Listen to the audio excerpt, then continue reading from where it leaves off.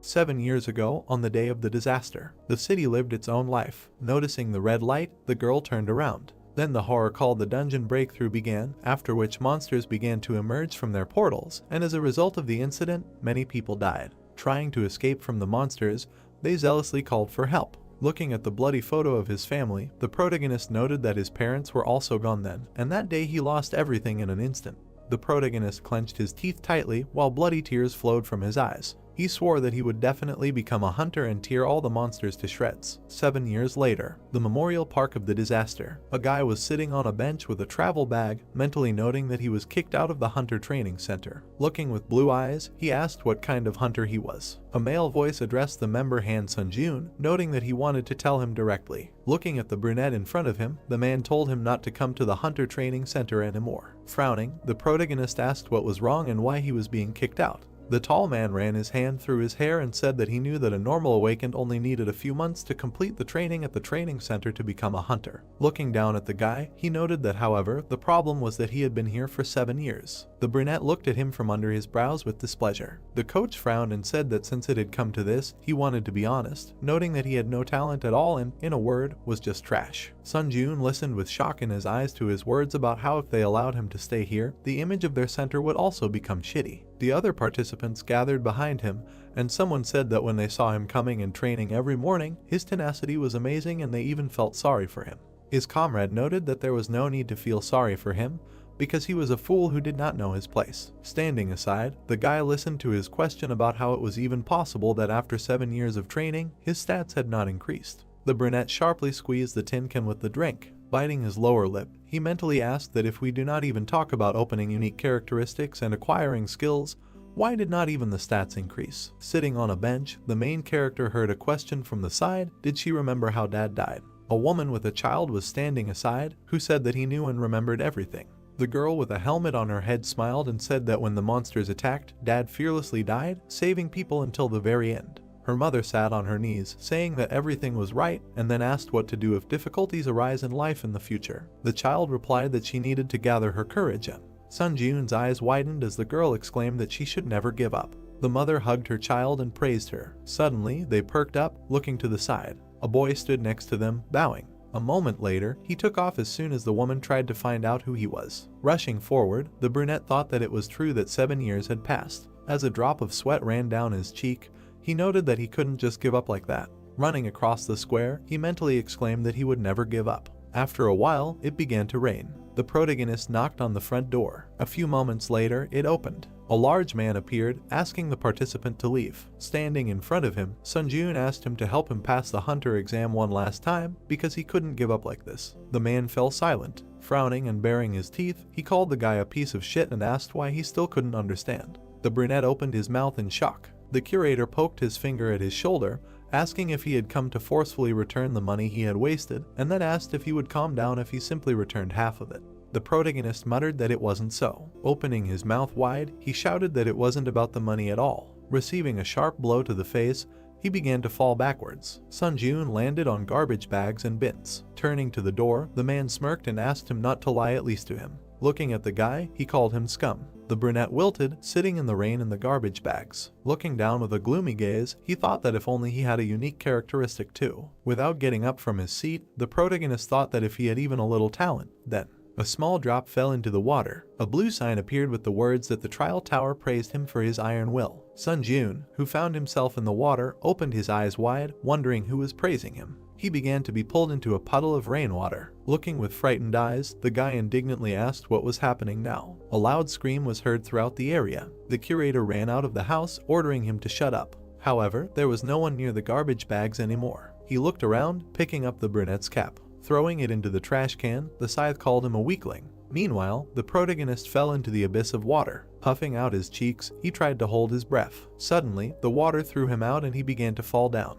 A blue screen appeared in front of the protagonist, which said that the test tower had selected all suitable candidates from Earth. Reading the text, Sunjun wondered if this was the second disaster. His eyes widened when he was asked to choose a difficulty level, noting that the reward he would receive would depend on it. Biting his lip, the guy thought that he did not understand what was happening now, but looking at the 3 difficulty levels, he mentally noted that his intuition told him to use this chance. The brunette pressed the button. Suddenly, his cool bright light The system noted that it hoped that he would receive a satisfactory result from the suffering he received, and then it was said that he would soon go down to the first floor of the test tower. The protagonist looked with surprised eyes. The system noted that all the statuses of taxes and injuries of the candidate were currently being healed, after which the loading of the first floor of the test tower began, for which he needed to prepare. Sun Ji-yoon found himself in the desert. His eyes widened. A notification about issuing a weapon appeared on the blue screen, after which a sword appeared. It pierced the sand in front of the guy. The system noted that the theme of this trial was survival, the reward for which was unlocked unique characteristics. After reading this, the brunette froze in shock. Remembering how he trained in the center,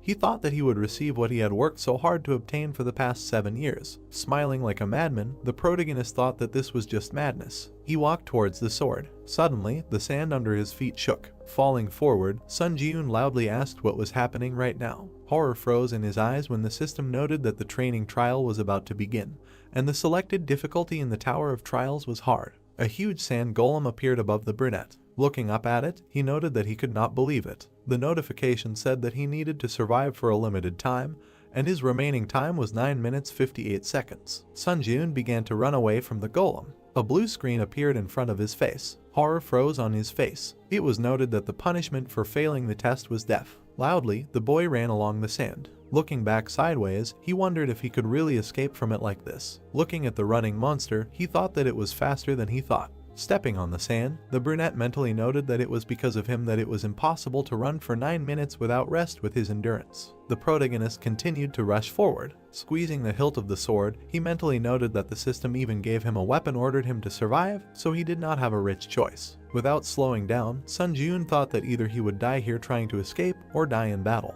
Dedication. Looking back, he wondered how he could defeat this creature. Suddenly, he remembered the gloomy faces that called him a fool who does not know his place. Opening his mouth, the guy thought that this was enough. It was as if the curator was slapping him with a cone, saying that he was just a worthless person. Gritting his teeth tightly, the protagonist wondered what would happen if he tried to run away now. Jumping to the side, he thought that he could not allow this to happen. The brunette, tightly clutching his sword, thought that he had been trying to become a hunter for 7 years, and when it came to theory, he could say that he knew more about his feat than other hunters. He thought that running away was not an option, and he needed another way. Thinking about the monster that was still rushing after him, the protagonist mentally noted that usually, monsters like him would stop moving if they destroyed the core. Climbing the mountain of sand, he thought that however, the core was usually in hard to reach places. Heading to the top, Sun Ji-yoon thought that if so, he pressed himself into the sand again. Jumping forward, the guy thought he would just make it easy. He did a somersault with his sword catching on the sand. The brunette slowly went down. The golem jumped after him and fell. It started to roll down the slope. The protagonist lowered it to him. Jumping up, he realized that now was the time. Finding himself on the golem, Sun Ji-yoon spun that he could reach it. He smiled smugly. After that, he hit the core on his chest. The sword slightly cut the stone. The guy's mouth opened in shock as the sword was thrown back in his hands. There was a small crack on the core. When the monster smiled, he thought that this core was much stronger than it looked. Gritting his teeth tightly, the brunette cursed with a frightened face. He swung again, thinking that if he could hit again. A huge hand grabbed him. Opening his mouth, the protagonist screamed loudly, thinking that he knew it. The golem brought it close to his face and he began to hear words about how he was worthless, pathetic, and just a fool who did not understand his place. Sun Ji-yoon tightly gripped the hilt of his sword with a bloody hand. Fury flashed in his eyes as he ordered all the voices to be silent. Throwing the sword, he angrily repeated. The blade hit the core. The golem opened its mouth in confusion and the system noted the destruction of his words. A piece of the monster with Siemens began to fall. A notification appeared saying that the remaining time was 7 minutes 8 seconds and that he had completed the training test. The monster began to fall apart. After a while, Sun Ji-yoon ran in a pile of sand. Starting to rise, he wondered if he really did it. He knelt down, trying to figure out if he really saw this sand golem. The guy smiled contentedly, thinking that he really defeated it. He stood up, and the system congratulated him on successfully spawning the first floor of the trial tower. The brunette noted that he was able to survive. The information on the blue screen said that as a reward for clearing, he would receive a unique characteristic. As a reward, he would receive 1,000 points, and as an additional reward, he would receive the skill Quick Recovery of rank E+ and 500 points. The protagonist's mouth fell open in surprise. Standing in front of the screen, he mentally said that he could not believe it. Looking at his hands and imagining many gloomy faces, he thought that he had put in a lot of effort over the past 7 years, and the only thing he received in return was disdain and ridicule. he was notified of the unlocking of the unique characteristic Necromancy rank F. Sun Ji-eun froze, mentally noting that now he could become a hunter. However, sadly lowering his eyes, he thought that all this would only happen if he survived. Suddenly, his eyes widened. Seeing the red and black clot of energy in front of him, the brunette wondered what it was. Holding his injured shoulder, he asked if it was true that a black fog had appeared where the golem had died. He touched it. Tablets appeared with words stating that his unique characteristic had been activated, and then he was asked if he wanted to absorb the soul of the sealed golem. Looking with shocked eyes, Sun Ji-eun wondered if this black fog was his unique characteristic. He pressed the button with a positive answer. Shreds of energy began to emerge from the core, heading towards the guy. His eyes widened in surprise. A blue tablet appeared with words stating that he had absorbed the soul of the sand golem, and that his skill had increased by 7%.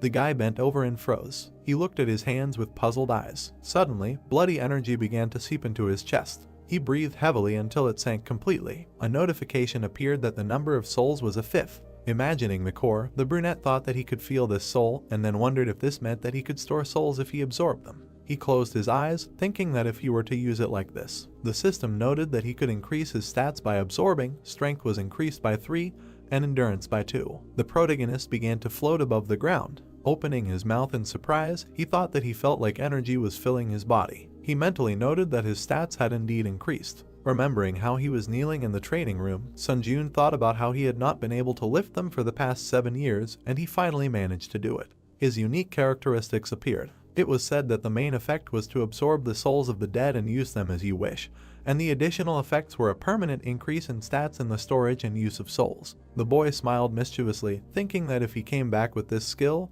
he could become a hunter. A portal appeared in front of him, and the system asked him to go to the waiting room. The brunette looked at the portal. Heading towards it, he said that he thought he had no choice but to go there. The portal began to open in a different place. A moment later, the protagonist fell out of it. Lying on the cold floor, he muttered that his wounds were worse than he thought. Suddenly, a green light appeared, and his eyes widened. Standing up, Sun Ji-eun looked at his hands and Sagami, where all his wounds healed, and did the body heal after the test. Starting to walk forward, he noticed that in such a spacious room there was only one bed. He lay down on it. Looking at the ceiling, the brunette wondered what he should do now, and was he really able to get out of this tower? He tried to understand why she called him here. Suddenly his eyes widened in surprise. A screen appeared in front of him with the words that the following 5 commands are now available to him: information, smear, community, inventory, trial. The guy stood up, reading that, saying the command will lead to its activation. He began to slap himself on the cheeks, saying that for now he was focused on survival. The brunette activated the trial. The system noted that the time until the trial of the second floor is 23 hours 21 minutes. Sitting on the bed, he noted that he still had many trials ahead of him.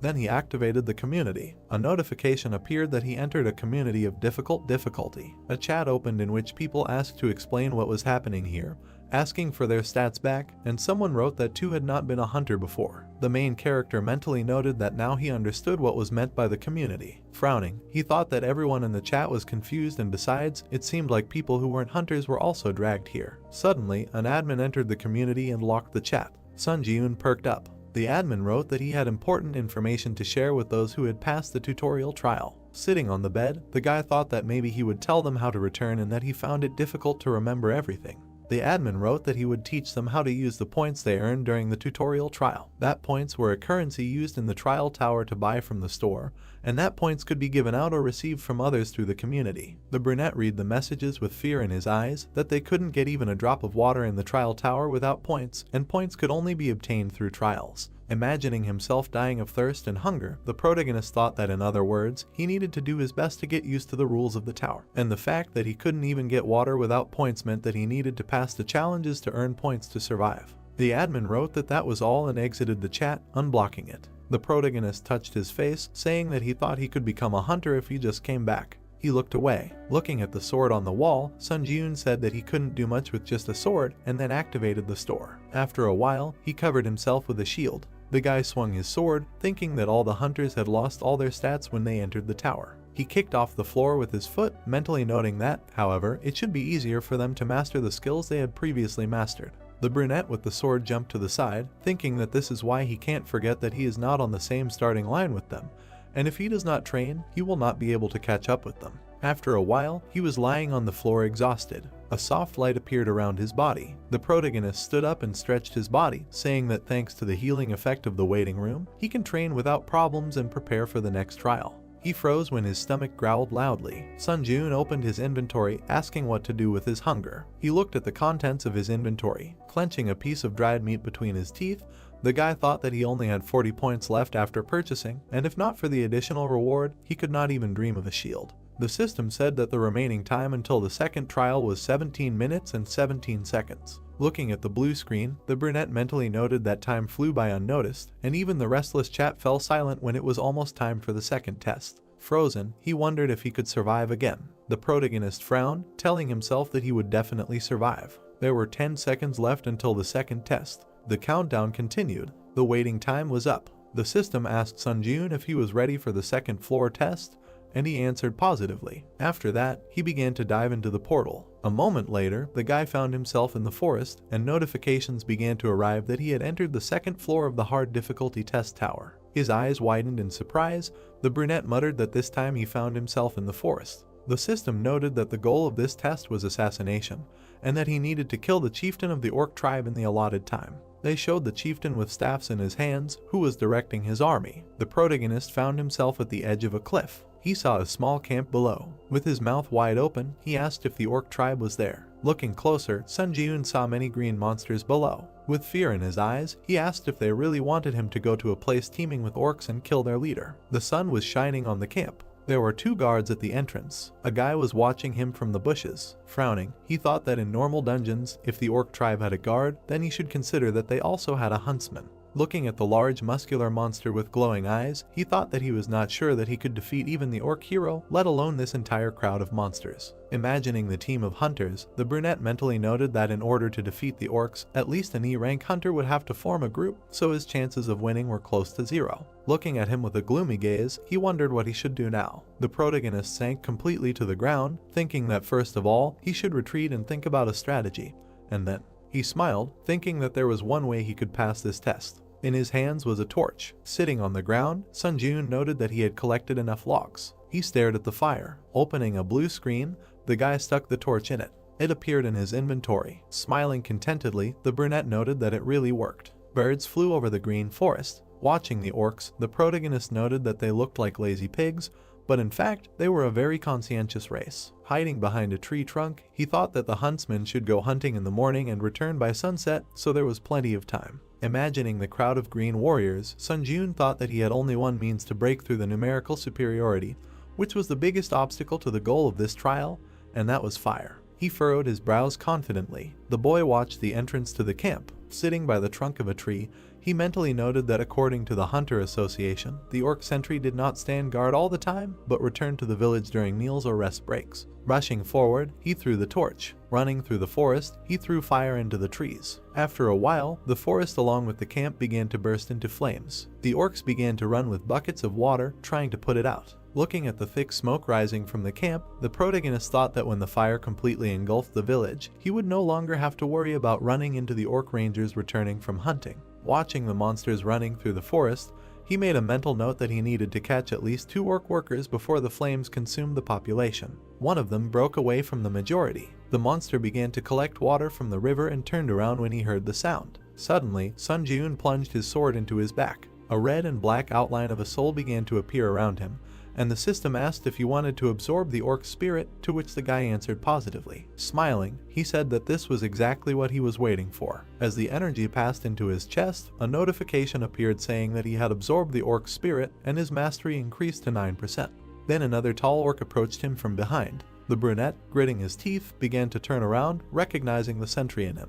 A moment later, he blocked his blow with his sword. Frowning his dark brows, he activated absorption. A blue light appeared, and the system noted that he could increase his stats using the spirits he owned, and his strength was increased by 4 and his agility by 2. The protagonist swung his sword furiously. Meanwhile, the fire was spreading. After a while, Sun Ji-eun absorbed the orc's soul, activating the accelerated regeneration skill, and that he could again increase his stats using the spirits he owned. The guy clenched his fist, seeing that his stamina was increased by 4, strength by 2, and agility by 3. He thought that now he did not risk dying when meeting another sentry. After a while, the sick man came out of the fire. Some orcs looked at him with frightened eyes. Frowning, he mentally noted that there were 3 orc hunters and 1 sentry in front of him. Looking inside the camp, the protagonist thought that he needed to add the barely old chieftain, a total of 5. Looking towards the chieftain, he thought that if he carefully went around the sentry, he could easily reach the chieftain. Running forward, Sun Ji-eun attacked 3 monsters in a row, thinking that thanks to the absorption of the sentry's spirit, the workers did not pose any threat to him.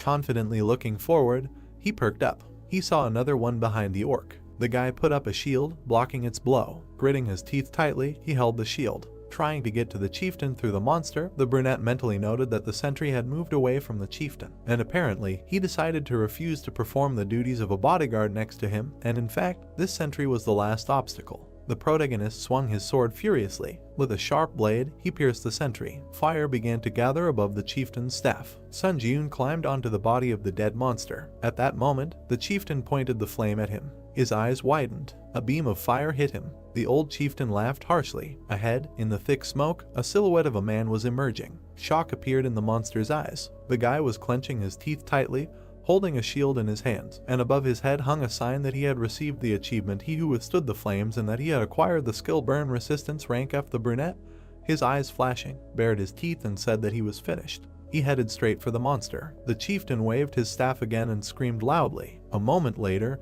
his hands were cut by the protagonist's blade. The orc screamed in pain. He froze, looking at the protagonist. A second later, he ran into the tent. Sun Ji-eun bared his teeth, looking with malice. The settlement followed. With one swing, the guy cut the fabric at the entrance. Suddenly, his eyes widened. The monster was sitting on the floor, hugging 2 trembling children. A green hand reached for the brunette's pant leg. A monster was sitting at his feet. Seeing him crying and grabbing his pants, the protagonist wondered if they really cared about their family too. He froze and darkened. The voices of his parents appeared in his head, telling him to run away, saying that at least he should definitely survive. A broken frame with a family photo lay on the bloody floor. Oppa reached for the dagger behind his back. A second later, he swung it. Sun Ji-eun hit him on the head with the hilt, exclaiming that they, monsters, were not like him at all. Looking at the green monster, he thought that the 2, even if there was a chance that they would become ghosts, following in his footsteps, he would still exterminate them all. The chieftain ran towards him with another orc. The guy swung his sword.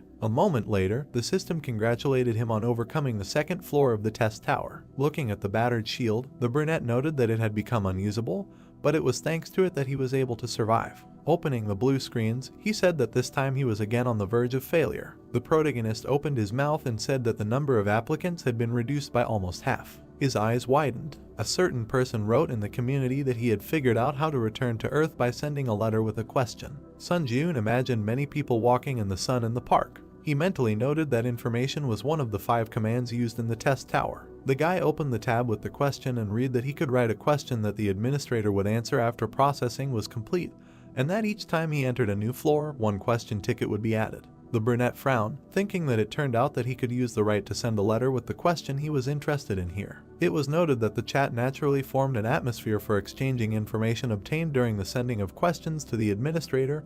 He collected the key points minus some small details. It was also said that after overcoming the 5th floor, temporary return stones will go on sale, with the help of which it will be possible to return to Earth for several days. And after the 8th floor, as it was said, a large-scale expansion of the system will be carried out and items will go on sale that allow you to finally return to Earth. The protagonist pursed his lips, thinking that if he returned to Earth with only the skills that he had now, then, having improved his characteristics, he could become a rank hunter. A blue screen appeared with his unique characteristic Necromancer F rank, Mastery 65%.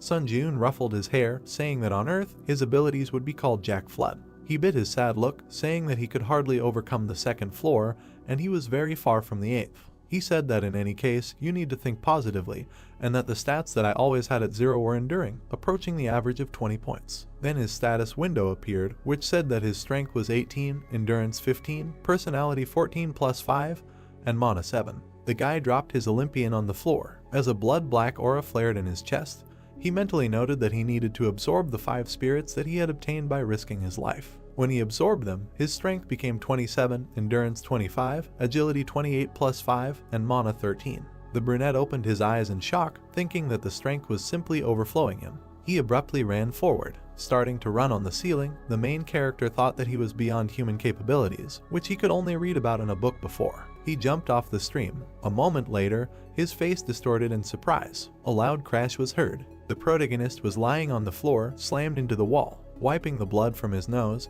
he said that due to his rapid growth, his body had not yet gotten used to the new sensations, and then activated the store. Sun Ji-eun took the dead giant shield for 21 points. Activating the inventory, the guy noted that now was the perfect time to use the rewards from the previous trials. He looked at the E+ rank Black Iron Sword, which added 5 reaction speed, 10 attack speed. He also had a D rank Assassin's Cloak, which reduced sensitivity by 10% and which increased movement speed by 15% for 1 minute when agility is below 50. The brunette put the items on himself. He sighed, thinking that he could get used to this equipment before the next trial. The protagonist rushed forward. He grabbed the hilt of the sword. Sun Ji-eun swung it, mentally noting that he would become so strong that no one would be able to catch up with him. Water flowed down the stalagmites in the cave. Inside it, a guy appeared through a portal. The system noted that the 3rd floor of the high difficulty trial tower had been entered, and the theme of this trial was a duel. The brunette opened his mouth in surprise, asking if he was in the cave. He raised his head, looking into the crevice above. The protagonist perked up when he was notified that a dark guardian would appear in 10 seconds. He got into a fighting stance, thinking that like the sand golem,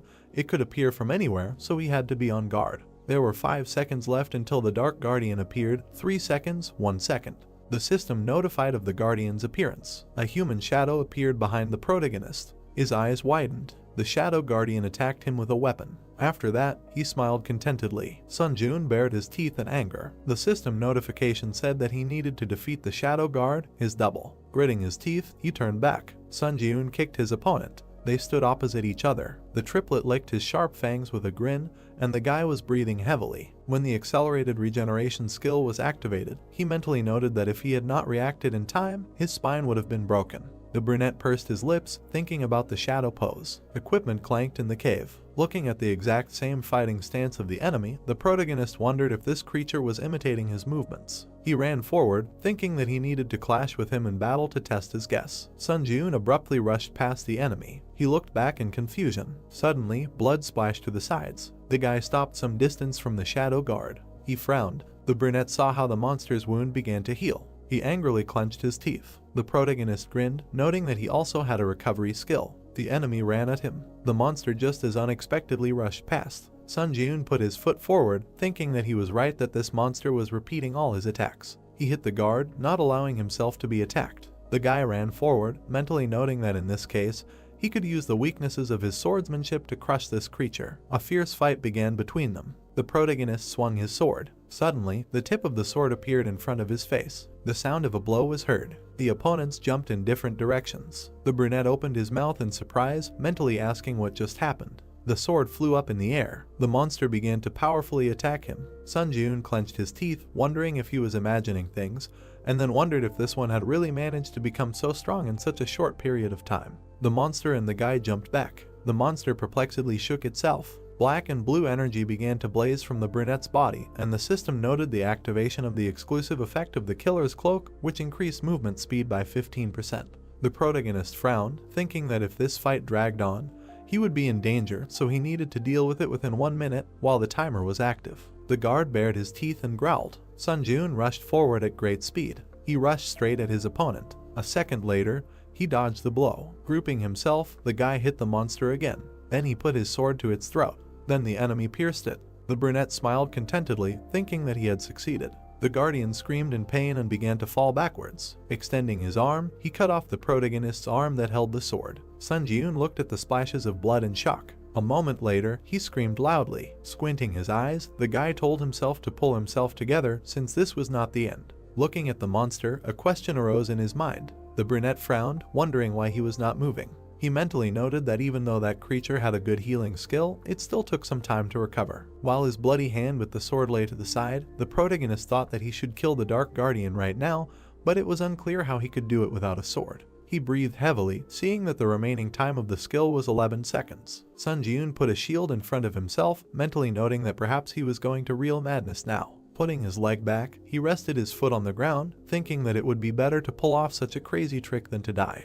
The guy rushed forward. His opponent perplexedly shook himself. The brunette approached him. The monster bared his teeth and swung his shoulder. Meanwhile, the protagonist ran at him with a sword. A moment later, he hit him. The monster flew away from him a huge distance. Dust rose in the air. The wounded monster, twisted, lay on the ground. Blood flowed down his face. Sun Jun stood next to him with a shield and swung. Baring his teeth, he wished death to his opponent. A moment later, he hit the monster. His head flew to the side. The system congratulated him on passing the 3rd floor of the testing tower. Then he entered the waiting room of the 4th floor, and all of the guy's wounds were healed. He looked at his hand, which was previously cut off. He touched the wall with it and looked at it. Then the brunette punched him. The wall was covered with huge cracks from the impact. The protagonist smiled widely, noting that this was a flawless healing. A notification appeared saying that the number of souls in his possession was a 5th. Remembering how he sucked in the Dark Guardian, Sun Jun mentally noted that this was the spirit of the double that he had lost his mind in the cave after passing the trial of the 3rd floor. Looking with surprised eyes at the bright light from his chest, the guy thought that the consistency of the spirit was so dense that it could not be compared with the monsters that he had absorbed earlier. A notification appeared saying that the mastery of the unique characteristic necromancy had reached 100%,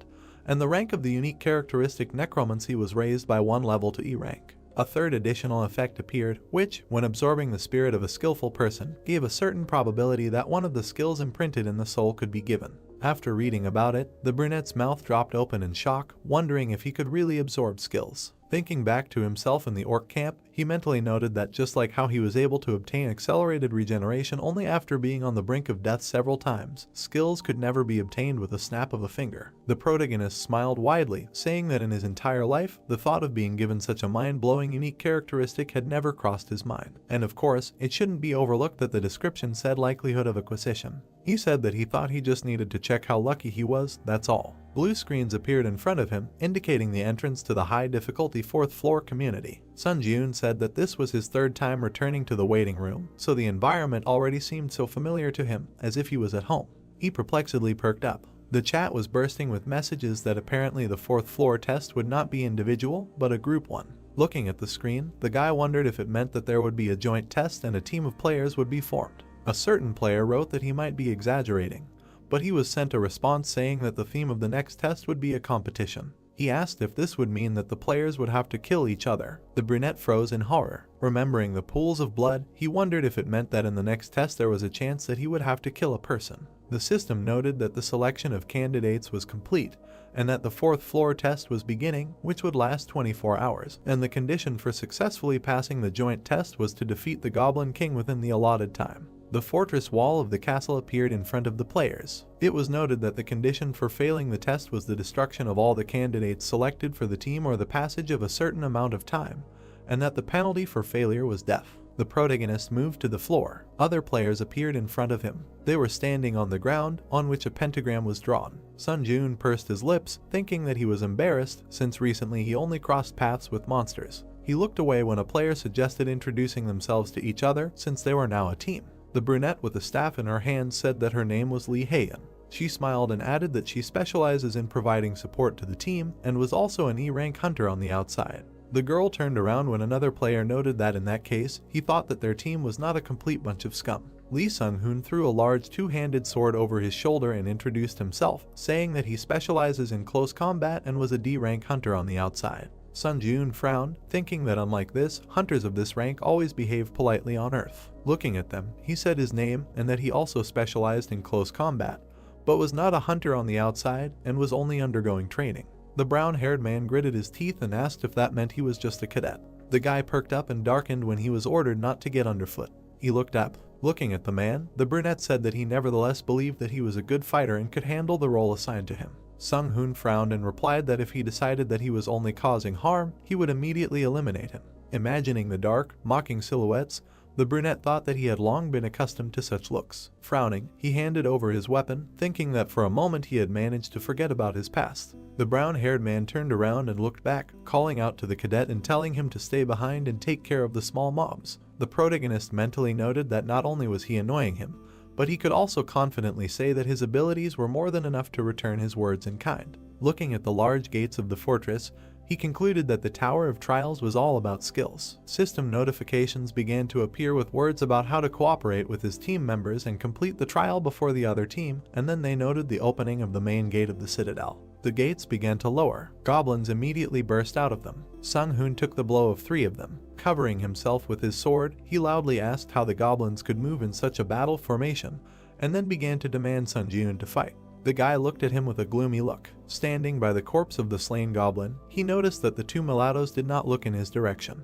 Heian exclaimed behind him that her spell would be completed any minute. The brown-haired man holding back the monsters shouted, telling her to stop chatting and make some kind of buff as soon as possible. The girl replied that she had already used all her support spells. The brunette approached her and addressed her, saying that it seemed that he needed help, and he left her for a while. Heian, with a worried look, told him to stop. A moment later, the protagonist rushed forward. The huntress frowned, asking who would cover her from behind if he left. Suddenly, her eyes widened. She saw many goblin corpses to the side. The brunette, frozen in place, said that she could not believe her eyes. The remaining goblins attacked. Sung-hoon, blocking the blows, cursed loudly. One of the monsters was spinning a mace on a chain. Then he threw it at the man. The blow sent the sword flying out of his hands. He landed on the ground. The goblin jumped on the unarmed brown-haired man. Looking at him with frightened eyes, he indignantly asked why he was so unlucky to be on the same team as a cadet. At that moment, the main character attacked the monster. The man froze with surprise in his eyes. The monster perked up, seeing the corpse of his comrade.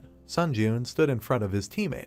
Without turning his head, he told Sung-hoon to stand aside. The hunter opened his mouth in confusion. Flashing an evil look, the guy told him not to get under his feet. With lightning-fast movements, he began to kill his opponents. When the corpses flew in different directions, a notification appeared that he had received the title of Goblin Hunter. Watching, the man opened his mouth wide in horror. The hero walked between the goblin corpses, absorbing dark energy. He frowned and noticed that the black haze of his unique characteristic remained invisible to their gaze, so he could absorb souls as much as he wanted without any problems. Notification: increased stats using spirits you have. Strength increased by 3, agility increased by 4, endurance increased by 2, toughness increased by 7. Absorbed one of the Goblin Guardian skills. The brunette shuddered in surprise and read about the new skill. Skill: Guardian Sensitivity F Mastery 0%.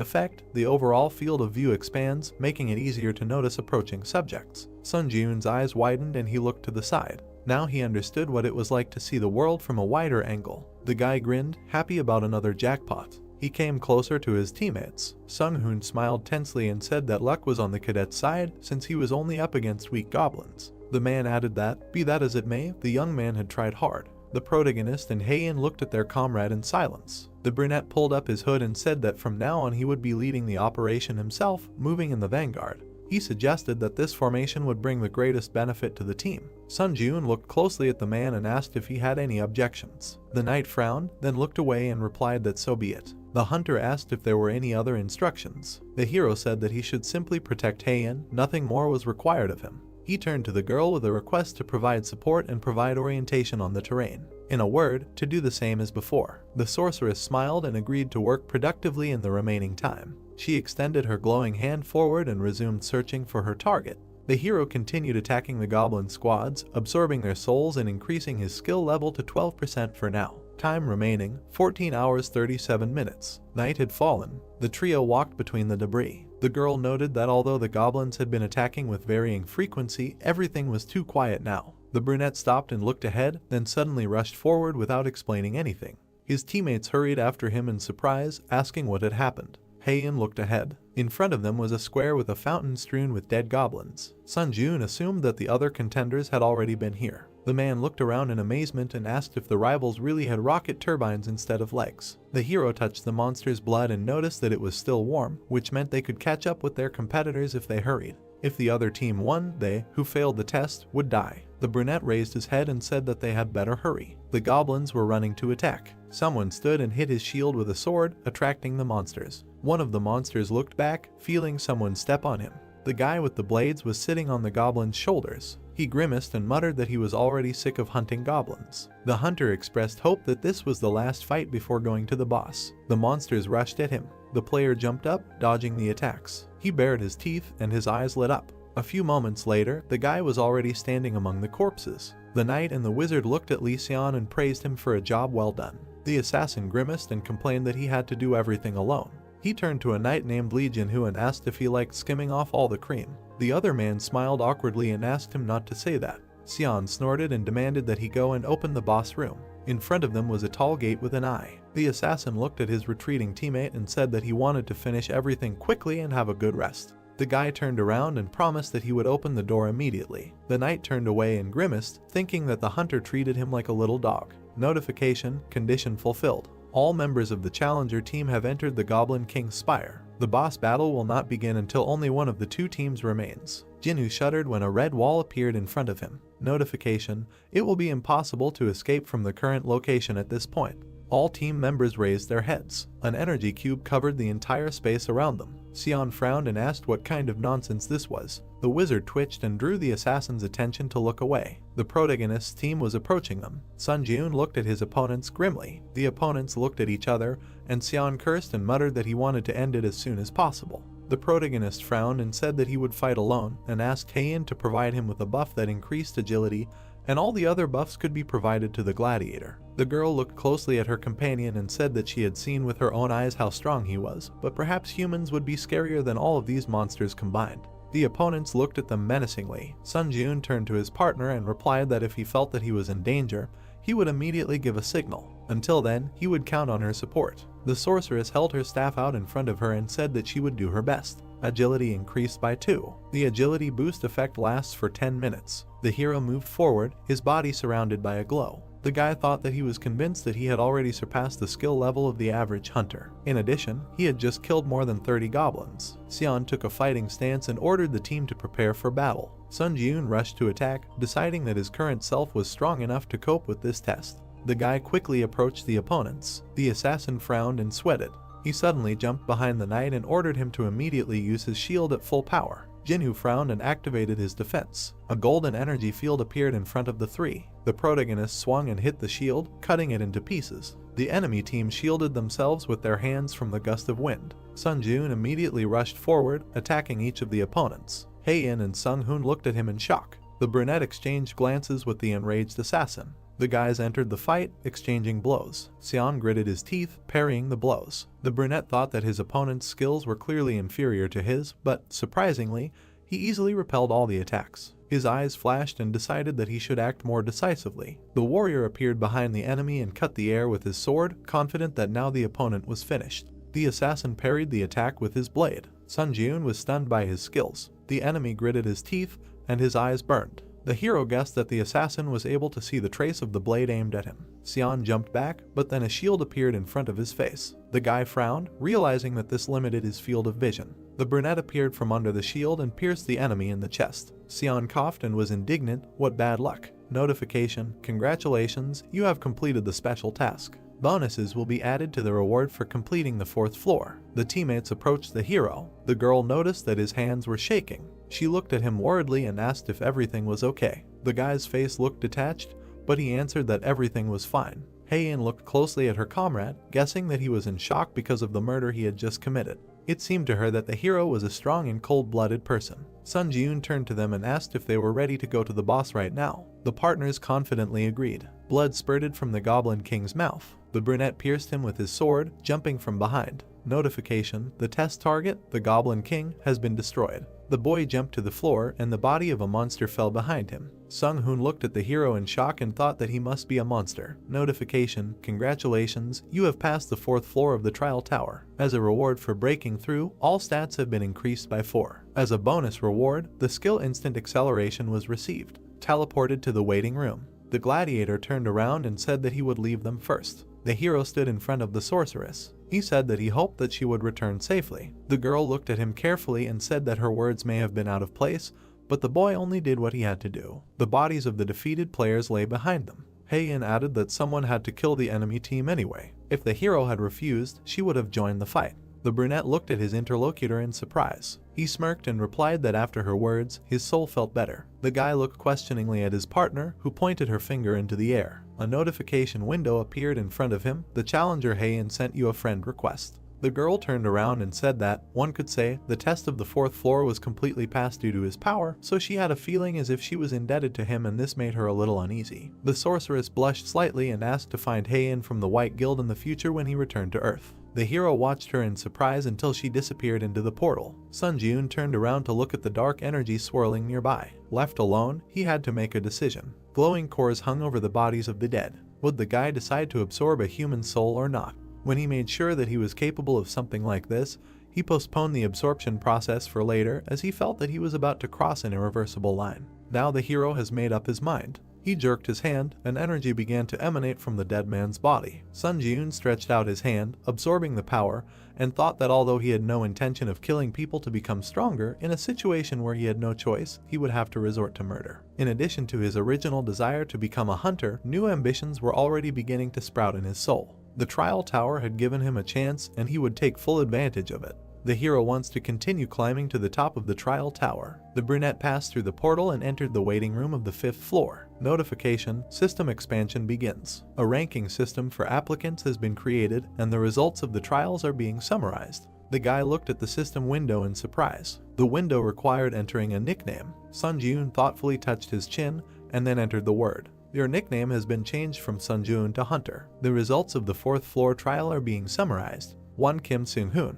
2. Lee In-hoon. 3. What's an alias change? 4. Hee Sun-ah. 5. Artisan of the brain. 6. Overpowered sword. Everything was in plain sight. The guy tapped the screen to check if he was somewhere on this list. The hero's eyes widened, finding himself in 16th place. His 4th floor challenge breakthrough time: 11 hours, 14 minutes and 51 seconds. 4th floor challenge breakthrough process: SS+. 4th floor challenge clearance result: B+. 4th floor challenge overall summary: A. The brunette looked at the notification and noted that his ranking was much higher than he thought. Applicants who made it into the top 50 would be designated as pioneers. Those who received pioneer status would receive an advantage on the 8th floor. Notice, if you maintain the pioneer status until the 8th floor, you will receive the Yahello privilege. The hero wondered what that could mean. He swiped the system menu, deciding that he would figure it out when the time came. Notice, please select a spirit to absorb from your existing souls. Number of souls in possession: 4/15. Dark energy swirled in the hero's chest. Increase stats using the spirits you have. Now he felt that he had finally crossed the boundaries of human capabilities. The boy clenched his fist, feeling a new strength. Purchase of the Homecoming Stone. You can now leave the trial tower for 3 days and return to your original location. Sun Ji-eun took the weapon and squeezed the artifact to see if it could move along with his equipment. Absorbing the Homecoming Stone, destination: Earth. The brunette smiled and thought that he was finally returning to Earth. The challenger Sun Ji-eun confirmed his intention to return. The young man began to fall down. The absorption process began. The final destination is Earth. The boy screamed when he saw his body being sucked into the funnel. Notification: you have safely returned to your original place of residence. In 3 days, you will be moved again to the trial tower. The curtains fluttered in the wind. The hero opened his eyes while lying on the bed. He stood up and looked around. The guy had indeed returned to his home. Sun Ji-eun leaned back on the pillow, deciding that he could get a good night's sleep, because compared to the bed in the waiting room, his sleeping place was a real heavenly bed. The brunette grimaced, feeling an unpleasant smell. The hero sat up, realizing that he had better wash himself first. He looked down and found a shield and sword on the floor. The hunter picked them up and was glad that he could take items from the trial tower with him to the ground. This meant that other challengers could do so too. The guy frowned and muttered that he needed to act as quickly as possible. Soon the number of those returning to the ground would increase, which would lead to a sharp increase in the number of items and a drop in the prices of hunter equipment on the market. Sun Ji-eun looked at the equipment, deciding that he needed to get rid of it as soon as possible. The problem is that only those with the hunter qualification can sell items on the market. Initially, the hero only planned to apply for the hunter exam and pass it during his next return. He looked at his phone and muttered that he had a lot more to do than he thought. The cadets were training on the training field. The supervisor watched them from above. The man turned around when he heard the phone ring. He picked up the phone and introduced himself as Hwang Manhwa, an instructor at the White Lotus Training Center. The hero gave his name and asked if he remembered it. The interlocutor bowed his head in annoyance and replied that he remembered. He added that the guy could apply for a refund online. Manhwa was surprised to hear that the young man did not ask for a refund of the tuition fee he had paid. The supervisor looked out the window and asked if he would regret his decision. The brunette answered in the negative and added that he would have one request. The man sighed tiredly and said that if he was going to ask for permission to resume training at the center again, he would be refused. Sun Ji-eun asked for help in passing the hunter exam. The instructor frowned and reminded him of how his midterm assessment went. He was given an F rank, and that was a stretch. The man began to say what would happen if a person without unique characteristics and skills took the exam, but the guy interrupted him.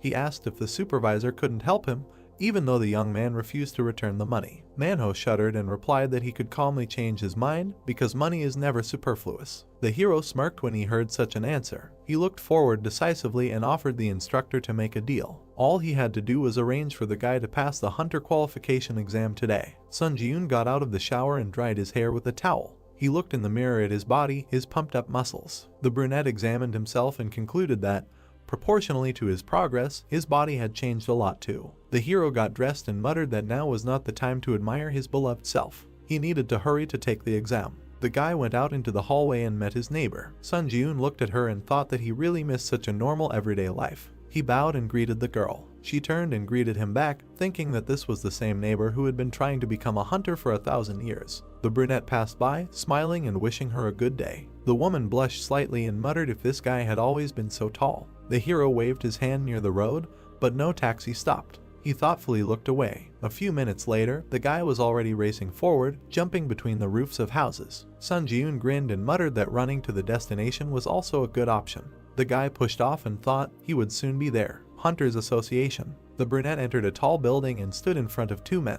The young man smiled and said that he had not seen the instructor for a long time. Manhwa chuckled and replied that not much time had passed since their last meeting. The hero looked at him confidently and said that he had been through so much in the last few days that it felt like 100 years had passed. The man looked at him in surprise and asked again. The young man confirmed that the days had not been easy. A man in a suit approached them and introduced himself as Kim In-hoo, the examiner who would be evaluating the test. He looked at the hero and said that he probably knew that, at the instructor's request, he would not have to take the theory test and interview. The examiner asked if the cadet had any questions about the exam. The brunette answered negatively, and the interlocutor invited him to follow him. Sun Ji-yoon stood in a large pavilion, holding a sword in his hand, and the man watched from above. Manhwa looked at the interlocutor and reminded him of his request to expel the guy as soon as possible. In-hoo replied that there was no need to worry because the monsters with the worst compatibility with the examinee were prepared for testing. The examiner looked at the guy and said loudly that he could choose the difficulty of the exam from 1 to 10 as soon as he was ready. The hero frowned and thought that he had always chosen the first difficulty level in this exam before and lost to the goblin every time. All because he was weak. The supervisor grinned and muttered that he would definitely choose the first difficulty level. He was interrupted by Sun Ji-yoon's voice, who chose the 10th difficulty level. The man shuddered in surprise and asked again. The brunette looked at him with a smirk. The instructor grimaced and said that he was a sick bastard. Notification, exam begins. Firebird hunt. A flaming monster appeared in front of the guy and screamed. The hero twitched. The notification said that the movement was slowed down by 25% due to the skill predator's roar. The blade of the sword cracked. The instructor grinned and thought that the boy would never pass the exam because he had slightly adjusted his weapon. Manhwa looked down at the hero, expecting his humiliation. The firebird flew up, blowing heat on the boy. Sun Ji-yoon's eyes sparkled, looking at the approaching enemy. The instructor remembered the day he passed his exam. Having finally become a hunter, he thought that he was the best. However, gradually the gap with his peers began to widen, and in the end, the man gave up trying to fill this gap. The world of hunters is based on innate talent. He accepted this fact and stopped trying to change anything. People are forced to give up when they feel a wall in front of them that they cannot overcome. The man was sure that everyone did this, not just him. Therefore, the instructor believed that it was time for the main character to give up too. Sun Ji-yoon put out his sword to parry the blow, but suddenly the blade cracked. The brunette looked at the blade in surprise and jumped back. The boy thought that even if it was a low-level weapon, there was no way it could crack so easily. The hero frowned and glanced sideways at Manhwa, guessing his plan. The curator smiled ominously and wondered what the boy would do with the broken sword now. The monster rose higher with a scream and attacked with a fireball. Sun Ji-yoon frowned and decided that he was even glad that things turned out this way. The perfect situation to test the skills he managed to get on the 4th floor of the test tower. Instant acceleration. The brunette crouched, then pushed off and landed on the ceiling above the bird. The hero smiled slyly and thought that this was much better than the increase in movement speed when using the buff of the assassin's cloak. The monster growled and began to prepare for another attack. Sun Ji-yoon pushed off and plunged the broken blade into the enemy's eye. The bird howled in pain. The guy landed on the floor and muttered that the sword was, as expected, too short. He picked up one of the slabs from the floor and swung it at the guy, managing to slice his head in half. The slab smashed into the wall, breaking through the crossbars of the balcony where the men were standing. The curator turned around, dumbfounded, and asked what the hell this bastard was doing. The exam was over. Congratulations. The monster fell down. Sun Ji-yoon waved his hand and asked if the audience was okay because he didn't expect the tile to fly to them. The brunette smiled decisively. The woman smiled widely and handed the hero a hunter's card, congratulating him on successfully passing the exam. The guy accepted it with gratitude. The interlocutor said that since he was registered with the Hunters Association, he could now officially engage in hunting activities. He looked at her and clarified whether she meant entering the dungeon and selling items. The woman answered in the affirmative. Manhwa slammed the table and asked the man sitting opposite how this could even happen. The examiner promised that the guy would fail within 10 seconds, but in the end, he passed the test in that time. Enro straightened his tie and muttered that the interlocutor really knew how to joke. The man looked at the instructor and declared that he had done everything in his power. Based on the stated data, Cadet Sunjun would never be able to pass this test. Manhwa frowned and asked if it was possible to assign the youth a lower rank. The examiner was surprised, where else could it be lower? He killed a monster in 10 seconds, which is aimed at cadets who received rank D at the midterm assessment. If the hero was assigned rank D, he could appeal. Sunjun entered the conference room and said that he received a hunter's certificate. Enro coughed and congratulated him. The guy came closer and looked at the curator, noticing that he did not look very well. Manhwa smiled tensely and congratulated the interlocutor on his status as a hunter. The hero looked at him and said that, if his memory serves him correctly, the man reached rank C before retiring. The man tensely asked him what he meant. The brunette tilted his head and said that the instructor said that he considered him scum, but perhaps he really was that scum. Manhwa's face was distorted with hatred. The instructor swung at the young man, shouting that he had completely lost his fear. The examiner tried to calm him down. The hero smiled and thought that, contrary to expectations, the man had easily fallen for his provocation.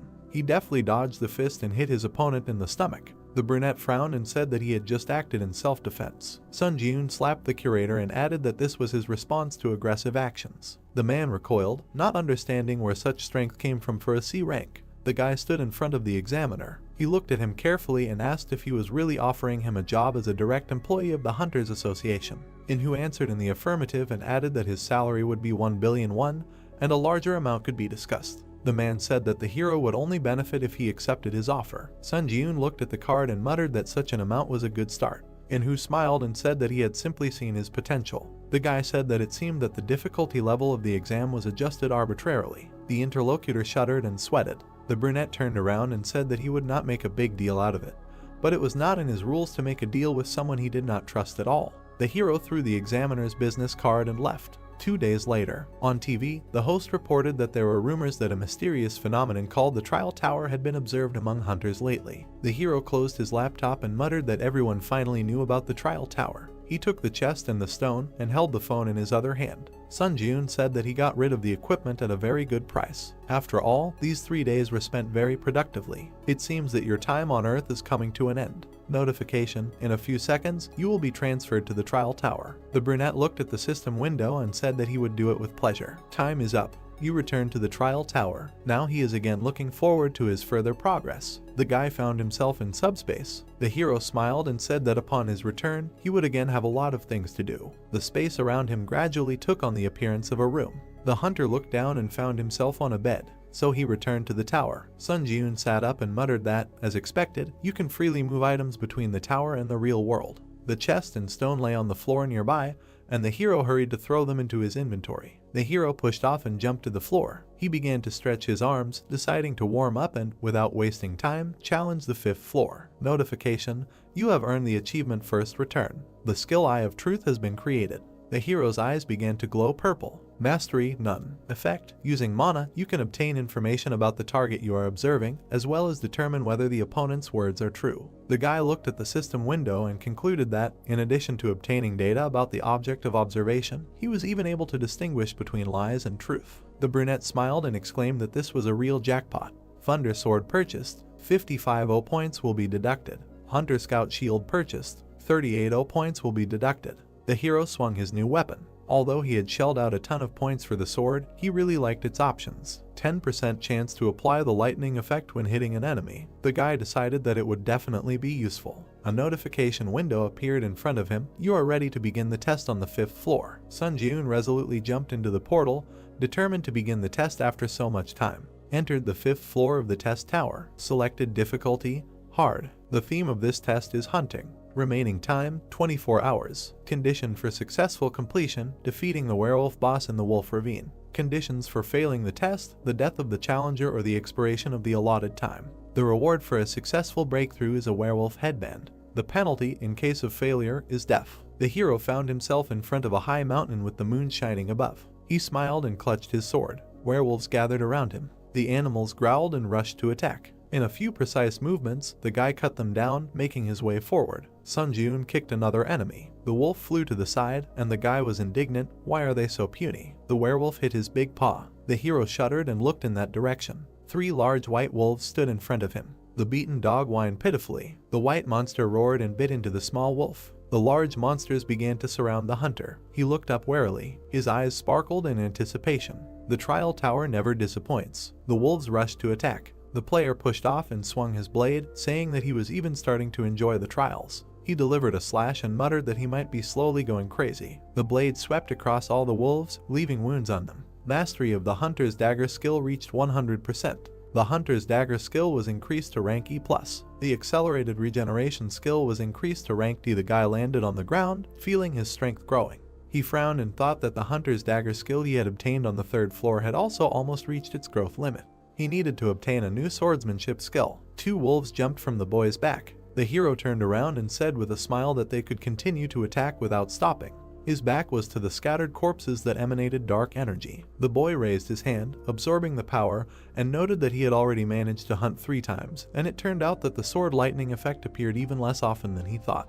You have absorbed several spirits of the crazed wolf. Mastery has increased by 16%. The brunette looked at the system window and noticed that the mastery of the unique characteristic was also steadily increasing.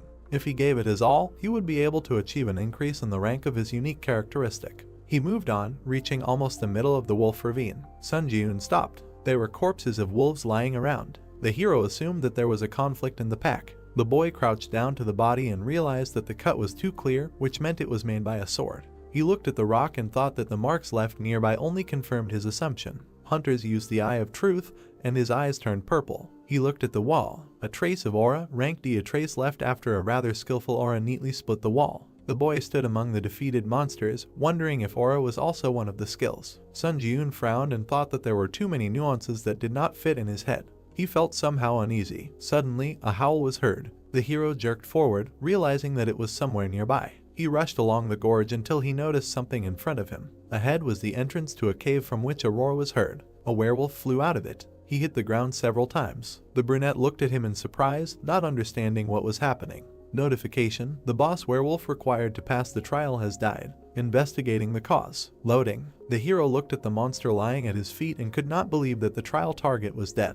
Analysis complete. The brunette jerked and looked at the system window. An intrusion was detected in the Sun Jun challenger's trial. The trial target has been changed. Kill the challenger from another dimension who has intruded into your trial. A man in armor came out of the cave. The hero looked at him, processing the information. He realized that the trial tower existed in several dimensions at once, other than Earth. The hunter squinted, trying to understand how the enemy had ended up here at all. The knight looked at him and said that he did not expect the challenger from the underdeveloped world to still be alive. He clarified that the hero was the master of this trial. The man pointed his sword at the boy and decided that he was silent because he was paralyzed by fear of his impending death. The brunette smiled nervously and thought that this bastard was also cuckoo. They stood opposite each other. The hero looked ahead and thought that he did not expect a situation where the target of his test would be killed by an intruder from another dimension. However, he was very lucky that the test did not fail. The brunette frowned. The enemy assumed a fighting stance, and his sword began to shine.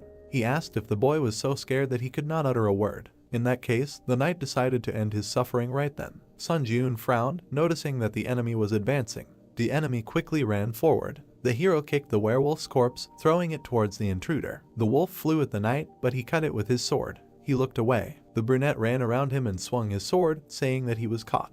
The guy jabbed his sword at the armor, but then his eyes widened in surprise. The blade slipped, although the hero was going to cut the enemy in half. The enemy swung his sword and said that the young man was caught here. He brought down a blow on the hunter, who barely managed to cover himself with a shield. The defense split into pieces. The guy was thrown back and slammed into a rock. Sun Jun coughed in pain. The brunette grabbed his broken arm and clenched his teeth. The enemy came closer and was surprised that the young man blocked the aura. If he allowed himself to be cut in half, he would have met a quick and painless death. The hero frowned and shouted that he had never heard of any invaders. The knight came closer and replied that the barbarian had no way of knowing what a floor infiltration was. The boy sweated and muttered in horror why something like this had happened in his trial. The enemy looked at him menacingly, radiating an aura, and told him not to hold a grudge since the tower was originally such an unpredictable place. He would rather leave long conversations and end everything.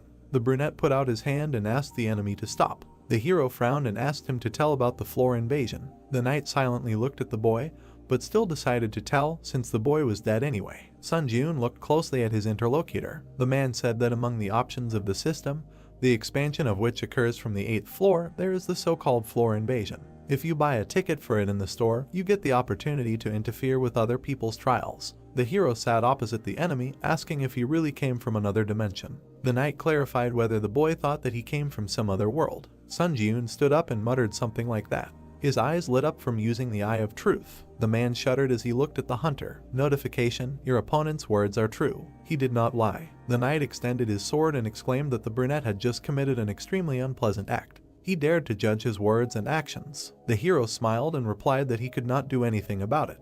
The opponent swung his sword and asked how the barbarian brat dared to be insolent to him. The brunette straightened up and said that he had obtained information, so he could also share one funny fact. The interlocutor stopped and looked at him questioningly. The young man was holding his injured hand and said that due to his pain tolerance, the injured limb was practically in his way. In other words, he was holding it not because it was unbearably painful. The hero let go of his hand and the accelerated regeneration skill was immediately activated. The boy healed himself and said that he thought the enemy would only share information if the boy looked pathetic. The knight's eyes widened in surprise. He swung his sword and asked if the hunter was testing his healing skills. The man added that if his strength was only what he had demonstrated earlier, then he would not escape death. Sun Jun threw the sword from the ground and smiled. The boy grabbed the handle and said that his strength continued to grow rapidly. Notification: increase stats using the spirits you have. Strength increased by 2, agility increased by 3, endurance increased by 3, mana increased by 5, durability increased by 7. Blue energy emanated from the hero. The enemy shuddered and was surprised that the boy had a unique characteristic in addition to the healing skill. The exclusive effect of the assassin's cloak is activated. Movement speed plus 15%. Remaining time, 59 seconds. The brunette crouched, pushing off the ground and, with a flash of his eyes, used instant acceleration. The man stared in shock at the challenger from the 5th floor, who for some reason had so many skills. The hero rushed to attack. The opponents began to exchange blows. The knight recoiled and muttered that it was only the 5th floor, so why did the hunter have such outrageous stats? He touched the sword, accumulating aura, and called the young man a damn barbarian. The brunette frowned, noticing the attack. He dodged, and the sword pierced the rock. The opponent turned and swung the blade towards the young man, cutting the stone. The hero was surprised and jumped. Aura is a high-level skill, so such a blow can cause serious damage. However, the guy was definitely ahead of his opponent in terms of stats, so he easily manages to avoid critical hits. Sun Jun frowned and thought that the real problem was that armor. The man grabbed the sword with both hands. His equipment was high level, and it couldn't be destroyed by the protagonist's current abilities. The youth jumped up, continuing to strike from different directions. If he continued to strike again and again, there would be a chance. With another swing, the blade of the sword sparked. An electric discharge pierced the enemy. He grunted in pain, trying to understand what it was. Notice: Thunder Sword. 10th chance to apply the lightning effect when hitting the enemy. The brunette smiled and muttered that this was what he needed. The knight fell on his back. The hero approached the enemy. He looked at him carefully and thought that if the armor had a lightning rod function, it would have been more troublesome, but fortunately, his risk was worth it. The man grunted and his body trembled. He looked at the boy and said that he should have won in the first place. The intruder muttered that he was just a challenger from the 5th floor, so how could that be possible? Where did he get so many skills? Sun Jun squeezed the handle of his blade and said that the other man was very stupid if he relied entirely on his one high-level skill and armor. He swung his sword and said that it was time to meet his end. The man extended his hand and exclaimed that he could give him answers to all his questions. The brunette frowned and said that there was no need for that. The hero pierced the enemy with his sword. Blood spurted. The knight's hand trembled and went limp. The hunter straightened up and thought that it was getting easier and easier to kill each time. He stepped back and swung the blade. If the boy felt awkward piercing someone else's flesh, it would have been a much more serious problem. Notification: congratulations, you have passed the 5th floor of the testing tower. A purple aura emanated from the invader's body. The brunette shuddered and extended his hand, hastening to use absorption. You have absorbed the spirit of the challenger Kata Drax. Mastery increased to 15%. The boy looked tensely at the energy in his hand and noticed that he almost missed the opportunity to absorb his soul. It turns out that if you die in another dimension, you simply dissipate like a mirage. The hero stood in the ravine, not understanding why the reward message did not arrive. Notification: the difficulty level and the reward do not match. The reward content has been completely revised. The young man turned his head in surprise. As a reward for breaking through, the skill 3 absolutes was received. As a bonus reward, you received 75 points. As an additional bonus reward, you received 35 points. The hero was happy that instead of the promised C rank reward, he received an A rank. The invading knight must have been strong enough for the system to consider the difficulty of the completed trial to be much higher than originally stated. Sun Jun smiled and said that he still couldn't believe that he had managed to hit such a jackpot. Entered the waiting room of the 6th floor. You have been healed of all debuffs and injuries. Information about the challenger Sun Jun will be displayed on the trial summary board. The guy walked through the portal and, taking off his equipment, put it in his inventory. One way or another, he encountered an invasion from another dimension.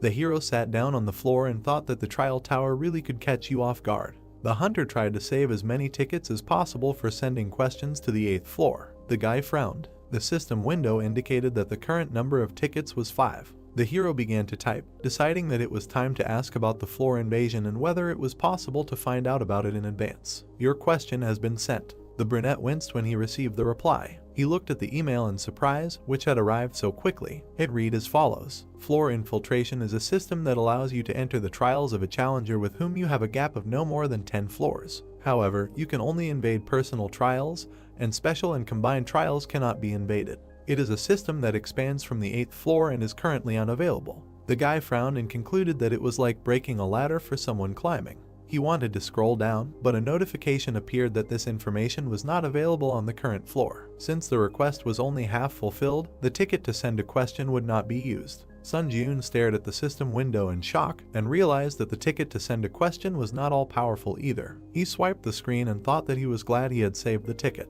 The hero smiled and said that it was time to use the items he had grabbed from the ground. The brunette reached into his inventory and pulled out a chest, a broken shield, and a stone. Notice, use the Croken Magic Tower's restoration chest to restore this hunter's shield. The remaining uses of the chest have been exhausted. The shield was restored to its original form. The guy admired that the performance exceeded all expectations. Notice, use the Purity Stone. The item shone in the hero's hand. The brunette rubbed his neck and muttered that buying a Purity Stone might seem like a waste of money, but he believed that the feeling of freshness and vigor that comes from bathing was worth a few thousand won. The 6th floor trial will begin in 1 hour and 12 minutes. The hero opened the system menu and decided to check the trial results board and look into the community if he had time. Ranking table: 1 Kim Seung-hoon, 2 max level sword, 3 hunter, 4 Hee Sun-ae, 5 Oh Chun-seok, 6 Princess Sudi. The guy stared at the rankings, seeing himself in 3rd place. He had risen quite a bit from 16th place. Sun Jun touched his chin thoughtfully and asked if this made him any closer to gaining the benefits of a pioneer. He would have to go all the way to the 8th floor to find out. Entering the community. Difficulty: high. Players were trading skills that were useful for killing and robbing each other. Someone was indignant that they were animals, not people, since they only thought about someone's death. An argument broke out over this. The chat turned into a field of chaotic madness. The hero stared at the messages, trying to understand what had happened. The mental resistance skills that were being actively traded now have the attractive effect of reducing some mental shock, but at the same time they are a double-edged sword. Even if you use the skill to let go of your heartache every time, it won't change the essence of the problem. Sun Jun frowned when he saw the message. Dear all, did you know that the bastard who suddenly leaked the information about the 4th floor trials changed his name to Princess Sudi? It was the same challenger who spoiled the atmosphere in the 4th floor community chat. The hero remembered that he felt like he was deliberately inciting everyone to fight each other. Sun Jun frowned and asked if it would be the same this time. The guy swiped the screen and muttered that he should remember this person's nickname well. The system asked if he was ready to begin the trial on the 6th floor. The portal opened. The trial of the 6th floor begins. Difficulty: high. The theme of this trial is occupation. Remaining time: 50 minutes. Condition for successful completion of the trial: within the allotted time, capture one of the strongholds in any direction. Condition for failing the trial: the death of the challenger or the expiration of the allotted time. The reward for a successful breakthrough is a random chest. The penalty in case of failure: death. The hero looked ahead, passing through the portal. In front of him was a sea with small platforms fixed to it. The selection of challengers is complete. Work together with your teammates to pass the trial. Sun Jun looked at the portal and, frowning, asked why his teammates were taking so long to appear. A spear flew out of the passage. The guy grabbed it with his hand and pulled it forward. Holding the weapon, the guy appeared. He looked at the brunette with fear and fell to the floor. The hero approached him and said that attacking his own team is unacceptable. The player frowned and said that if the guy entered the community, he should already know what's what. Murder is the easiest way to get achievements. The brunette looked at him in surprise. He squeezed his weapon and asked if the main thing for them was to earn as many achievements as possible, no matter at whose expense. The interlocutor bared his teeth and exclaimed that the hero's hypocrisy was beyond all bounds. He suggested looking around before playing the role of a conscientious and honest person. Screams were heard everywhere. Players were killing team members, shouting that only the tower should be blamed, not them. Someone did not even hide their greed in an effort to earn a new achievement. Sun Ji-yoon stood and listened to the cries for help. The interlocutor asked if he now understood what was what, calling him a hypocritical bastard. Someone swung a sword and pierced his comrade. Many were fighting to the death. Someone shook hands, deciding to join forces in such a difficult situation. The girl and the plump guy looked around at those around them. He smiled, glad that he met a person who thought the same as him. She noted that many were committing disgusting betrayal. The interlocutor nodded and said that they should come to their senses. The girl, smiling, plunged the blade into his chest and agreed that they needed to assess the situation with a sober mind. She grinned ominously and smirked that the guy, without really understanding, was shaking his opponent's hand without a drop of doubt. Notification: you have earned the Vile Killer achievement. Durability increased by 1. The young man fell backwards in front of her. The protagonist looked in her direction, and his supposed partner, smirking, said that he, too, was eager to get achievements. He suggested that the brunette stop acting like a saint. The hero silently looked away. The interlocutor grabbed the blade, deciding that his opponent was distracted. He cursed and rushed into the attack, aiming for the eye. Sun Ji-yoon did not even flinch. The guy quickly appeared behind the player and pierced him with that very spear. The enemy coughed and desperately wondered what kind of lightning-fast movement that was. Notification: you have earned the traitor achievement. Strength increased by 1. The hero frowned and thought that this was weak. Special and combined trials are just big words. Sun Ji-yoon turned around and thought that this trial could safely be called a kind of event especially for him. Here he would be able to improve the mastery of his unique characteristic, and, if he was lucky, maybe even add a couple of new skills to his piggy bank. However, the guy was not going to specifically attack to kill other challengers. The brunette resolutely looked ahead, deciding to simply fulfill the conditions of the trial and fight those who decided to attack him first. The man raised his hand and used Iron Dome, protecting himself with a shield. The sphere expanded. The man smiled and said that this was the perfect trial for him, who had learned water magic. He turned around at the sound and saw the main character running towards him. The guy jumped up and looked carefully at the other player. The man looked up in confusion, wondering who was in front of him. Sun Ji-yoon kicked the dome. The magician laughed and exclaimed that it couldn't be penetrated. However, the defense didn't want to confirm his words, breaking under the hero's blow. The guy flew into the candidate's face with his foot. The magician was thrown to the side and fell on his back. The brunette landed in front of him and thought that although his actions were a little cruel, the main thing was the end result. The other candidates glanced at Sun Ji-yoon in fear, assuming that he was a ranker who looked like a monster and ran in other directions. The hero sat down on the platform and thought that with his actions he could instill fear in his opponents. The other players ran away from him. To be honest, even though he wanted to earn achievements, he didn't want to make unnecessary kills. Notification: stronghold captured. The capture will be interrupted if someone from the other team enters your territory. Don't let the opponent capture your stronghold. Remaining time: 9 minutes 59 seconds. The brunette crossed his legs and concluded that he only needed to hold out for 10 minutes. He put his hands on his knees and thought that the high-ranked challengers who had immediately confirmed their participation in the next trial without using heartstones on the 5th floor should already be outside the 6th floor. Most of the people around him were low-ranked challengers, so maybe breaking through the trial would be easier than he thought. The trial on the 6th floor makes you think about a lot of things. Mistrust of others. This is the reality of a low-ranked challenger. The darkness and gloom that the trial tower has nurtured. The guy frowned and thought that the fake sympathy was the real hypocrisy. Even if he managed to distract the opponents by switching their attention to another stronghold, eventually someone would die. Notification: an enemy has entered your stronghold, capture has been suspended. The hero looked back questioningly. A group of 4 people was approaching him. The blonde grinned and noted the confused expression on the hunter's face. He said that in this test, a team consists of 2 people, and 4 people suddenly appeared on his territory. The intruder assumed that the guy probably wanted to know what was going on. The brunette looked at them and said that everything was obvious without his explanation. Sun Ji-yoon smiled and concluded that 4 notorious bastards got together and formed a squad of killers to earn more achievements. The blonde grinned and noted that the guy immediately got the gist of it. The challenger added that his sentence would now be carried out. The man bared his teeth and kindly offered the hero to go to the next world.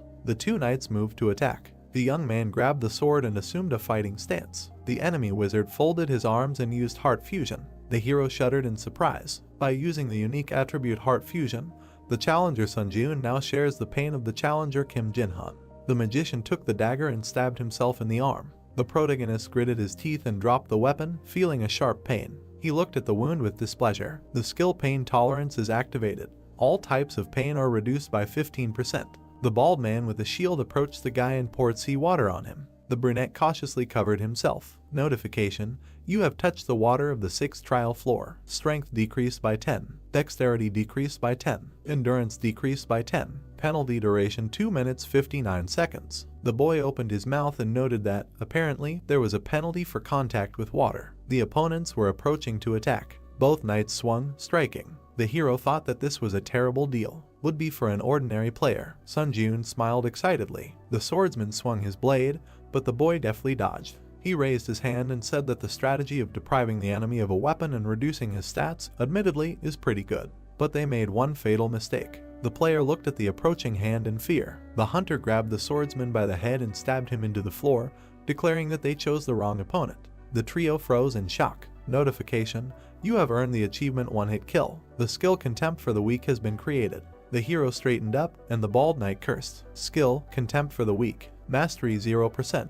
Effect: if the enemy cannot surpass any of the user's stats, strength increases according to the difference in stats. The bald man swung to strike from behind. Notification: all enemy stats are lower than the user's. Contempt for the Weak is activated. Strength increased by 1. The man struck, then looked up in shock. At that very second, the protagonist kneed him in the face. The brunette turned around in the air and kicked the enemy in the head. You have earned the achievement Merciless Killer. Sunjun smiled. Agility increased by 1. The knight fell to the ground. The blonde gritted his teeth and frowned. The hero moved towards them. The mage looked at his teammate in fear and asked what to do now and whether they should attack at the same time. The swordsman silently slashed his comrade's leg with his sword. The wizard's face distorted in pain, and he fell to the floor with a scream. The protagonist flinched, feeling a pulsation in his leg. The brunette dropped to one knee. Sunjun breathed heavily, thinking that they only shared one pain between the two of them, but fortunately, there was no real damage. The only problem was that this pain limited his actions. The mage grabbed his leg and shouted, did the man still consider himself a human after such an act? The blade pierced his side. The blonde continued to strike, warning the protagonist not to come closer. The challenger grimaced and shouted that if he took another step towards him, he would slit the throat of this idiot. The brunette straightened up. Thanks to the skill pain tolerance, he was able to move somehow. But the catch was that at such a speed, it was difficult to properly react to the enemy's attack. As expected, there was only one answer. The hunter gritted his teeth and realized that he needed to kill the challenger, who activated heart fusion as soon as possible. The mage screamed in pain from his wounds. The protagonist threw the shield in his direction, cutting off the wizard's head. The guy jerked, feeling pain in his neck, and fell to his knees, trying to breathe. The blonde swung, deciding that there might not be another chance. He jumped, cutting the air with his blade. Sunjun caught his blade with both hands. The guy looked at his opponent and asked if he was curious about what it was like when the feeling of having your throat literally cut penetrates your entire being. The enemy smiled tensely and muttered that the guy was frostbitten. The brunette broke off part of the blade, grabbed it in one hand and cut off the enemy's head. The blonde, or rather the flying upper part of it, whispered that the hero was crazy. Sunjun frowned, and drops of blood flew nearby. You have received the Cold-Blooded Slasher achievement. You earned 15 points. Time is up. The stronghold has been captured. The other users began to shout joyfully that they survived. Someone who managed to maintain camaraderie hugged each other. Was it someone's instigation that many people were delighted with the murder at the beginning of the challenge? But in the end, the final winners were those who kept the team together. The hero turned around and noted that there were exceptions. He looked at the guy who was standing there covered in blood and muttering that he did nothing wrong, and that the bastard who couldn't dodge his blow was to blame. The brunette looked at his hand and wondered if he looked like such a monster in the eyes of others. Notification: congratulations, you have passed the 6th floor of the challenge tower. A random draw box will be sent to your inventory as a breakthrough reward. You have received 8,000 points as a reward. Moving to the waiting room. Dark energy emanated from the bodies of the challengers. You have absorbed the spirit of players Lee Songjun, Kim Jinhan, Song Jinuk, Han Sikjun. The guy put out his hand, absorbing the energy. Mastery of the unique attribute Necromancy has reached 100%. The rank increases by 1 level. Necromancy, rank D, entered the waiting room of the 7th floor. The hero exited the portal and noticed that the achievement viewing function was activated. List of achievements: Class S first return, Class A none, Class B none, Class C one hit kill, Class D cold-blooded slasher, Rank E the one who endured the flames, Ruthless killer, Goblin hunter, Traitor, Class F none. The guy carefully looked at the system window and said that, as he thought, the first return was not a simple achievement. He poked the screen, deciding to take a closer look. One hit kill, Class C. The achievement is awarded for killing an enemy with one hit. As a reward, the player receives the disdain for the weak skill. Merciless killer, Class E. This achievement is awarded to those who consistently kill challengers without hesitation. As a reward, the player's dexterity is increased by 1. Cold-blooded slasher, Class D. This achievement is awarded for killing 5 or more challengers in a challenge. As a reward, 15 O points are awarded. The hero thought that he really got a lot of achievements for killing. It turns out that if the player earns an achievement, he will receive various rewards such as skills, points, or stat increases. Sun Jun opened the inventory. Random draw box. In front of you is a box tied with a yellow ribbon from which you can randomly take out one item. When you open the box, you randomly receive one of the items from F to B rank. The boy looked at the trophy in his hand and muttered that the reward for breaking through the 6th floor was a bit ambiguous. If the rank ranged from F to B, then perhaps he shouldn't expect much. He pulled the ribbon and decided to pull out the item and start absorbing souls. Light burst out of the box. The hero looked in surprise as someone jumped out of it. The small green goblin did a somersault and landed on the floor. The boy looked at it in shock. Sun Jun smiled and muttered what kind of Pokemon this was and whether it needed to be caught.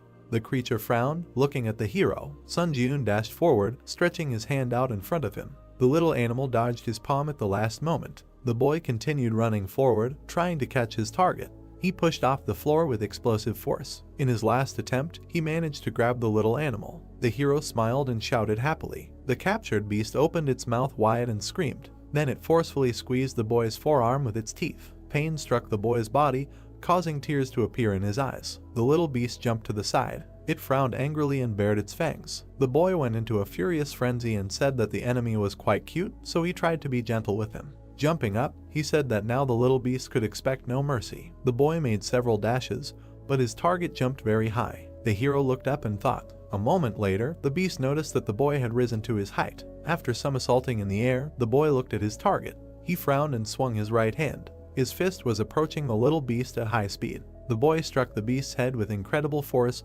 dealing a critical blow. The place where it hit turned red. The little animal crumbled into pieces, revealing a necklace. The system congratulated the boy and said that he had drawn an item corresponding to the highest class in the random draw box. He looked at the prize and said that if it said the highest class, it meant that his item was Class B. The necklace emitted a blue glow. The system said that it was a pendant made of forged iron, which increased the effects of metallurgy skills and swordsmanship by 7%. And when Mana was introduced, an exclusive effect of steel defense was activated, but temporary recovery was stopped since man was spent to activate.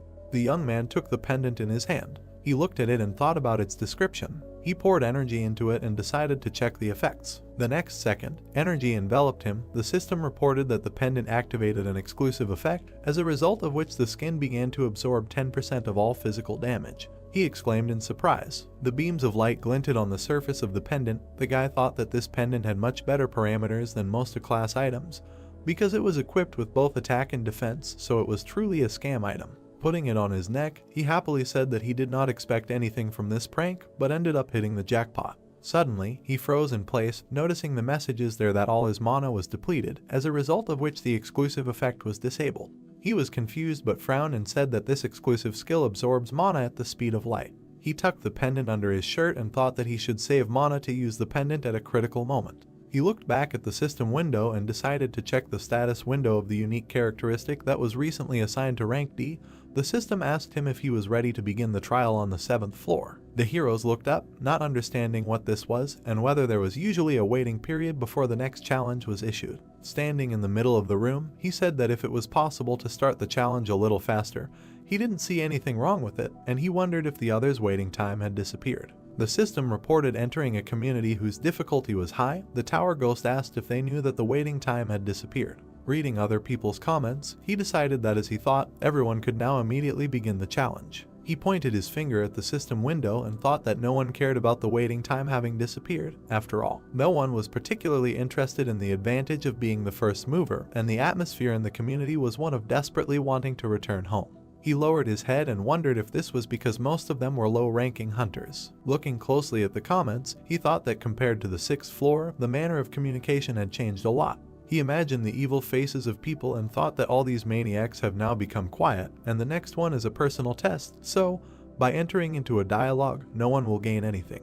With a calm expression on his face, he decided that he should also be wary of the murderous maniacs who use the lives of their comrades as simple tools for gaining profit, and most importantly, he hit his fist into his palm and said that he needed to develop skills that would not be shaken by any variables. Opening the system window, he looked at the description of the unique characteristic and looked at it in surprise. Raising his eyebrows, he noticed that even more specifics were added to the description of the basic effect. Schematically imagining how souls turn into enhancement, magical power, and a protective shell, he thought that before, the main emphasis was on enhancing skills, but now souls can be used both as magical power and as a protective shell. He waved his hand, opening another window, and said that he hoped that something like an increase in the probability of obtaining a skill would appear because anything can happen, so the ability to protect the body will never be superfluous. He pulled the sword out of the inventory. Throwing it into the air, he decided to check how effective the spiritual shield was. The hero put his hand to the side and said that he should risk it, because even if he cut off his hand, the waiting room was equipped with a healing buff anyway. The sword quickly spun,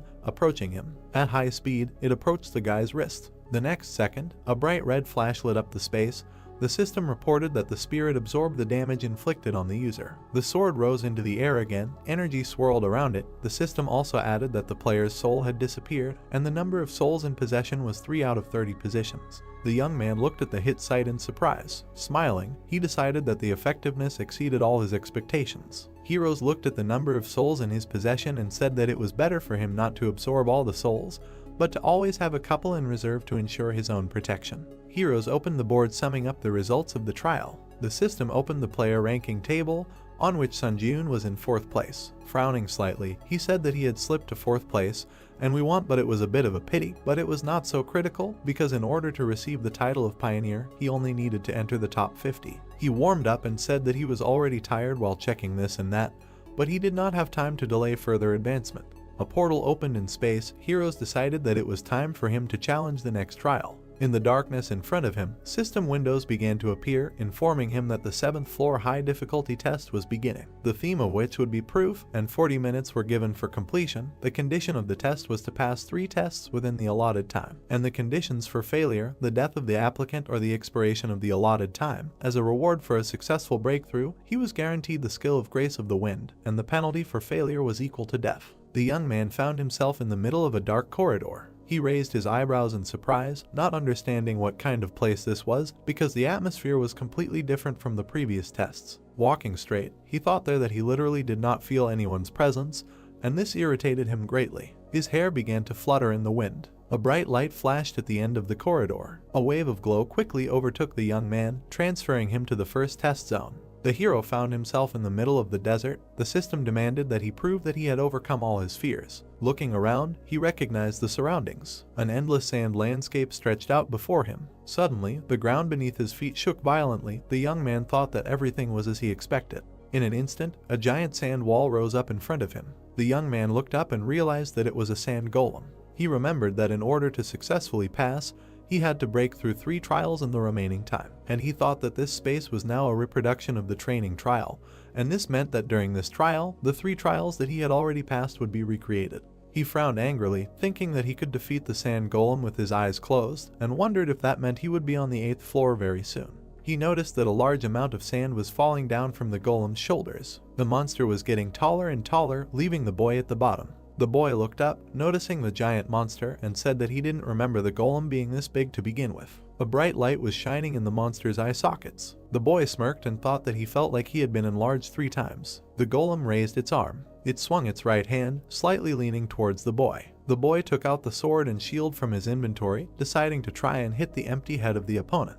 He rushed straight towards the golem's strike. Deviating from the trajectory, it ran up the arm. The hero frowned confidently. He quickly climbed up the sand, straight towards the monster's head. Finally, he made a dash and jumped away from the enemy's head. He thought that this was all very strange while he was upside down. Nu looked down at the golem and thought that the sand golem's weak point was the core, but he couldn't find it anywhere, and perhaps the more massive the golem, the deeper the core was hidden in its body. Shin quickly turned around and looked at him. The hero frowned tensely. The next second, the monster's hand was quickly approaching him. The golem grabbed him in midair. Sand continued to fall from his hand. Suddenly, a blue light appeared from his palm. The sand exploded, freeing the youth. The boy looked up and said that since he couldn't deal with the enemy in one blow, he should just cut him into pieces. He rushed into battle, delivering sweeping blows to the golem's body. He landed and slid across the sand. Sun Jiun looked at the wounds inflicted. He smirked slightly and thought that as expected, he was just cutting him over and over again, and he needed that you did not find and destroy the core. The monster raised his hands and screamed loudly. The boy said that with his tactics he only attracted his anger. The monster sank to the ground, resting his feet on it.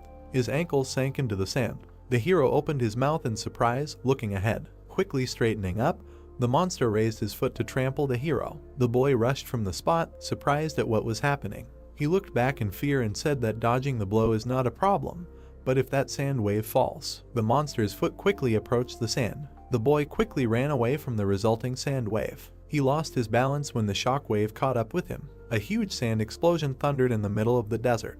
Dust and sand began to settle. A golem appeared from behind the curtain. The young man was half buried in the sand. He smiled evilly and said that he was furious. Rising from the ground, he looked at the golem. The young man held his sword in front of him. The golem walked towards him, holding his hands in front of him. The young man began to emit streams of aura using 3 absolutes. The system opened the description of the skill. The hero flew past the golem at incredible speed, cutting off its arm. The monster looked back at the lost limb in surprise. Landing, the guy dealt a few more blows. He cut off its arm with just one attack. He immediately remembered the Dark Knight and thought that when he encountered the so-called floor implantation, he was very angry. Smiling, he also added that now he should probably thank that knight for intruding on that trial. The monster's arm began to recover. The hero thought that although this golem was recovering with the help of sand, he should still continue to cut with his sword until his core was found. The monster bowed down, heading towards the guy. The boy challenged him and said that he should try to recover after the next one. With a deft movement, he cut the sand body. A moment later, another cut appeared. The boy ran past the golem, cutting off all of its limbs. The monster began to recover again. The tired guy frowned and insulted him, after which he wondered later where his core was. Suddenly, he raised his eyebrows in surprise. Standing in front of the golem, the boy calmly asked when he managed to become such a cutie. The golem suddenly fell into a stupor. He blushed embarrassedly, hearing for the first time that he was cute. The young man noticed that the golem had shrunk and thought that the resource called sand, which the golem's body was made of, could not be extracted from the environment indefinitely, which is why it had apparently shrunk so much. He looked down and thought of something. A mad smile appeared on his face.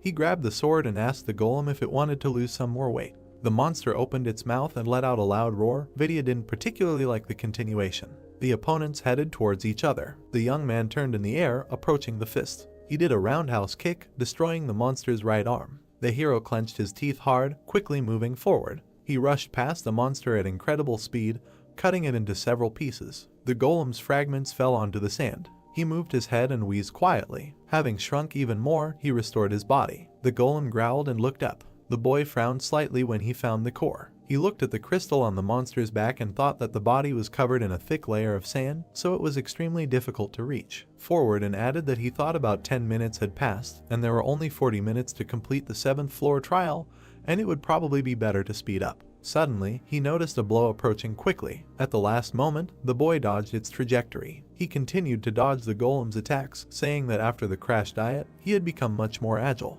He rushed behind the monster and said that although he wanted to play with it longer, he did not have time for this. A moment later, the boy pierced the monster's core. The golem opened its mouth and let out a scream. The core shattered into several pieces. The guy frowned. The system reported that he had proven that he had overcome his fear, and the first test had been successfully completed.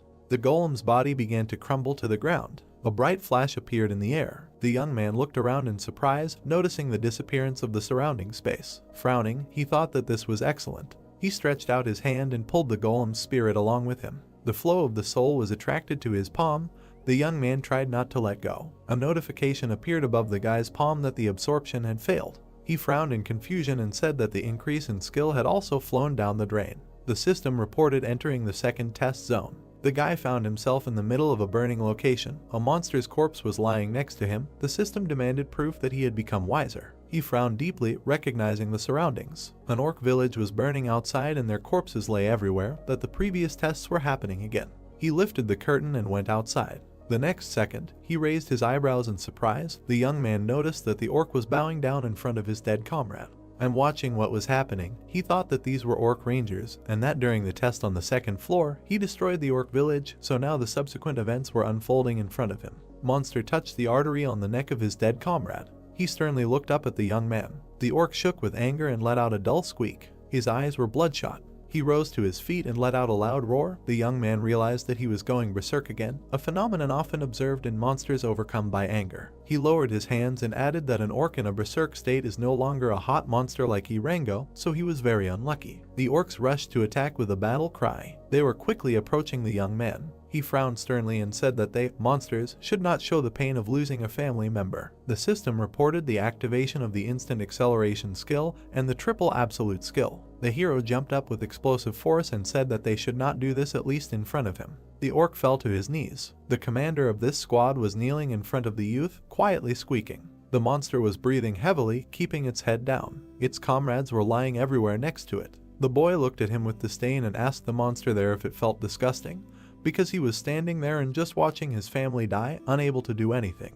The monster went berserk again. He rose to his feet and swung his right hand. The hero dodged his attack. Energy flashed in his pupils. With a quick dash, the boy decapitated his opponent. He exhaled heavily. The system reported that he had proven that he had become wiser, thus completing the second test. Looking back, the boy thought that this time he could not hesitate. He extended his hand and began to collect souls. He was pulled into the portal again. The system reported the successful absorption of all the orc spirits, as a result of which the mastery was increased by 6% and the number of souls rose to 19 units. The hero clenched his fist with a smile. The system issued a notification that the mastery of the Hunter's Dagger skill had reached 100%, so the skill had increased to the next rank. Also, the instant acceleration skill had risen one sub-rank higher. The system notified him of entering the third test zone, where he must prove that he had overcome his doubts. The guy looked ahead and said that this time his brain would definitely be blown away. He found himself on a long path in the middle of the water. Greatly surprised, he realized that this was the battle platform of the 6th floor. She looked back and said that since the previous zones were reconstructions of the 1st and 2nd floors, he thought there would be a double from the 3rd floor. He remembered the previous test and said that he was not surprised if such an ignorant test was labeled as wisdom, and he was really going if he hoped to see at least some common sense in the test tower. The young man opened his inventory and took a life potion from there. With a slight movement, he opened the bottle. The guy tipped the bottle over and drank the contents. The potion worked instantly,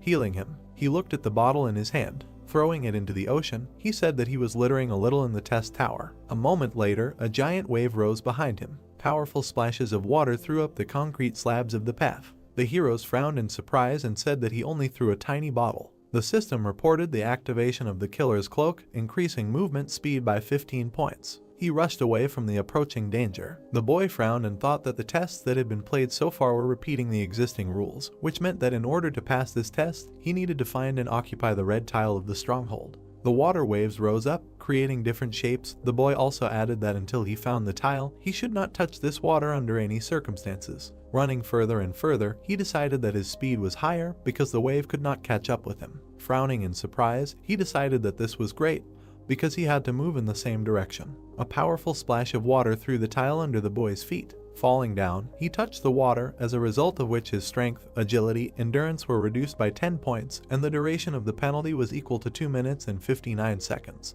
The water continued to throw up concrete slabs. The guy thought that he even had an idea that the tiles would remain in the same order. Being in the air, he added that it was a kind of hope that there was at least some common sense in the testing tower. He gritted his teeth and used instant acceleration. Leaning against the slab, he made a powerful jerk. With quick movements, he bounced off the next 2 slabs. The guy gritted his teeth and said that he never expected that he could die in such a place. He continued to push off the slabs on his way, running further and further. Noticing a red pad, he headed towards it. Looking at his target, he thought it was the red slab of the stronghold. The guy gritted his teeth and thought that soon, finally, this annoying test would end. The introductory surface swirled into a whirlpool. Several streams of liquid rose into the air at once in order to hinder him. The water spun like a corkscrew and flew over him. The boy said that now the testing tower decided to go completely crazy. He made 2 jerks and headed towards the red plate. Smiling slightly, he realized that there was very little left. The spinning liquid was quickly heading after him. The hero noticed the danger from behind. A powerful blow of the liquid hit him right on the back. The boy's vision clouded over as the water absorbed him. Scarlet energy flared behind him. Streams of dark aura spread through the air. The system reported that the spirit absorbed the damage done to the user, as a result of which one of the orc souls disappeared. More and more energy was growing. It stopped the flow of water. Another orc soul disappeared. The boy looked back and thought that he clearly felt the shockwave, but right before the blow could cause him any damage, the shield blocked it. The hero did a somersault in the air and flew to the side. Having landed, he quickly ran away. The streams of water went after him, when suddenly the remaining time was over. The water froze. The exclusive effect of the killer cloak was turned off. The guy frowned in confusion and thought that now he already had no mana, and if the instant acceleration failed, then it would be the end for him. He gathered scarlet energy in his palm. The hero threw the ball into his mouth. Having pushed it into his mouth, he frowned slightly. An aura began to emanate from his chest into the dark. The system reported that he needed to replenish his mana using the spirit of the orc. The guy thought that this was great, and that his strength had returned. The streams of water, swirling, continued to move. The guy quickly ran away from them. He looked at the red tile and thought that there was very little left. Suddenly, a column of water appeared in front of his face. He opened his mouth in surprise and cursed. The streams of water quickly caught up with him. While he stood in a stupor with his arms crossed, he made a dash forward, wanting to take a risk. The guy entered the liquid. His silhouette began to blur under the streams of water. He broke free from the other side, exhaling heavily. The system reported that the orc spirit had disappeared. The guy was in the air right above the waves of water. Flying down upside down, he bent down heavily. The guy tried to group himself and screamed loudly. He looked at the floor in fear, screaming shrilly. The floor was quickly approaching him. After a little while, the guy hit the concrete with incredible force. 2 orc souls disappeared. He had 12 units left. A large amount of dust rose in the air. The dust cleared. The young man lay in a mark on the surface. He opened his eyes in surprise, noticing something. Swirling waves hung right above him. Their tips twitched, confusing the guy. The system reported that he had proven that he had overcome his doubts. As a result of something, these tests were successfully completed. The water appendage began to lose its shape. A huge amount of water fell on the guy. Being wet, he squinted his eyes and thought that this was a damn test, and that it was completed, but for some reason he had to suffer until the last second. Suddenly, system notifications appeared, reporting that he had overcome the 7th floor of the test tower, and as a reward for breaking through, the skill of the Grace of the Wind was received. 15,000 points were awarded and speed boots were sent to his inventory, after which the system reported that he was going to the waiting room. The hero headed into the portal. The spatial gate emitted a light blue light.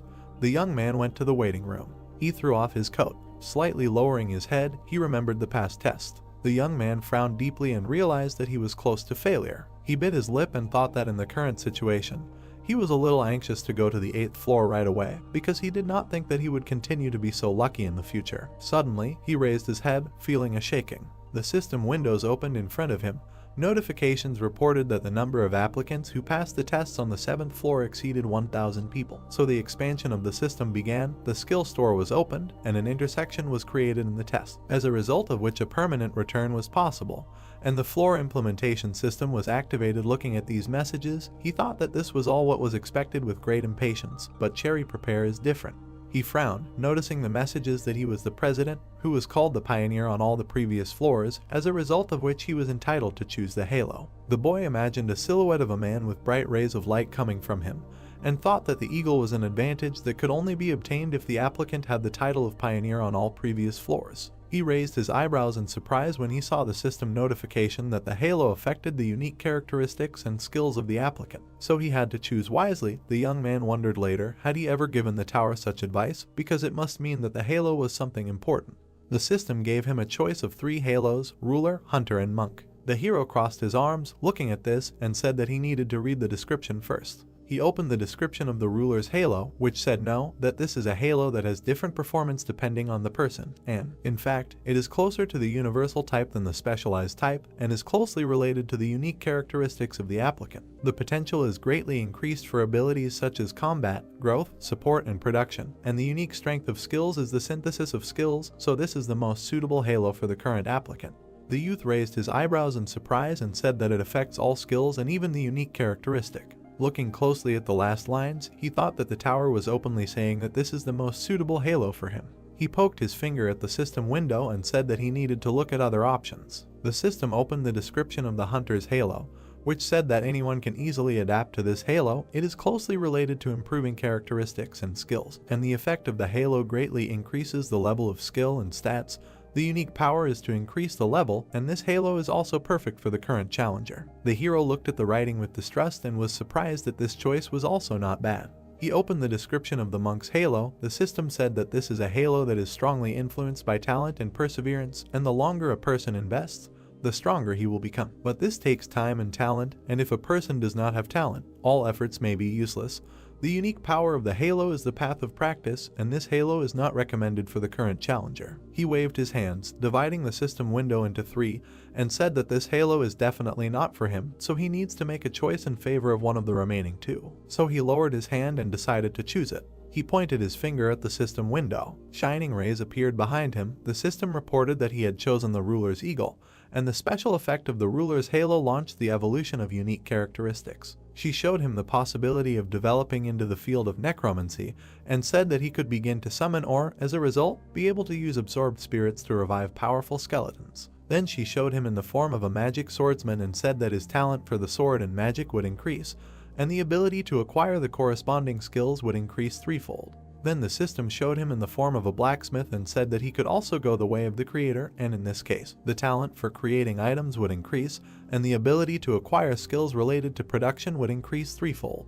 The young man looked at these options in surprise. He touched his finger to the system window. They say that he has nothing to even think about. He looked closely at the system windows, reporting that the summoner attribute had been added to the unique characteristics of necromancy. Due to this, some effects were modified, and new detailed effects were added. Then the unique ability of skill synthesis was created. The dark energy swirled and began to gather into the youth. The system opened the status window. The hero stepped onto the floor, happy with the end. He looked down as the energy continued to gather in his chest, and thought that the eagle was finally created.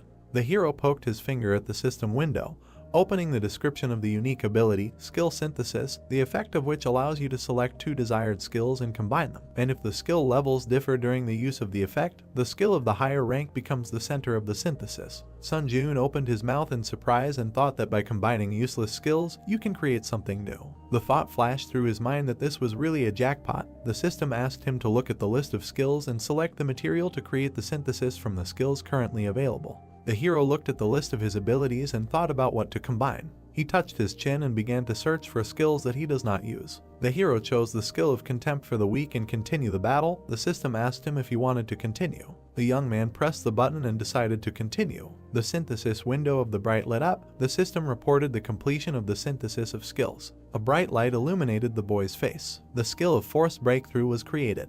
The young man looked at the description of the skill in surprise. The system reported that the skill allows you to break through unknown forms of restraint, such as skills and unique characteristics, but the user's magic must be higher than the level of magic used for restraint. The hero could not understand how this happened. He thought that he combined 2 lower skills, and that he expected to get an E rank skill, but got a D rank. He smiled happily and decided that this was a really mind-blowing skill. He pointed his finger at the system window. I live to try again. The system asked him to select the material for synthesis again. The hero chose Ranger Training and Burn Resistance. The next second, he again agreed to continue the synthesis. The system window lit up brightly again. The guy smiled impatiently, expecting a new result. A strong eye skill of rank E was created, which allowed one to provide oneself with some visibility even in bad conditions. The guy fell into a stupor and said that, it turns out, the skill created now was only 1 step higher than those chosen for synthesis. He looked up and thought about what the reason for this was. He mentally imagined the 2 previous skills and thought that they went well together. Then he imagined the 2 skills crossed with each other this time and thought that their combination was not the best. From a first glance it was clear that they were completely incompatible with each other.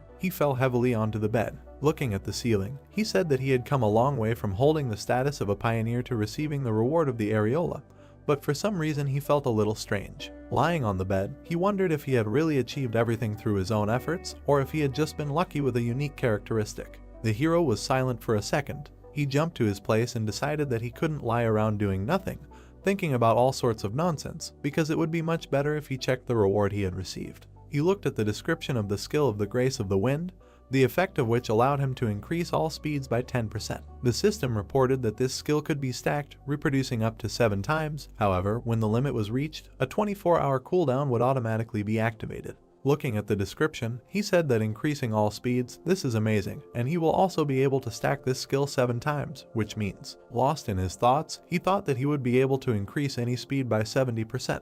The hero imagined himself running forward at incredible speed. The young man imagined a bright glow and thought that this skill does not consume mana at all. Sitting on the bed, he said with a smile that the grace of the wind is essentially a skill that has no downsides. He opened the inventory and looked at the boots. He put on new shoes. The guy looked at the new thing with a smile. The system reported that these are speed boots that increase attack speed by 3% and movement speed by 5%. The young man said that all the rewards on the 7th floor are related to speed, and he is incredibly happy with this arrangement.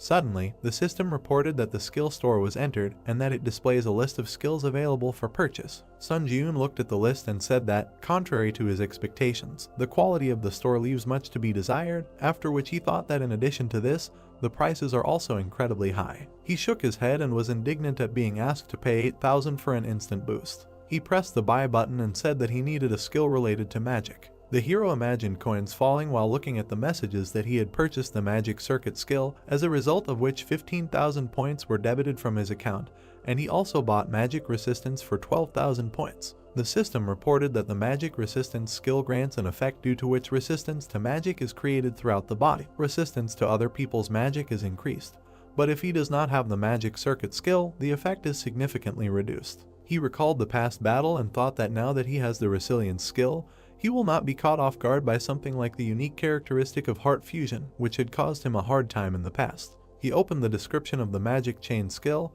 His body began to release mana. The magic chain was engraved on his body. The guy gritted his teeth, feeling the heat throughout his body. He began to glow brighter and brighter, emitting powerful streams. The sheet swayed strongly in the air. After a while, it sagged. The guy lowered his legs to the floor. Getting up from the bed, he said that he felt a strong lightness. He took a few steps forward. Sun Ji-yoon stopped in the middle of the room. He lowered his gaze. The youth raised his leg, which was covered in mana. A moment later, he slammed it onto the ground, creating a powerful shockwave. Without taking his eyes off what was happening, he was very surprised. The floor under his foot was shattered. The guy thought that the mana used randomly formed a chain and strengthened his physical abilities. He smiled, clenched his fist, and was glad that he made a good purchase. The hero opened the system window. The system reported that he could use the spirit of the deceased to resurrect the dead nearby, and that at the time of resurrection, the level of the dead would be proportional to the quality and quantity of souls absorbed. The youth said that he was curious about this new ability to summon the dead. He waved off the notification and said that it would be better for him to familiarize himself with it in practice. He placed his hands on his waist and exhaled heavily. He pressed his lips together and considered what decision he should make.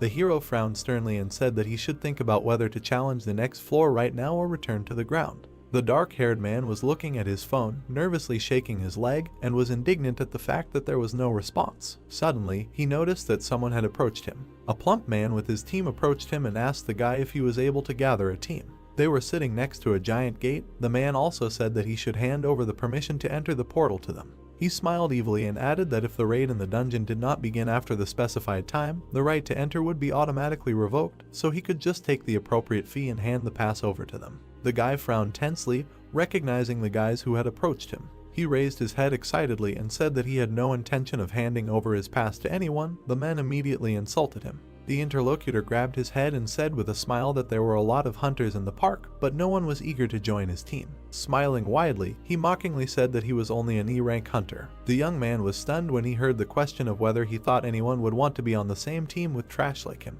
The man, along with his team, looked at the guy ominously. The surrounding people discussed how he was being too cheeky, but telling the honest truth. Suddenly, everyone froze in place when someone asked if the team was still recruiting. Sun Ji-yoon walked through the crowd. He held out his ID and introduced himself. Frowning, the guy asked if this was enough to join the team. The saddened man stood up from the bench and said that he completely satisfied all the requirements. The evil man put his hand on his shoulder and asked if he didn't see the line of people waiting or if he didn't understand what was going on at all. The boy let out a sigh and smiled. The man got angry when he heard the words that if he was unhappy with something, he should also apply for the Chiaowan team. The man was very indignant about this. Suddenly, the guy became completely serious and threateningly told the man to remove his hand from his shoulder before it was broken. The guy immediately released his aura, surprising everyone around him. The man turned pale and immediately removed his hand from his shoulder. He frowned in surprise, wondering what kind of energy this was and if he was really a C-rank hunter like himself. The man's allies admired this energy with a smile, thinking that it was released by their captain.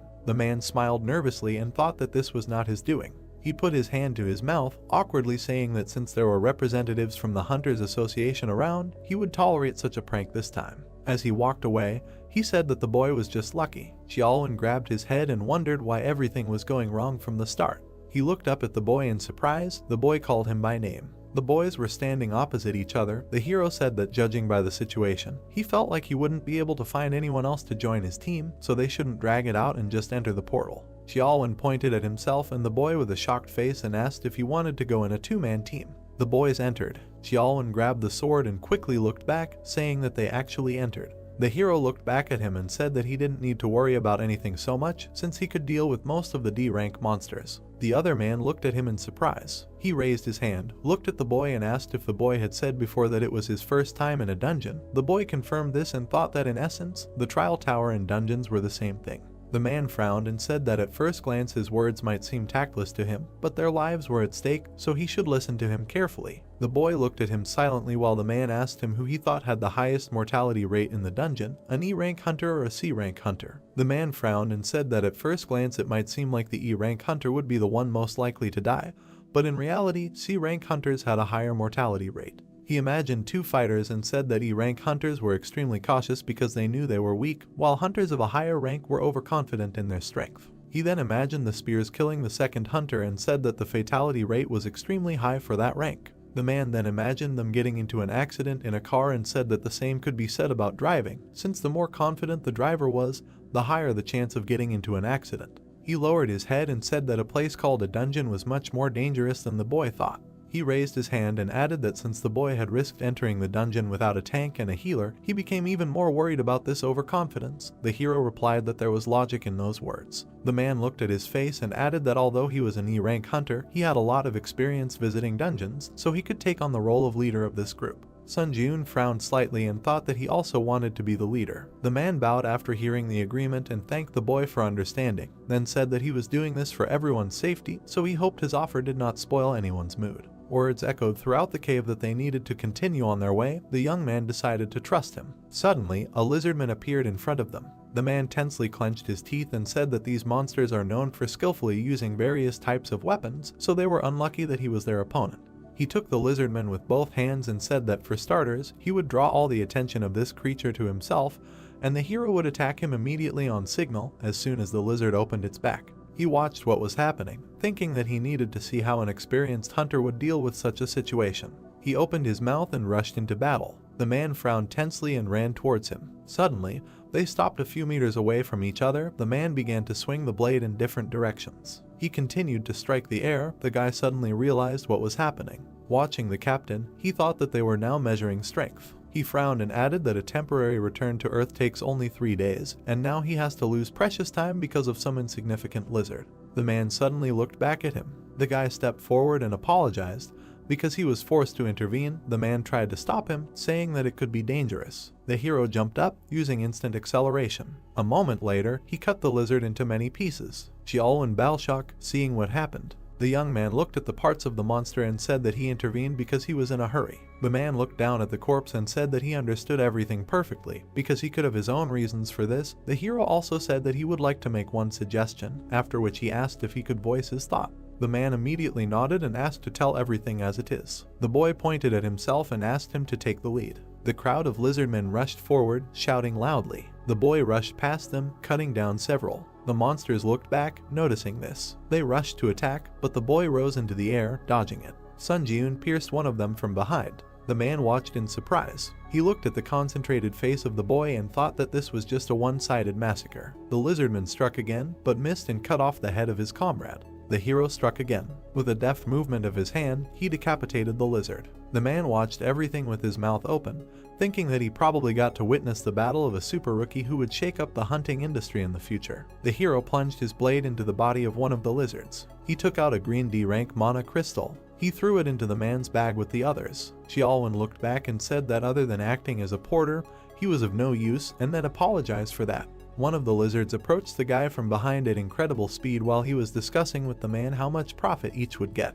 The hero slightly tilted his head, letting the sword pass by. He turned around and swung his left hand. With a single blow, he threw the beast up. He smashed its head against the ceiling of the cave. Rock fragments fell next to the guy. The man grabbed his head, watching in horror. The entire cave was covered in blood. The young man said that they needed to discuss this outside, because if they let their guard down, they could end up in a dangerous situation. He brushed the blood away. The man apologized to him. He began to absorb the souls of the lizards and thought that he needed to pretend to yawn and absorb all the souls at this time. There was an increase of 0.07%, and that with D-class monsters, he would be increasing the mastery of his unique characteristic for a very long time. Suddenly, a scarlet portal opened. The guys looked back at it. The man thought that being only the two of them, they were able to reach the portal leading to the boss room. He smiled and thought that he did not even have a thought about completing the raid on the boss, or to be more precise, from the very beginning he thought that it would be a great success if they overcome at least half of the dungeon. He looked at the guy from behind and added that he thought the man in front of him was quite capable of clearing the dungeon completely. The hero looked back and asked if the man was okay with this arrangement if they were to invade the boss's room now. The man answered in the affirmative and said that the guy should take a break for a while. The young man reassured him, saying that there was no need for that because he was perfectly fine.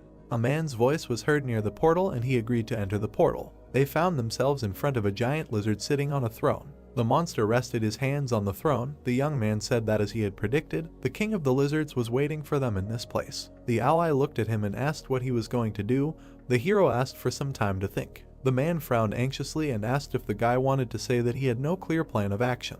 The monster immediately jumped up from his place. The guy smiled and said that it happened just in time. The lizard was approaching them at an incredible speed. The guy frowned in surprise. He made a few dashes back, dodging the spear strikes. Dodging another blow, he thought that the monster was very fast and, surprisingly, considering his size. He frowned and looked up at his opponent. The next second the young man found himself behind the lizard. The guy swung his blade and thought that it was not fast enough for him to match the pace of the fight. The monster immediately attacked him with its tail on the body. The lizard threw the guy to the end of the cave. The man grabbed his head and screamed the guy's name in fear. The young man kicked away a block of stone. Dark energy swirled around his body. The system reported that the spirit had absorbed the damage inflicted on the user. The hero smiled and said that this is a good way to test new skills. The man said with tears in his eyes that he thought the guy was dead. The lizard looked at the enemy with an angry expression. Sun Jiun climbed onto the boulder and asked the enemy what had happened and if he cared that not a single stone was left of his throne. The lizard's throne was heavily damaged. The youth asked if he thought it was an ominous omen. The monster threw a copy into the ground and released an aura. Raising its head, it released a powerful beam from its mouth. The youth's limbs were immediately shackled by chains. He was affected by the skill of a slow wave, as a result of which his speed was reduced by 25%. A green sphere cut off the chain. The youth activated a forced breakthrough. A pleasant colored energy swirled around his body. The system announced the removal of the slow. The lizard opened its mouth in surprise, noticing this. The guy exhaled heavily and thought that the skill was the result of synthesis, so he had some doubts about it, but the effectiveness was high. Suddenly, the monster turned his gaze to the side. A quiet groan was heard in the cave. The man, bound with chains, fell to the ground and said that his body did not obey. He was scared, but looked at his ally and asked for help. The monster looked at him and growled. The guy frowned in surprise, realizing what was about to happen. The monster turned around and ran towards the man. The hero gritted his teeth, rushed after him and shouted that he was the lizard's rival. Moving at high speed, he tried to catch up with the lizard. Looking at the monster from behind, he thought that the distance was too great. The guy raised his eyebrows in surprise. His pupils turned scarlet, and he used the summoning of the dead. Two skeletons appeared right in front of the monster. They opened their mouths and rushed to attack. The lizard defeated them without much trouble. The guy watched the bones fall and thought that they were not strong enough to stop such a giant, but nevertheless, he was able to win a second with their help. Having summed up the skill of the Grace of the Wind by 60%, he chopped the monster into several pieces and thought that this second saved a human life. The lizard's face froze with an open mouth. The system announced his death. Streams of dark energy gathered in one point. The system reported that the guy used the absorption of the spirit of the Lizard King to permanently increase stats, as a result of which his strength, agility, endurance, mana and durability were increased by different amounts of points. The hero looked at his chest in surprise. The system also reported the absorption of one of the Lizard King's skills, the Spiritual Eye. The man yawned widely. He looked in front of him and said that except for the fact that all three portals appeared at the same time for power, nothing special happened. He looked back at his subordinate and asked if they noticed anything unusual. The interlocutor answered negatively. The leader, looking at the portal, thought that everything was as usual, because after the hunters of the first squad made a partial raid in the open portal and went outside, the attacking team of the Hunter Association would have to break into the dungeon and finish off the boss. He sat down on the back of the bench and said that it seemed like everyone was in the same Hunter Association, but he did not understand why only their team did not have a commission fee. After which he insulted the members of the attacking team and said that he was very jealous. Suddenly his eyes sparkled with anticipation of monetary payment. The man said that if the advanced squad completely cleared the portals in the first quarter, then their control team would be able to get their share. Suddenly, he sadly lowered his eyebrows. Smiling slightly, he thought that this would only be possible with a rank hunter and wondered if there was even one high-class hunter who would pull off such a crazy stunt. Suddenly, Xiaolwen and Sun Jiun appeared from the portal. The leader looked back. Hearing the shout that the advance party of the third portal had finished clearing, the leader was surprised that it was so fast. The subordinate tried to accompany the guy. The leader was surprised that they went to raid the dungeon with only the two of them, meaning that this group couldn't even get halfway there. Suddenly, he raised his eyebrows in surprise, noticing something. The portal behind them began to disappear. He opened his mouth in shock, thinking that the portal that had become colorless meant that. The man smiled widely and finished his thought by saying that the boss's room had been completely cleared. Stumbling, he ran towards the guy. The man, breathing heavily, asked the young man if they had really cleared the dungeon completely. The hero asked him who he was to ask such questions. The interlocutor adjusted his suit and said with a smile that he forgot to introduce himself, after which he gave his name and said that he was the leader of the portal control group from the Hunters Association, who had arrived in this place to monitor the portals that had suddenly appeared in this park. Xiaolwen intervened in the conversation and asked if they had arrived later, that they wanted to buy the rights to occupy the portal. The man confirmed this and said that he wanted to make an offer to the two of them to sell. He raised his eyebrows in surprise when he heard the words that Xiaolwen was not the one who had the right to make decisions in this matter. The leader was very surprised when he was told that the young man had captured this dungeon alone.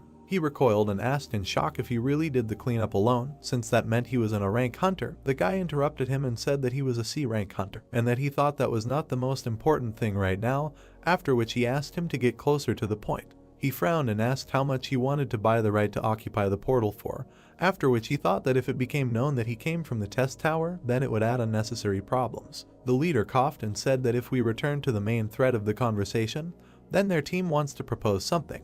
The hero frowned in surprise. Hearing the words, he said that they wanted to buy the right to occupy the portal from them for 1,200,000,000 won. A huge stack of papers fell on the table. The girl sat down heavily on them and said that it was very hard for her, because after returning from the tower, all she did was work like a horse. Suddenly, she noticed something. She picked up the phone and wondered who was calling her at such a late hour. The girl looked at the phone screen in surprise. A little earlier, she looked over her left shoulder. The girl looked at the nameplate with the manager's name. She remembered standing in front of three men who said that without a doubt, this incident would lead to revolutionary changes, and then she thought that everyone at the top was really worried. She held her head and said that even if the applicants were hiding their identities, she still didn't think it would be so difficult to win them over. She looked down sadly. She added that she hadn't even managed to recruit 10 people, and all of these applicants were low level, so it was not enough to satisfy the top management. She looked out the window and said that if she thought about it, she had no idea what that person was doing. She remembered how the boy cut down the goblins one by one and thought that the boy was so strong that it would not be an exaggeration to say that he cleared the 4th floor alone. She touched the glass and regretted that she did not propose to him right away. Suddenly, she was distracted by a notification on her phone. She picked it up and wondered who was calling her at such a late hour. The girl raised her eyebrows in surprise, looking at the phone screen. Sun Jun had texted her and asked if they could meet up if she had already returned. The boy's balance was 1,291,600,000 won. The boy carefully looked at the phone screen and said that he had earned almost 1,300,000,000 won, and he still could not believe that it was true. He was sitting in a cafe, saying that he felt amazing, when suddenly a golden bell rang. The tired girl flew inside. She noticed her hours waving his hand at her. The girl grabbed her head, approaching the table. The guy thought that she ran with all her might and said that she did not have to hurry so much. Sitting opposite him, she said that he did not even answer her message. The guy blushed, hearing the words that she waited for his answer for a very long time. He sweated nervously and apologized, after which he said that he never read it because he was in a hurry. Smiling, she pointed at him with her fingers and said that then he should treat her to a cup of coffee and cheesecake. The hero replied that she could order whatever she wanted. A little while later, a cup of coffee appeared on the table. The guys sat opposite each other. The girl asked if the guy was going to climb to the top floors of the test tower. The hero replied that he was going to continue his climb in the tower. To be honest, he contacted her because he had a request. He looked her in the eye and said that he needed to join a guild so that he could attack a dungeon during his short return from the trial tower, but he had some conditions. He imagined various hunters and said that the first condition was the right to refuse a summons to the guild. He then imagined the trial tower and added that the second condition was not to interfere with his personal affairs related to the tower, and the third was permission to use the guild's dungeons at any time. The young man also asked if there was a guild that would be willing to satisfy all of these conditions. The young man frowned slightly and wondered if the atmosphere was strange and if he had overdone it. He suddenly flinched when he heard his name. The girl tilted her head and said that the conditions he proposed were absolutely impossible to fulfill, since from the guild's point of view, they did not get anything. She touched his hand, interrupting his words about how he had probably asked for too much. She stood up at her place and looked him in the eyes. Their fingers intertwined. The girl said that he could join her guild. He raised his eyebrows in surprise, hearing the words that she would make these impossible conditions feasible. The young man was lying on the roof of the bus, recalling the past conversation. His hair was fluttering in the wind. The young man said that from raiding the dungeon to selling the right to occupy, and plus joining the guild, yesterday he lived an extremely productive day. Looking up at the sky, he said that anyway, to join the ranks of the guild, there was one task left to complete. He suddenly plunged into the memories of the past conversation. The girl said that he should clear a C-rank dungeon alone, because he should demonstrate his abilities, so that it would be easier for her to convince the higher management, because the privilege of free use of the guild dungeons is not available to everyone. The boy looked into her eyes and thought that her words meant that not everyone could bathe in cream using the White Guild dungeon. It had to be at least a rising star or a hunter who had high hopes. He frowned and said that they could prepare everything necessary for the cleanup. They shook hands. The girl added that she would make sure that he would never regret his decision. Standing up, he said that as a warm-up, he thought it would be worthwhile to start jogging from this place. He rested his hand on the roof of the bus. Rising to his feet, he bowed his head. The boy looked up and made a powerful dash forward. People noticed something flying above them at high speed. The girl came to the open gate. She smiled and said that she came to confirm the reservation for the assault on the portal, which would take place in an hour. The interlocutor looked at the tablet and glanced at the girl's ID, after which he said that the attendance was confirmed. He pointed to the resting place and said that there was still a lot of time, so she could sit under this canopy. The girl thanked him. A moment later, she looked back, noticing the guy running up, and in our surprise that she was already there. He looked around. After a little while, the lagging airflow caught up with him. A strong wind began to blow away people and standing furniture. The guy awkwardly adjusted the fallen chairs and apologized, saying that he ran too fast, so it seemed like a shockwave arose. The girl smiled awkwardly and thought about whether he wanted to say that the wind rose simply because of fast running,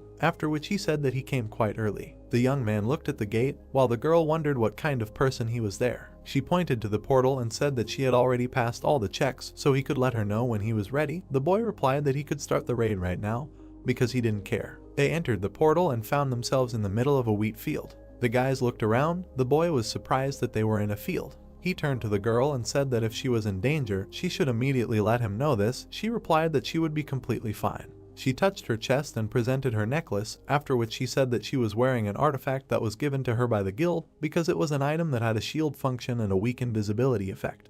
Heian looked at it and said that if she attracted the attention of monsters, she would help him to some extent, so she would try to stay as far away from the battlefield as possible. The hero walked forward, telling her that now he could fight without worrying about anything. He was enveloped in dark energy. The spiritual eye skill was activated. The young man remembered that this was the skill that he received from the Lizard King. He noticed 3 objects approaching. Frowning tensely, he thought that he felt the presence of enemies invisible to the eyes, and added that this is what gives him the spiritual eye. The opponents quickly approached him through the wheat field. The young man watched as they approached very closely. He rose into the air, dodging 3 lizard-like monsters. The monster opened its mouth, looking at him. The girl frowned in surprise, seeing the poisonous fisherman. She took a step forward and shouted at the boy to be careful, because this violated the rules of the dungeon. The young man made several dashes, destroying each of the opponents. The monsters' bodies fell next to him. The girl's mouth opened in surprise, thinking about what she had just seen, because it was some kind of madness. She smiled happily and noted that she had always known that she had made the right choice. The young man continued to fight the monsters running out of the portal. He cut one of them, making a dash to the second. His sword began to emit golden energy. The hero looked away and thought that the appearance of the lightning effect was so rare that he had completely forgotten about its existence. One of the monsters was quickly approaching him from behind. The young man dodged at the last moment, noticing the clenched jaws of the enemy. He grabbed the lizard by the tail. Swinging, he sent the monsters to the ground. The young man hit the floor with the lizard. Straightening up, the guy looked at the monster's body. He waved to the girl and said that he had more or less restored order nearby, so she could calmly approach. The girl thought with her mouth open that he had reached the portal leading to the boss room in less than an hour, and alone at that, but the most surprising thing was that they were now in a dungeon that violated the rules. She remembered the appearance of the monsters and thought that the poisonous fissure was a monster that should not be taken lightly. She looked at the corpses of the monsters and added that one of the monsters recommended for group attacks, even for those same C-rank hunters, is the poisonous fissure, so she still can't believe that he dealt with such a monster so playfully, as if there was a helpless baby standing in front of him. She looked at the guy's back and said that this was far from the limit of his growth. The young man headed towards the portal. The girl added that it was impossible to even imagine what he would show in the future. The hero began to collect the souls of the killed opponents, increasing his stats. He raised his head and thought that with this level, even the boss would not pose much of a threat to him.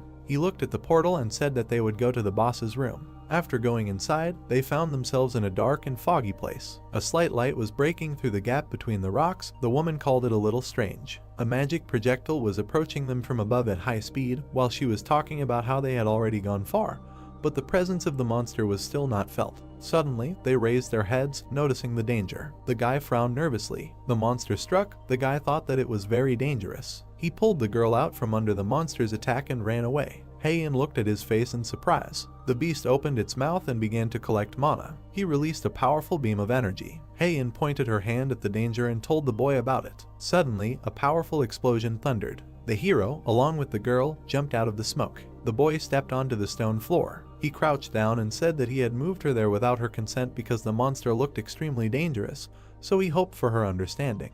The girl got off his hands and said that it was the other way around, because now she was in his debt. They looked at the monster that was looking for them. The boy said that he would leave her to deal with the beast. The girl turned around worriedly and asked him to stop so that she could use the enhancement skill on him because they could test his personal skills later. He stepped into the abyss and said that he would not agree to that. Frowning slightly, he also added that he would be back soon. The boy fell down like a soldier. He landed right in front of the monster, breaking through the stone floor. The monster opened its mouth and bared its teeth. Sun Jiun ducked, frowned, and activated instant acceleration. The beast planted its foot on the floor. The hero also used the exclusive effect of the speed boots. The opponents prepared for battle. The beast once again accumulated energy in its mouth. The guy raised all speed by 70%. He jumped up from his place and went on the attack. Having run past the monster's face, he did not even look back. The beast turned its head after him. The young man used 3 absolutes and began to strike, cutting the flesh of the beast. Severed body parts began to fall to the ground next to it. The girl watched what was happening from the root of a tree. The system announced the victory over the dungeon boss and said that in 3 hours the dungeon would collapse. The girl smiled and laughed nervously. Looking at the guy, she said that now she was completely confused about who was the monster in this place. They headed towards the Scarlet Portal. The guys went out into the field. The girl said that she never expected that he, being a C-rank hunter, would clear the dungeon so quickly. She folded her hands behind her back and added that he had passed the tests and could now use the White Guild's dungeon, because their guild was not so stupid as to miss out on a talent like him. The hero replied that he was pleased to hear that. The woman turned around and said that she would digress a little from the main topic of the conversation. She presented 3 levels of difficulty and said that when he was summoned to the tower in a trial, the difficulty he initially chose did not matter much, because even at low difficulty, those who showed good progress in passing the trials would face increasingly difficult tasks as the number of trials increased. She schematically presented the exchange of difficulty between high and low levels, after which she added that there was also a reverse process, because even at high difficulty, if the result was lame, the applicant could gradually slide down to low difficulty. She looked to the side and said that based on this principle, the fact that he had achieved such an impressive growth could only mean one thing: his difficulty level in climbing to the top of the tower. The 3 past trials flashed through the boy's memories. The girl finished the sentence by saying that his level was deadly among the top 50 participants on the summary board. She lowered her head and said that therefore she hoped that he would try to be a little more careful. The hero was very surprised to hear her say that she would like to accompany him for as long as possible or to mature his amazing growth with her own eyes. Sun Jiun was sitting on the roof of a building in the middle of the night. He took a bite of an apple, smiling widely. He said that for the past 3 days, he had really been spinning like a squirrel in a wheel. In 5 minutes he would be transferred to the trial tower. He raised his head and thought with a smile that thanks to this, both his stats and his self-confidence had grown. After his reflection, time and glass. A spatial tunnel opened in the sky. The young man began to return to the tower. He smiled widely and thought that he was returning again. Having appeared in his room, he decided to begin his test. The guy poked his finger at the system window, confirming the start. The system opened a dialog box and asked which test intersection point he wanted to choose: tactics, combat, or capture. The young man raised his eyebrows in surprise and thought that if he thought about it, he had seen a mention of creating an intersection point. He chose combat and added that if he wanted to increase the effectiveness of necromancy, then he should go into battle. The system reported that all personal tests of the applicant were focused on combat, and after choosing a point, it could not be changed. Standing in the middle of the room, he noted that he had not intended to change it, and now he no longer needed to choose anything.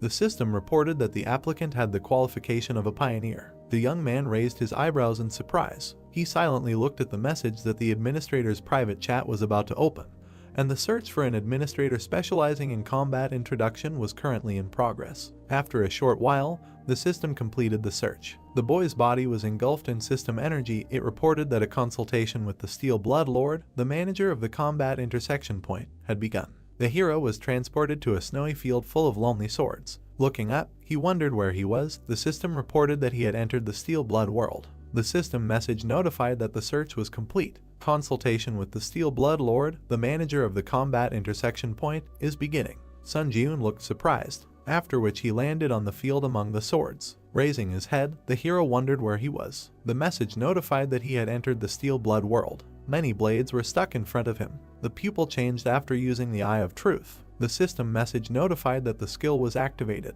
The Iron Blood World. Ranking unknown. A space created specifically for her, the administrator of the Iron Blood Lord, a place where uninvited guests cannot look in. The hero smiled and thought, such a place also exists. Sun Jiun began to walk forward, reading that the administrator of the Iron Blood Lord was unhappy with someone making inquiries. Looking closely at this message, he thought, does this mean that administrators can communicate their intentions through direct messages? One of the swords nearby burst into flames, after which he went forward. The system message notified that the administrator Lord Ironblood said to stop wasting time and asked to follow the sword. Sun Jiun looked at this in surprise, so he continued to follow the blade, after which he left this field. Steam came out of his mouth when he breathed. He found himself at the entrance of the house. Coming closer, he opened the door slightly. Looking inside, the hero saw something in front of him. Administrator Lord Ironblood was looking at him. Inside, there was a girl who told him that he had finally come, and she greeted the pioneer. She looked at the hero with a smile, saying that she was the administrator who was assigned to conduct a consultation with him. That same Lord Ironblood. She sat with her legs crossed. Sun Jiun looked at her carefully, thinking that in appearance she looked like a foreign beauty. But he saw her bright aura, realizing that in fact, in front of him was the creature that controls the trial tower. Suddenly, the girl appeared in front of his face, after which she reached for the bottle on the shelf, saying that she was curious about what this monster looked like, and she would say that it was pretty good. The hero thought in surprise, when did she manage to get here? He was staring at her non-stop. The hostess of the house went to the fireplace. Sun Jiun asked if she knew him, and she answered of course. The trial on the 4th floor was quite impressive. The drink was filling the glass when the guy asked if she had been watching his trials all this time, to which the girl said that she only knew about what happened from the data of the final report, because it is impossible to watch the trials of candidates below the 8th floor. Sun Jiun's eyes grew bigger from surprise. He thought about the fact that she is an administrator but cannot watch the trial. While stirring the contents of the glass, the girl also said that judging by his expression, she thought he had misunderstood something. Administrators are not omnipotent beings like the gods, and they do not control the tower at all. The blonde took a sip from the glass, saying that he should not be too nervous in her presence. Sun Jiun silently looked at the interlocutor, who also said that as long as she obeyed the tower, she could not harm him. But, glancing at him, the girl decided to close this topic and said that this personal consultation was an advantage he had earned. If he had any questions, he should not hesitate to ask. Sun Jiun frowned. He thought that he definitely did not feel any hostility. There was a blizzard outside. The hero asked if she could explain what this personal consultation was, and the interlocutor said that, as mentioned earlier, a personal consultation was an advantage that a pioneer would receive. Sun Jiun recalled the armored enemy, saying that on the 5th floor, he almost died at the hands of a challenger from another dimension. Why did he come to him? Looking at her glass, the girl said with a smile that there was no special reason. Looking at the interlocutor again, she also said that it was because when entering a certain floor in another world, an intruder could not only steal the reward for the challenge of that floor, but also gain more favorable advantages. The fireplace was burning brightly in the room. The interlocutor also said that challengers from other worlds come from where the tower had existed for decades. They are well aware that the reward for harming a challenger from another world is incredibly large. The hero was surprised to hear that they also knew that the tower of this world would one day be united with the towers of other worlds, and asked her again what she meant. but she only said that everything is as it is. She presented a scale where the progress of the Earth dimension trials rose, while the invasions of other dimensions remained below. The fair-haired girl explained that starting from the 20th floor, the main focus was on combined trials, not personal ones, and then he would have to meet with candidates from other worlds. Looking at his interlocutor, the hero thought why this looked like an attempt to eliminate and advance a competitor whom he would have to meet one day. But, putting down the glass, she asked if she had satisfied his curiosity. Opening his mouth, the hero noted that if you do not take into account the last question, then you can say so. Then he lowered his head and asked about the trial tower, what kind of structure it was. Then the girl lowered her head and remained silent. Walking away from the table, she nevertheless answered that she herself would like to know the answer to this question. She looked thoughtful, hearing that she was the administrator of the tower, but did not know the answer to this question.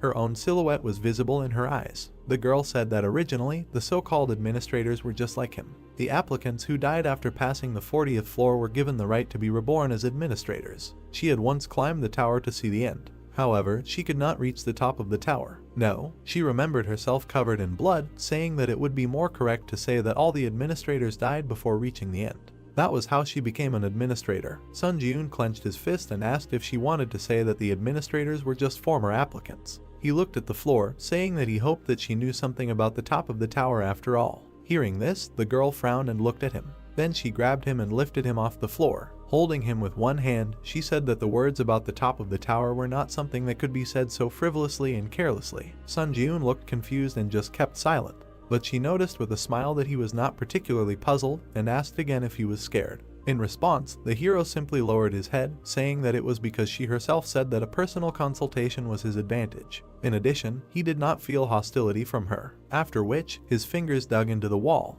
and the next moment, he broke it and found himself on the street. At that moment, a blade appeared in his hand, and he said that he did not intend to let her harm him so easily. The girl was very surprised. Meanwhile, snow was falling on the roof of the house. She began to go outside with a smile, saying that she had been living for many years, and for the first time she saw the one who destroyed the administrator's residence. But his actions convinced her. The hero only looked at the interlocutor with incomprehension. Then the girl looked closely at Sun Ji-eun, calling his name. But he was confused when he heard that she was offering him a patronage contract. A new system message appeared about entering the waiting room on the 8th floor, after which, the hero found himself on the bed. He was still surprised, after which he stood up and opened the window of the exclusive store. A screen appeared in front of him, which wrote the skill category, strength category, item category, contracts Lord of Iron Blood. He was surprised, telling himself that he really made a contract with the administrator. The girl with blonde hair held a scroll in her hand, saying that she could not pass up a candidate who was both talented and brave.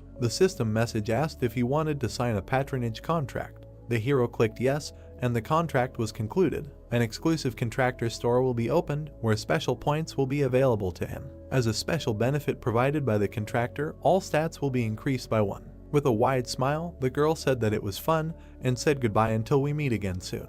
A finger pressed the strength button, opening the strength category in the exclusive contractor store. A new screen showed the strength category. List power purity of mind, power steel soul, power king of winter. Looking at the screen, the hero thought that there is also a level of this category of the store. Is there a difference between just power and the unique power obtained on the 8th floor? There were page switches at the bottom, and the hero decided to check them. But a new message appeared that he does not have sufficient rights to view the current list of powers. He can view the list of powers in the waiting room on the 10th floor. Looking at the screen, the hero wondered what happens. At the moment, only these 3 powers are available to him. Information about the power of purity of mind appeared in a new window. Price 1000 SP. Description: in any situation, there will be the ability to think rationally. Status anomalies such as anger and confusion are halved during the fight, and combat immersion increases. Power Steel Soul. Price 6500 SP. Description: this is the soul that some lords were born with, who are said to have neither blood nor tears. Increases the mastery of all weapons by 2.32 times. All newly learned combat skills start with 10% mastery. The Power of the King of Winter. Price 800 SP. Description: this is the power that the rulers of the north often receive. In cold conditions, stats are temporarily increased. There is no suffering from the cold. Puzzled, Sun Ji-eun thought about how ambiguous it was. Somehow, perhaps it would be better to save up a little SP, but he still pressed the button, deciding no. New notifications appeared, saying that he had purchased the Power of Purity of Mind. 1000 SP written off. Description: in any situation there will be the ability to think rationally. Status anomalies such as anger and confusion are halved during combat, and combat immersion increases. Sun Jun remembered climbing a cliff, thinking about the power that allows you to reason sensibly in any situation.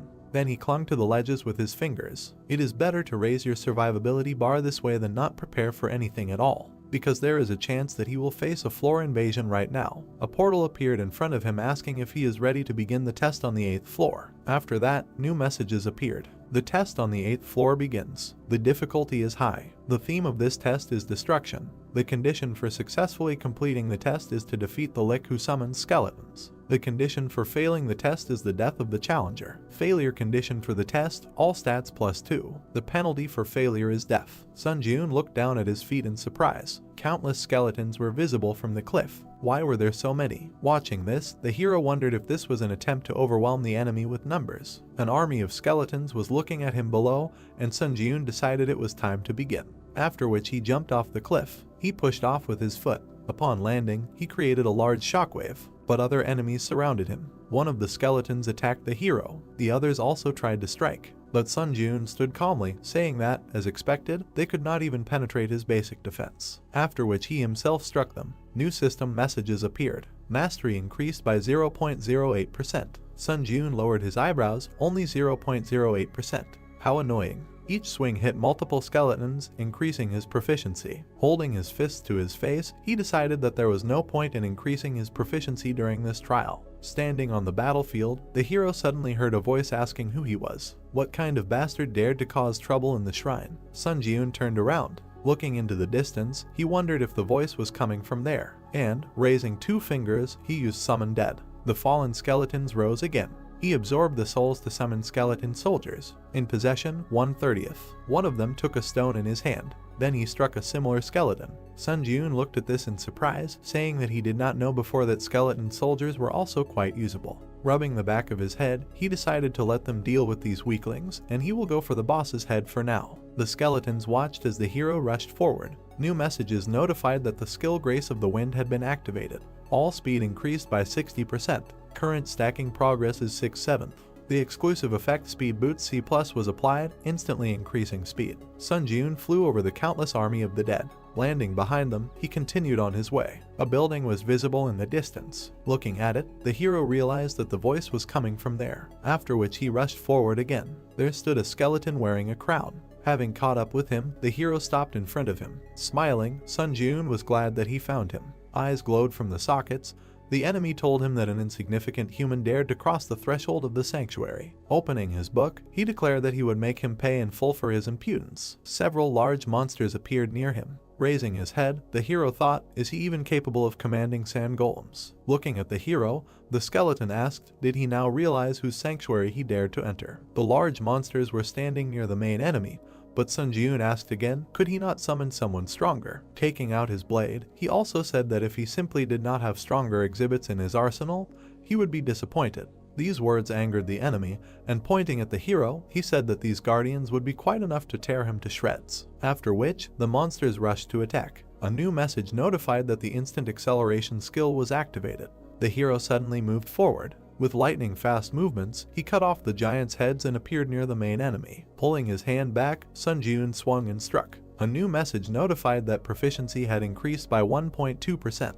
Pleased with this, Sun Jun placed his hand on his chest, thinking that the undead definitely greatly increased his proficiency. The legless skeleton sat on the floor, wondering where the hell this monster came from. In his eyes, the hero was tall and had bright red eyes. Walking up to him, Sun Jun raised his blade again, thinking that it was time to end. But at that moment, something caught his eye. He noticed a book lying on the floor, thinking that if he looked at the situation, the Lick was freely summoning various monsters. With a wide smile, he thought that maybe he could master this skill too. Then, he threw the book to his enemy. Standing in front of him, he asked if he could summon the guardians again. The skeleton asked why he was asking him such a question. Then the hero approached again, saying that if he couldn't, then they would end on this note, but the frightened necromancer said that he could do it. The skeleton, looking scared, heard the question when he would finally be able to summon them and replied that he would be able to summon them again a few minutes after the guards died. A monster was lying nearby with its head cut off, the hero clarified, so he could already start summoning. The skeleton answered yes and asked again why he needed it. They were no obstacle for him. Sun Jun did not explain and simply raised his blade, saying that it had already tired him out, to which the skeleton opened his book, saying that he would start summoning right away. Raising his hand, the skeleton began to summon the guards. Two monsters rushed to attack again, and with a swing of his weapon, the hero quickly dealt with them. Sitting in front of the hero, the skeleton asked if he was satisfied. Placing his blade on his shoulder, Sun Jun only replied that they had just begun. Kicking him with his foot, he demanded that he summon all the skeletons that had not yet died here and put all their strength into these guards, after which the monsters lost their heads again. Bright traces split them. Another one cut them into pieces. The skeleton looked scared, asking how long he had to do all this. Sun Jun continued to kill the summoned creatures. He answered with an evil smile that he would do it until he told him to stop. The guard pointed his fist at Sun Jun. The hero simply held his finger out in front of him. He easily managed to stop the large monster's hand, after which it quickly ran up his arm. A few swings and the head was cut off. Mastery increased by 1.2%. The giant's body fell to the ground. The system reported that the mastery of the unique attribute necromancy had reached 100%. Sun Jun looked at the glowing light in surprise. The rank of the unique attribute necromancy had increased by 1 level. Smiling, he thought that necromancy was now also C rank. Suddenly, his attention was drawn to the words that he was crazy. The skeleton lay on the floor, saying that the hero was a scumbag who would make even the devil tremble. He would curse him even after death, and then he let out a wheeze. The hero approached his captive, thinking that the fact that he had more and more cracks with each summoning indicated his imminent death. Taking the sword back behind his head, he told him that it was a pity he wanted to use it a little longer. From the swing, the skeleton's head flew off. His last words were that meeting him was the most disgusting thing that happened to him. System messages appeared. The hero received the achievement A Person Who Surpassed the Devil. Dexterity increased by 1. Absorbed the Spirit of the Lick. Mastery increased by 17.4%. At this moment, the hero extended his hand, absorbing the red energy. More messages appeared. Passed the 8th floor of the Tower of Trials. As a breakthrough reward, all stats increased by 2. Received 30,000 points as a breakthrough reward. Received 700 SP as a breakthrough reward. Received 300 SP as an additional breakthrough reward. A blue portal appeared, moving to the waiting room. New messages notified, entering the waiting room of the 9th floor. The system expansion begins. Admins will be able to observe the trials. The restrictions on answering questions have been removed. It becomes possible to purchase C-rank skills in the skill store. The status window opened. Strength 67, Agility 66, Tenacity 63, Endurance 66, Mana 53. Unique characteristic Necromancy C, Unique Power Skill Synthesis, Power Purity of Mind C. The hero stood in front of the screens. One of them had a description of the unique characteristic. Necromancy C Mastery 0%. Basic effect is the ability to absorb the souls of the dead to strengthen and supplement either stats or mana. Additional effects 3. When absorbing the spirit of the deceased, there is a 20% chance that one of the skills imprinted in the soul will be acquired. Additional effect 4 is the ability to use the souls of the dead to protect the body. However, at this time, the amount of energy consumed by the protective shell will be proportional to the strength of the blow. Additional effect 5 Skill absorption of the soul of the dead. The ability to completely inherit its mastery. Sun Jun smiled and pointed out that skill absorption itself is cheating, so now you don't have to level up the skill mastery from scratch. The screen said that when absorbing the spirit of the dead, there is a 20% chance that one of the skills imprinted in the soul will be acquired, and he realized that the probability of skill absorption was open. Swiping the screens, the hero reasoned that the trial of the 8th floor ended quite smoothly, but there is no guarantee that the trial of the 9th floor will be the same. He should clearly prepare thoroughly for the next trial on the 9th floor. Afterwards, he examined his blade, deciding that he thought the sword could still be used, but the problem was in the shield and skills. The blue screen showed the following description: Skill, Hunter's Dagger O Mastery Max. Description: a practical technique created by hunters for effective hunting. The effect when using a dagger is that the cutting power of the weapon increases by 1.5 times and knowledge of dagger techniques increases. Looking at this, our hero thought that since he had brought the skill to the maximum, he had reached the point where he needed a replacement sword skill. After that, new windows opened and the skill store was entered. Displays a list of skills available for purchase. Sun Jun ran his finger across the screen. Scrolling through the contents, he realized that his hopes were not justified. There was nothing worthwhile here. After which, frowning, he said that if there was no skill, then he would have to create it. Gold coins rained down when he bought the basic fencing E skill. 25,000 points would be deducted from his account. A new window reported the skill Basic Swordsmanship E Mastery 0%. Description: General Swordsmanship, containing the basic techniques of all swordsmanship. Effect: increases basic knowledge of all swordsmanship and increases cutting power by 1.5 times when using swords. However, this increase in cutting power does not overlap with other effects of weapon techniques. A basic swordsmanship skill that increases the ability of swords, he thought. Manipulating the blue screens, the hero thought that if he was going to increase the rank of the hunter's dagger through skill synthesis, he should predict the combination compatibility as best as possible. Among the current skills he has, the most compatible is basic swordsmanship, right. On the screen was an image of the hunter's dagger and basic swordsmanship skills. He selected 2 skills. New system notifications reported that the ranks of the synthesis materials do not match each other. The synthesis of the new skill will be carried out around the dagger skill. Hunter, there is currently a 75% chance that a higher level skill will be synthesized. As he wished to continue, the hero pressed his finger on the screen. A bright message appeared and a notification that skill synthesis was complete. A new skill was created. A bright light illuminated Sunjun, and the skill Demon Slayer C was created. The skill icon and description appeared. Skill Demon Slayer C Mastery 0%.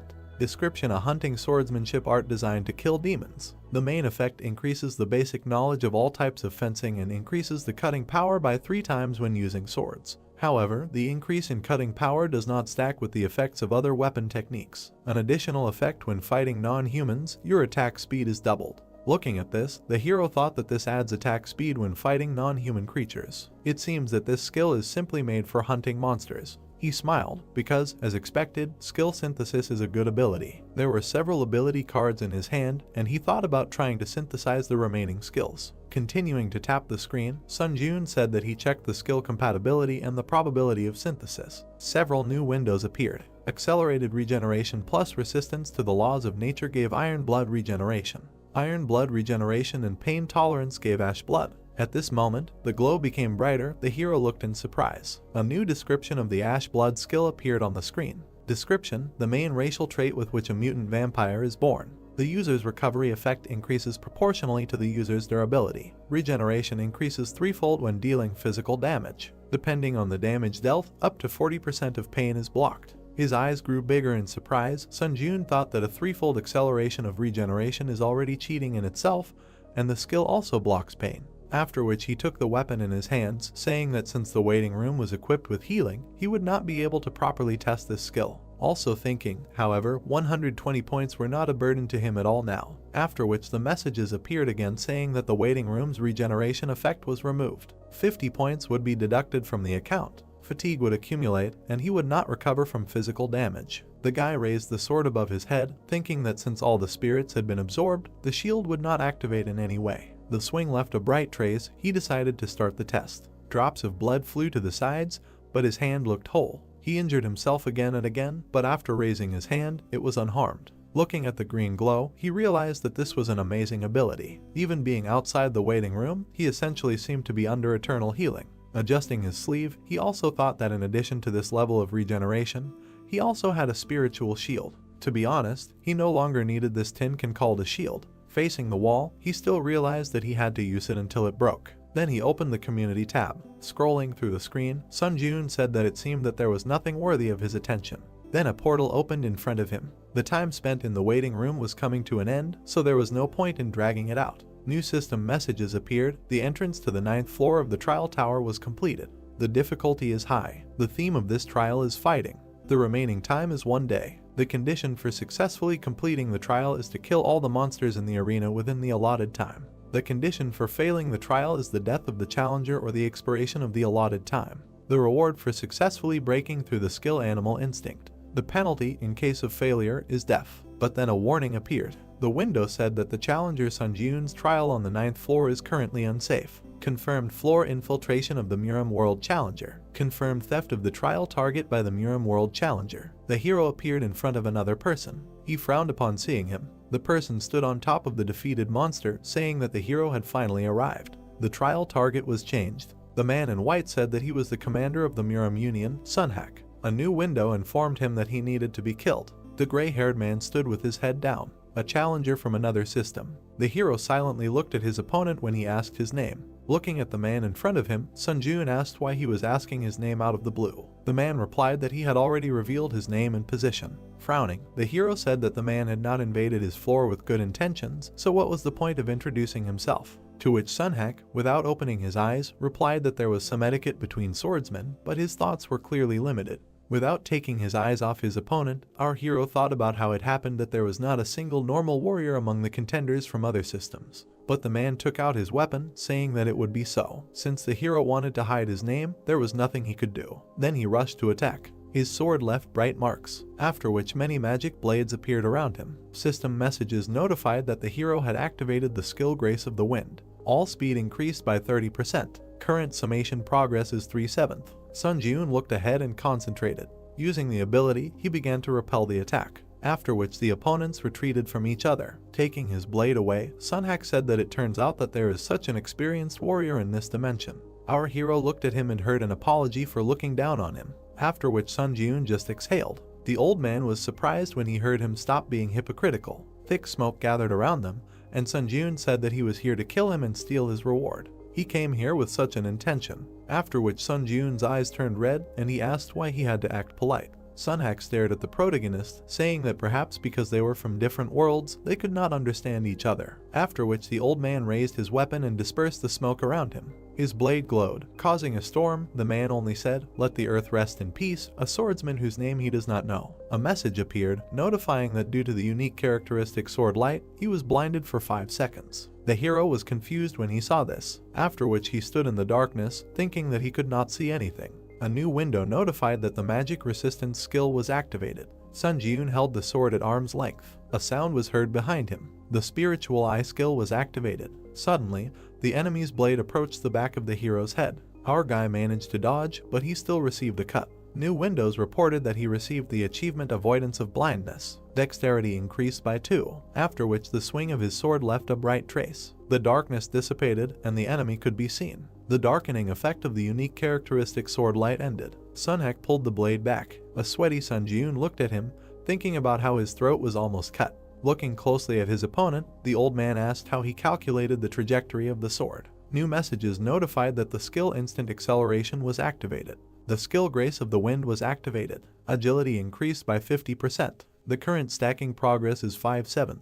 Sun Jiun touched the ground with his hand, then rushed forward. Sunhak prepared to attack. Their blades crossed, causing a release of energy. The touch occurred with the tips of the blades. After that, Sun Jiun turned his back to the enemy, so he tried to kick, but the old man stepped back. After that, he tried to strike with the sword. At that moment, Sunhak stopped the hero's hand, but the hero kicked the man's hand. It turned out that they blocked each other's weapons. Frowning, Sunhak noted that he saw that he was using some strange techniques. Looking at the enemy, the hero thought that despite his incredible height, their characteristics were essentially on the same level. Suddenly, the ground opened up beneath them. The man's eyes lit up, and he said that he would be serious from now on. The swing of his sword left a bright trace. Due to the unique characteristic of the sword light, Sun Jiun was blinded for 5 seconds. He found himself in the darkness again. The blue windows reported that the magic resistance skill was activated. The duration of vision loss was reduced to 2.5 seconds. The spiritual eye skill was activated. Bright traces were heading towards him from the darkness. Pulling the sword back, the hero thought that the speed of his strikes had increased. One of the traces passed very close. The system notified that the exclusive effect of the forged iron pendant, Steel Defense, was activated.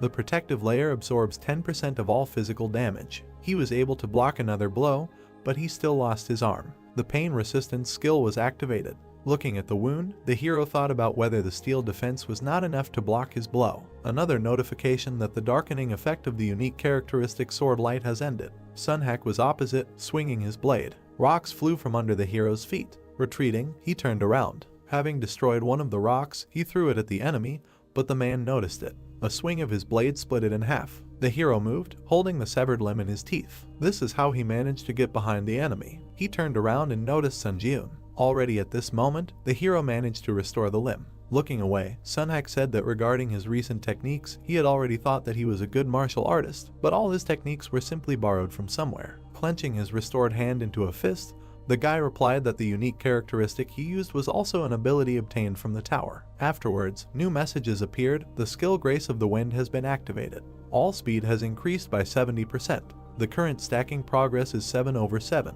While using the ability, Sun Jiun asked the enemy with a smile, does he criticize others, but does not notice any sins in himself. He held the blade in front of himself, answering that he was using his tricks again. As a swordsman, relying on borrowed techniques is highly unacceptable, but our hero had already rushed to attack. He tried to strike, but the old man managed to block it. Looking at this with surprise, he wondered, then how about dying from a borrowed ability, and pressed his weapon even harder on his. Sunhack recalled the defeated enemies, thinking that until now he had performed a floor insertion dozens of times. Back then, blood was dripping from his sword. With this sword he cut down opponents from different worlds. He imagined how liquid flowed from the planet into the bowl. In particular, the people of the world called Earth were weak in terms of abilities in all respects. It was so bad that this place was called a honey jar. He stood there with his eyes closed. The challengers from Earth couldn't touch even a hair on his head. In addition, when using the unique attribute sword light that obscured the enemy's vision, a single sword in his hand was enough to deal with any of them. Now he dodged Sun Jiun's attacks, thinking that this time too he was sure that history would repeat itself, after which he was able to retreat back.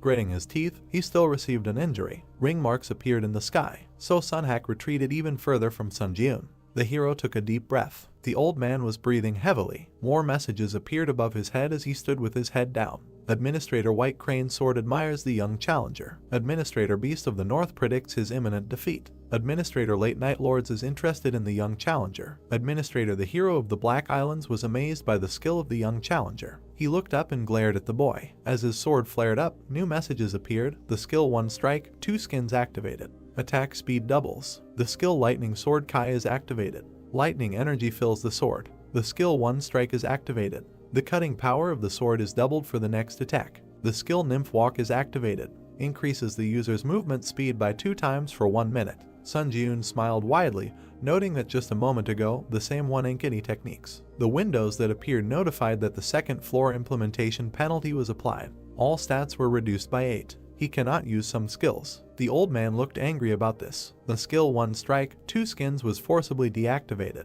The skill Lightning Sword Kai was forcibly deactivated. The cooldown of the unique characteristic Sword Light has ended. Activating the unique characteristic Sword Light. The hero was surrounded by shadows again. He thought that he was starting to get used to his pattern attacks. The spiritual eye skill was activated. Putting his hand behind his back, Sunhack opened his mouth wide, shouting that he would rip out all his insides. A bright beam was directed towards the hero. He prepared to attack, using the 3 absolute skill. 3 attacks are strengthened by the skill effect. Sun Jiun gritted his teeth. After that, he swung his blade, leaving a bright trace. A new message appeared stating that the darkening effect of the unique characteristic sword light was over. The hero stood behind the old man. He was breathing heavily, and the enemy was motionless. After that, Sunhack's sword fell to the ground. The old man began to walk forward, but his body was trembling, and a wound appeared on his belt. His eyes became larger from anger. He screamed that this could not be. Then blood gushed out of the wound, and he fell to the ground. The hero smiled as he was congratulated for breaking through the 9th floor of the Tower of Trials. Red lines stretched towards Sun Jiun's hand. He had absorbed the spirit of the challenger Sunhack. Mastery increased by 27%. The hero looked at his hand, noting the increase in stats. Afterwards, new system messages appeared about breaking through the 9th floor of the Tower of Trials. The difficulty level and reward did not match. The reward content was completely revised. He thought that there was definitely something like this last time too. I wonder what kind of reward he would get this time. New messages notified that the revision was complete. Rewards would be issued sequentially. The skill 6th Sense C+ was created as a breakthrough reward. 30,000 points were received as a breakthrough reward. He received 1,000 SP as a bonus reward. Moved to the waiting room. Looking at the screen in front of him, the hero thought that the rank was much higher than the skill Beast Instinct, which was originally a reward. Afterwards, he headed to the portal, saying that he would look at the details in the waiting room. Before entering it, he saw new messages that Administrator White Crane Sword was impressed by his battle. Administrator Beast of the North was delighted by his battle. Administrator Late Night Devourer was watching his actions with interest. Administrator Hero of the Black Islands applauded his combat instinct. Sun Jiun looked at them in surprise. There were more messages that the system expansion was starting and administrators would be able to watch the tests. He thought that if his memory served him correctly, there was a notification of this kind. So a smile appeared on his face when he decided that one way or another, many administrators were delighted with his fight. He felt a little satisfied that he had received at least some recognition. Sun Jiun looked at the blue screens again. It said that Administrator Lord of Steel Blood condemned the excessive interest in the contractor. Administrator Lord of Steel Blood said that the contractor should not become obsessed with the increased attention. After that, there were more messages that Administrator White Crane Sword wanted to add power to the contractor's exclusive store and asked if he was willing to accept the offer. Sun Jiun widened his eyes in surprise and wondered what this meant. The administrator was simply giving power. The hero looked at the screen again, and a notification appeared that Administrator Lord of Steel Blood said in a dissatisfied tone that he could accept the power. Then the hero wondered if he could just accept. Then a new message informed that Administrator Lord of Steel Blood said that there are cases where power is sponsored to gain the favor of contractors. Looking at the screen, Sun Jun wondered if there was any benefit to the favor of a candidate who had already made a contract. He wondered if there would be situations where they would have to face each other. Standing silently, the hero saw a message that Administrator White Crane Sword laughingly said that there would be many such situations in the future. The sun shone on the rocks. A notification appeared that Administrator Lord of Steel Blood said that the power provided would be so excellent that he would feel a certain burden. Then the hero thought again that the power was not that good, but at the same time they were trying to buy his favor with it. So this power was given to him because they expected something from him. After which, he tapped the screen, deciding that there was no need to doubt, and replied that he gratefully accepted the gift. You have accepted the power added by Administrator White Crane Sword. Another screen notified that the administrator of the White Crane Sword asked him to remember this kindness with a smile on his lips, and Sun Jun replied that yes, of course, he would be happy to use their gift. After exiting the portal, the system message is notified that the waiting room of the 10th floor had been entered. The system expansion is beginning. Access to the common areas is now possible. The light reflected from the hero's eye, he wondered about the common areas. Looking down, he wondered if the administrators could watch him here too. Then he opened his mouth and asked if they were still watching him, but only the walls and silence surrounded him. Then he brought his fist to his mouth and cleared his throat.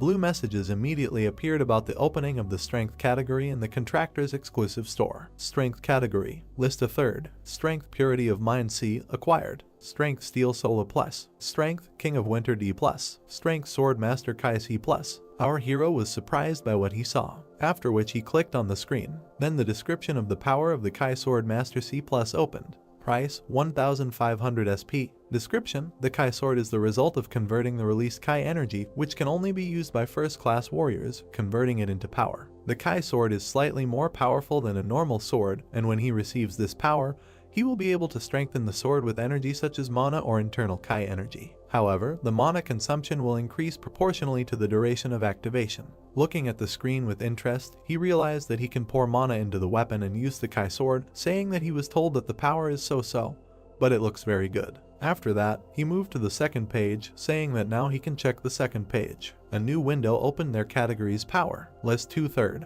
Power Bone Reconstruction C+, Power Steel Blood Sword A Power Hand of Death B. Looking at the new blue messages, the hero saw the description of the Power Bone Reconstruction C+.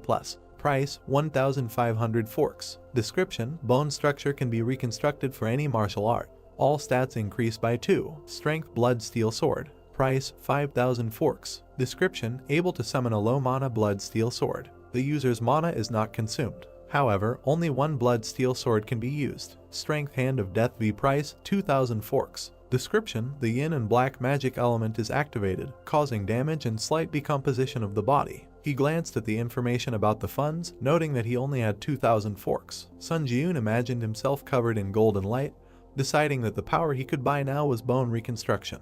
His weapon was surrounded by the blue glow of the Kai Sword Master ability. This was one of the two. Looking at the screen, he wondered what to do. Maybe he should save up a little more forks. After which he raised his hand, thinking that the old man Sunhack he had just met on the 9th floor was also a crazy monster. So, tapping the screen, he thought that in order not to die at the hands of such bastards, it was important to buy more powers first. A new notification appeared, saying that he had bought the power of Sword Master Kai. 1500 forge points would be deducted. The sword in his hand shone brightly. He had obtained the power of Sword Master Kai. After swinging it a few times, the hero said that the triple absolute skill also uses mana, but the feeling was completely different. Waves crashed against the stone. Sun Jun thought about how if the mana flowing into the sword instantly like a wave was called the triple absolute skill. The river flowed along the riverbed, but perhaps the power of Sword Master Kai should be compared to a stream of water flowing over the sword. Afterwards, the hero looked at his weapon in surprise when notifications appeared that 1 minute had passed since the activation of the Kai Sword Master power. Increases mana consumption by 2%.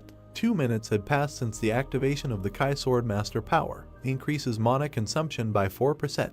Every minute, mana consumption increases by 2%. In about 50 minutes, mana consumption will increase by 100%.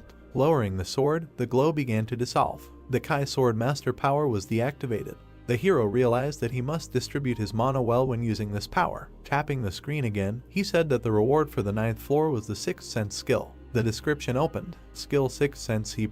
Effect: instincts are sharpened to such an extent that they become a 6th sense through which you can make complex conclusions. He thought, does that mean his intuition will improve? Sunjun put his hand to his chin, thinking that being able to make conclusions based on instinct seemed like a pretty useful skill. Then the community tab appeared on the screen, and he thought that he should check if there were any mentions of common areas. There were several profiles that left messages. Susie went to the common area, and there were many foreigners. She thought the common area was a shared space with people from other countries. Maximum level swordsman just got here. What kind of place is this? What was the purpose of this? On-chan Sok asked, what is the exchange between applicants? First of all, it is worth noting that foreign speech is automatically translated. Great Life wrote that this is some kind of madness. He saw an S-rank hunter from Japan. What the hell is going on here? Chushnya wrote that an S-rank hunter was also dragged into the tower. Damn, his hopes are dashed. Master of martial arts, I figured out a little about what the common areas are for. As soon as he arrived here, he was bombarded with messages from the administrators. BRZD asked why he was the only one bombarded with messages. He didn't receive any. Master of martial arts replied that maybe it was because he was ranked 71st. Running his finger across the screen, the hero realized that there were a lot of comments about the common areas that had been added to the 10th floor. Suddenly, something caught his attention. The hero opened his mouth in surprise. The message said that just now, in the common area, a foreigner asked him if he wanted to exchange the power of his administrator. Is it possible to exchange powers? Looking at the information on the screen again, the hero reasoned that there was an opportunity to personally see many applicants and also exchange powers. A smile appeared on his face when he wondered if he could go on reconnaissance himself then. A new message appeared about moving to the common area on the 10th floor. A view of the open space opened up in front of the guy with green eyes. Delighted by this, he realized that this was the common area. Looking forward with excitement, he thought about how he even used the question ticket to learn as much as he could about this place, so he was going to make the most of it before heading back. Someone was watching him as he walked along the forest path. Several people were standing in the forest. One of them said that the bastard seemed to be a hunter from Korea. His comrade supported him, saying that right, this was a Korean rank hunter. He remembered seeing his profile. A smile appeared on the bandit's face when he said that he was a strong hunter and he was constantly worried about how his behavior always left much to be desired. Then his eyes filled with a red light from the words, "It was okay to kill outside the common area, right?" Meanwhile, the boy was walking calmly along the forest. Suddenly, red shadows lowered him to the ground, and there were messages that the mana consumption rate increased by 100% due to the effect of the unique characteristic weakening light. Due to the effect of the unique characteristic territory restriction, all stats are reduced by 20%. Under the effect of the unique characteristic Eye of Terror, part of his body is paralyzed. The boy tried to move his finger, then he turned his head behind him. A group of bandits had gathered there, and he asked what they were doing. Their leader licked his blade, telling the boy that the victim was one of the strongest Korean hunters, but he had no idea what was happening now. Gritting his teeth, he cursed and thought about how they were not on a trial, but they were even here robbing. Unable to move in front of them, he heard them stop. The purple-haired girl waved her hand and asked them if they were sure they could handle the consequences. If they didn't stop right now, she would turn on the community function to report their actions to others. The bandit leader was confused. Standing up, he still agreed. Then he smiled evilly and said that if she took off her clothes, he would think about it. Putting the blade on her back, he also said that if she dropped all her items, then so be it, maybe he would have mercy and leave one of them alive. The girl blushed with indignation and asked what this meant. Then the bandit extended his hand, asking if she could help him. But he turned around, hearing something. Sun Jiun was passing by them. Looking at him, the bandit asked, "Who the hell is that bastard?" Sun Jiun was standing with his back to them when they called out to him. The hero only turned his head. Then he took off his hood and asked again if he had been told that. Standing next to the prisoner, the bandit said yes. Afterwards, all the criminals had sinister smiles when he asked the question, "You are also Korean, right?" After which the bandits used their abilities on the hero. He calmly looked at the approaching shadows, and, opening his mouth, he simply noted that he wanted to quietly pass by. Stretching his hand in front of him, he was surrounded by a glow. Notifications appeared that the force breakthrough skill was activated. The magic resistance skill was activated. The effect of increasing mana consumption by 100% was cancelled. The decrease in all stats by 20% was cancelled. Paralyzing effects applied to body parts are removed. This shocked the bandit. Opening a blue screen, Sun Jiun took out a blade. Then he took it aside, saying that he was not the one who started it. the instant acceleration skill was activated. Sun Jun rushed at the enemies. They were shocked by such speed. The hero quickly struck. One of the bandits used an ice shield. Others were bleeding from their wounds. With a satisfied smile, the hero pulled his fist back and struck the barrier. The girl and the boy were shocked. The bandit fell to the ground. Sun Jun destroyed the barrier with one blow. The bandit stretched out his hand and screamed that he was wrong. But Sun Jun struck him in the neck when he asked for mercy. New messages appeared on the red background saying that he had absorbed the player's spirit. And then 2 more. Mastery increased by 6.4%. The boy with green eyes stood up from the ground. Folding her arms, the girl said that she should have helped, but the battle ended faster than she could have thought. Our hero replied that everything was fine, that he should not worry about it and go on his way. Bowing, she thanked him and said goodbye. Looking at his savior, the boy asked if he was a ranker by any chance. Turning to him, Sun Jun replied that in a way it could be said that way, thinking about how he had always been in the top 10 players in the final rankings. Then the saved man smiled, saying that it was clear it was a great honor for him to meet him. Thanks to him, he survived. Looking at him, the hero thought that it seemed to him that they wanted to kill him, so, getting rid of the problem that had fallen on him, he simply helped him along the way, but he replied that it was nothing special, so now he could go about his business. Sun Jun had already turned around and said goodbye to the stranger, but the stranger asked him to wait. The hero looked over his shoulder. The guy pointed at the dead bandits, asking him to leave the corpses of those applicants with him. Sun Jun looked at his interlocutor in confusion and asked why. The man happily smiled and replied that if he gave him those corpses, as well as for saving his life, he would pay him by giving him power. Sun Jun looked interested.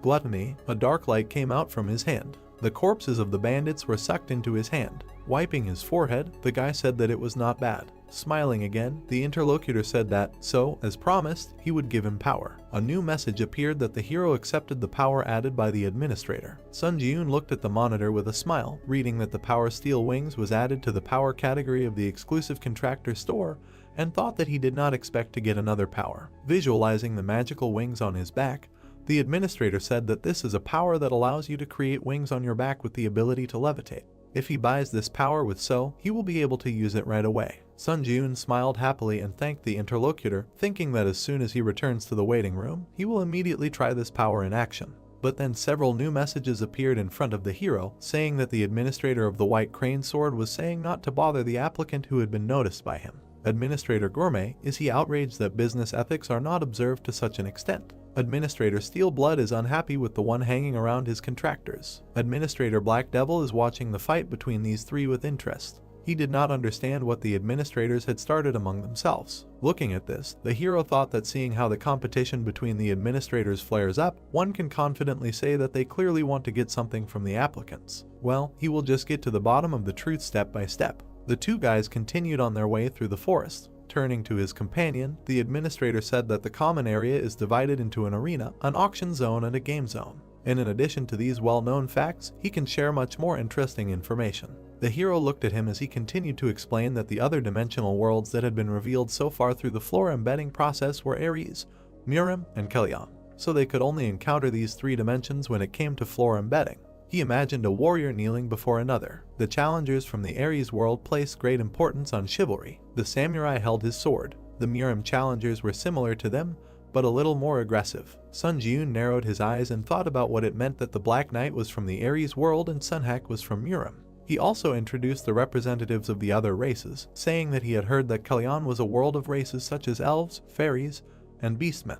Looking at his interlocutor, Sun Jun noted that he was well informed. The administrator smiled, replying that he had found out about everything in advance, using his right to ask questions. Stopping in front of the city gate, the guy in the green jacket was glad that they had finally reached the common area. He extended his hand to the hero, saying that although he was not a ranker, let the hero take his business card. Taking it in his hands, Sun Jun noted that he was the leader of the candidate control team from the Hunters Association, to which the interlocutor clarified that if Sun Jun had any questions, he could contact him at any time. Another candidate passed through the gate and messages appeared that the common area had been entered. All abnormal statuses were removed, and battles between candidates became impossible. The guy slyly rubbed his hands, saying that now he needed to slowly move towards the auction zone, to which Sun Jun replied that he also just happened to have a place where he should definitely visit. Looking into the hero's eyes, the interlocutor asked where he intended to go. With a confident smile, the hero answered that he was going to the arena. A welcome message appeared about arriving at the arena. Sun Jun walked among the blue chairs. Indignant people stood in front of the screens, not understanding why they lost again.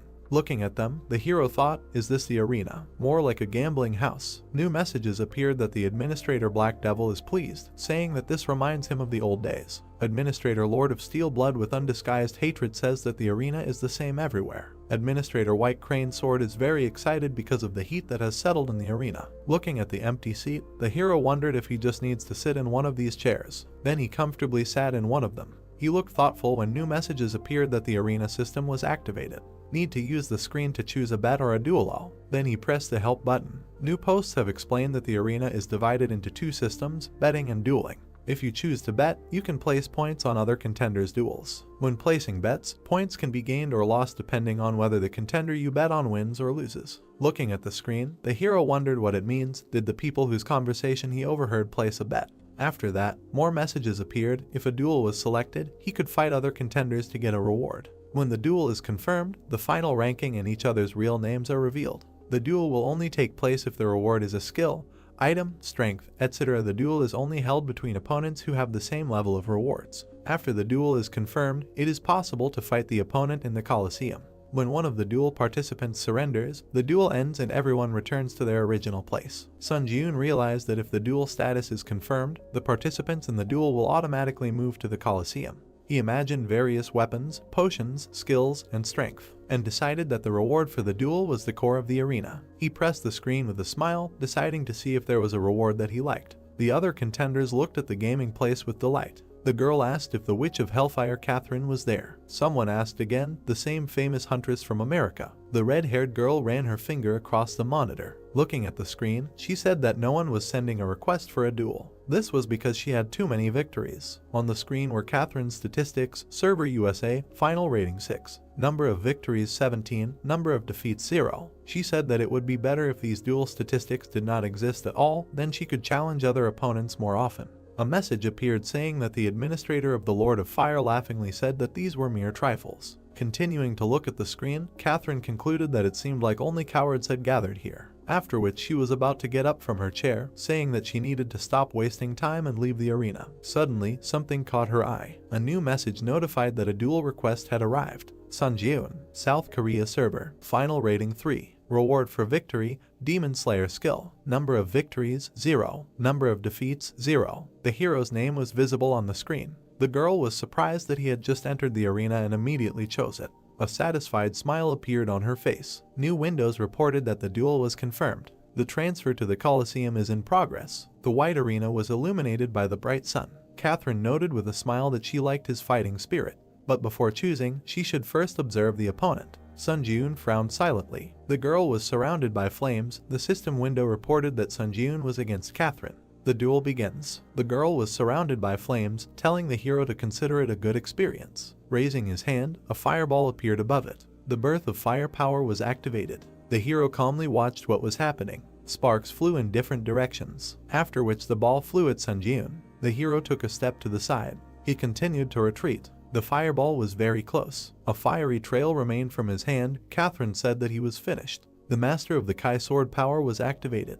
The swing left a blue trail on the fireball, after which it split into two halves. So the fire was left behind Sun Ji-yoon. Catherine was shocked. Smoke was spreading across the entire arena. The girl looked at her opponent with displeasure when he repeated her words about the experience. Putting out his blade, he said that he would also provide one. A light breeze stirred the bamboo leaves. There was a water source near the gray building. The girl sipped tea from a miniature cup. A blue whirlpool appeared in front of the long-haired blonde. An image of Sun Ji-yoon's challenger appeared in its center. The girl sitting in front of the image said that she didn't expect him to already have control over the released Kai energy. She scratched the bird sitting on her shoulder with her finger, saying that she made a great move when she sponsored such a wonderful power. In the future, she would need to gain the favor of this candidate faster than the other administrators. Looking at the bird that took off, she thought that perhaps this candidate could fulfill her long-standing wish that she could not fulfill. The wind blew Sun Ji-yoon's hair. An explosion ball appeared in front of him. The system reported that the instant acceleration skill was activated. The hero jumped up, escaping from the fireballs. The fireballs flew behind him, leaving flaming traces.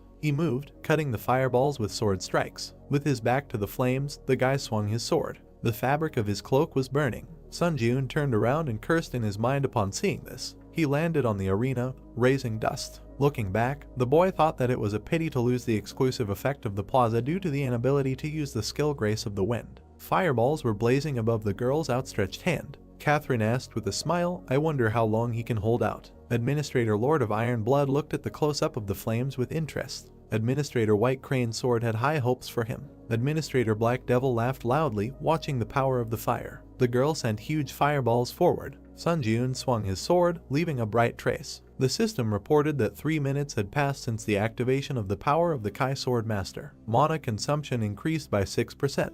The hero looked forward, surrounded by flashes. A notification appeared that 4 minutes had passed since the activation of the power of the Kai Sword Master. Mana consumption increased by 8%. Frowning slightly, the brunette thought that if the battle dragged on, he would be at a disadvantage. The system reported that he had absorbed the spirit of the challenger Seonhak, thereby exceeding the stat indicators. Strength increased by 2, agility increased by 1, endurance increased by 3, mana increased by 3, toughness increased by 2. Red and black rays were spreading from the guy's chest. A notification appeared that one of the skills that the challenger Seonhak possessed had been absorbed. He received the skill Lightning Sword Kai, B skill Lightning Sword Kai, proficiency 0%. Description: genuine skill of the Lightning Gate. The main effect when using the released Kai energy, lightning discharges are formed at the tip of the sword, thereby the Kai energy gains the properties of lightning. However, the effect cannot be used when Kai energy is unavailable. Additional effect: when the skill is not activated, the basic statistics of Kai energy are greatly increased, which allows you to perform a slash. Sun Jiun carefully read and thought, Lightning Sword Kai allows you to perform a slash. Does this mean that he can launch Kai energy over long distances? Catherine's palm was ablaze with fire. She said that it seems that he thinks that he has time to be distracted by other things. The guy looked at her carefully. Many fire arrows appeared above his head. They quickly flew down. Sun Jiun ran, dodging their attacks. The guy ran right under 2 fiery flashes, and then with a sharp blow of the sword, he cut them. The system reported that the skill Ash Blood was activated. A blue glow appeared on the hero's fingers. He extended his hand with a sword to the side, thinking that he did not know if he would succeed the first time. The sword in his hand glowed blue. He decided that he needed to practice. A notification about the activation of the power of the Sword Master Kai appeared. The skill Lightning Sword Kai was activated. Bright blue rays flew forward. The girl chuckled when one of the balls was cut by the rays. She looked forward in amazement, summoning a shield. A fire shield surrounded her, protecting her from the Kai energy. Catherine gritted her teeth from the tension and thought that he immediately counterattacked. Suddenly, the hero appeared behind her. The red-haired girl closed her eyes, saying that he really was incredibly strong. She lost. The system reported that the challenger Catherine surrendered. He won. As a reward for winning, he receives the skill Storm C+. The duel is over. The teleportation to the general area of the arena on the 10th floor is performed. Sun Jiun, surprised, materialized in a red chair. Looking forward, he said that he decided to participate in the duel to practice his sword skills, but the opponent was quite strong. As a result, his robe burned. Pointing his finger at the blue screen, he said that he should remember the name Catherine. The description of the skill Storm appeared on the screen. No mastery. The main effect is activated when attacking with a piercing sword and increases the attack speed by 3 times for piercing strikes. An additional effect when activating the skill is a 30% chance that the wind property will be applied to the piercing blow, and the movement speed will increase significantly. Seeing this, the brunette said in disappointment that he thought it was some kind of fencing art, but it was about the skill of piercing blows. An information window appeared in front of him, which said the server was South Korea, the final rating was 3, the number of victories was 1, the number of losses was 0. He thought, just 1 victory. He needs to start growing actively. The system reported confirmation of the duel. The hero is moving to the Coliseum. The hero saw a semicircular gray structure of the arena. Sun Jiun versus Owaki Yuji. The duel begins. The opponents stood opposite each other. The hero thought that he was ranked 11th on the Japanese server. The long-haired man with a spear said that he was ranked 3rd on the Korean server, so he was really looking forward to their duel. But the one who appeared before him looked like a beggar, nothing to even look at. The guy's lips stretched into a smile. Owaki sullenly asked why he was laughing. In response, he heard that he found it funny that they had the same thoughts. Veins bulged from anger on the Japanese man's face. He swung his spear, shouting insults. Sun Jiun dodged his blow. Looking at the blade in front of him, he thought that this was all that the 11th ranked player in the Japanese server could do. The boy smiled, thinking that he must have become too strong. If this level seemed like child's play to him. The long-haired man fell, spitting out blood. The system reported that the challenger Owaki had taken serious damage. Sun Jiun had won. The brunette smiled contentedly, saying that this was a cornucopia of skills. He struck the man in the green coat with his sword. The system reported victory. The man screamed as he flew back. The hero had won. Sun Jiun gripped the sword resolutely. He had won. The system reported that he had obtained the Dual Master achievement. Strength increased by 2. Mist swirled among the mountains in the central lands of Murim. A man was meditating in front of a bamboo grove. His eyes were closed. Then he opened them and asked the one who had come up to him, "What?" The one sitting on the stone asked again. He said, "Master Seonhak is dead." The boy confirmed it. Bowing, he said that according to the latest news he had received about Master Seonhak, it had recently become possible to connect to the earthly dimension, and it was said that he had attempted a floor-by-floor penetration there. The man opened his eyes, listened, and thought that he seemed to have arrived. A dark figure appeared among the bamboo thickets. A roaring white beast emerged from there. The long-haired boy chuckled. The huge beast was approaching him from behind as he said that it had been 5 years since he had stopped climbing to the top of the tower. He extended his palm, surrounded by flames. The sword thrust into the stone began to glow, trembling. The beast jumped back when the man caught the weapon.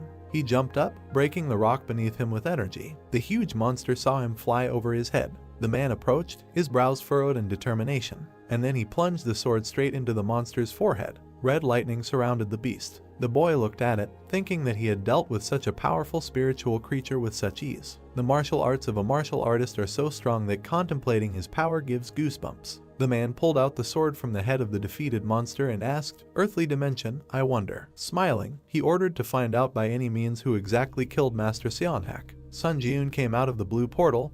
The system reported that the entrance to the waiting room of the 10th floor was made. The hero fell onto the bed. Lying on the pillow, he said that there was no trace of fatigue left, which was to be expected from the waiting room. The boy touched the blue information window with his finger. He looked at it with a slight smile, thinking that in such an unexpected place he was able to access some other powers. On the screen was a description of the power Steel Wings C+. Price 15.0. The power that allows you to create steel wings with mana. They are able to provide high flight speed. To keep the wings active, you need to constantly fill them with mana. When there is not enough mana to maintain them, the wings will automatically disappear. The hero imagined himself hovering with pink wings on his back and thought that the power with which you can fly. Just thinking about it fills his heart with happiness. The screen said exclusive contract store, so 500. The guy thought that, but he can't buy it right now because he doesn't have enough. So Sun Ji-eun sat surrounded by blue information windows and said that he would now begin synthesis. The screen said that the unique power of skill synthesis was activated. Skill synthesis is complete. The system repeatedly notified that a new skill was created. Shining windows appeared in front of the hero. Sun Ji-eun looked at them with interest. A short list of skills that he managed to create after an hour of deep thought. The logo depicted a red shield. This is defense, counterattack shield. Be the image of a purple footprint near the foot spoke of the speed of movement, secret shadow step, C+. The red glowing blade indicated attack speed, frantic swordplay, C+. The palm was surrounded by a red glow. The hero thought that there was even a B rank shield skill among them. The system reported that the counterattack shield was activated. A glowing red defense appeared in front of the guy's palm. He looked at the shield with impress. The 10th floor of the test tower has been entered. The difficulty is high. The theme of this test is cooperation. The remaining time is 3 hours. The condition for successfully completing the test is to prevent the resurrection of the Lord devouring the darkness within the allotted time. The condition for failing the test is the death of all team members or the allotted time has expired. The reward for a successful breakthrough is a skill enhancement potion, B+. The penalty for failure is death. Portals appeared at the entrance to the cave. Team members are distributed according to their final ranking. The assignment of team members is complete. A man in an iron mask came out of the portal. This is first place in the final Seunghoon ranking. The pink-haired youth, second place in the final rankings of Chunseok. From the next portal appeared Sun Ji-eun, third place in the final rankings. From the next portal appeared the blonde man in a red suit, Sooty, sixth place in the world rankings. The system announced a 30-minute grace period. During the grace period, the remaining time will not be spent. We must try to unite as much as possible during this time to defeat the monster boss. The masked man asked, "Is this a team trial again?" The pink-haired man ran up, asking if he had also climbed the trial tower. Sun Ji-eun watched carefully, thinking that the two of them were first and second place in the final rankings, and it seemed like they had met before. The red-suited man stood behind them, looking at them. The heroes suddenly looked up, hearing a scream. Sooty pointed angrily, shouting that he was the one he met on the 4th floor. Sun Ji-eun looked at him questioningly. Seunghoon in a mask asked, "Did the two of them cross paths during the trial?" Judging by his reaction, it was not a pleasant meeting. The blonde hugged himself, trembling, and said gloomily that he was absolutely right. They met on the 4th floor during the combined trial in this hunter. Sooty trembled in front of the hero, saying that he was someone who strives to grow by accumulating achievements for killing. The red figure of a man smiled wickedly. Sooty, the blonde touched his chin. For Seung-joon, deceiving others was an everyday matter. The participants fought in the crowd.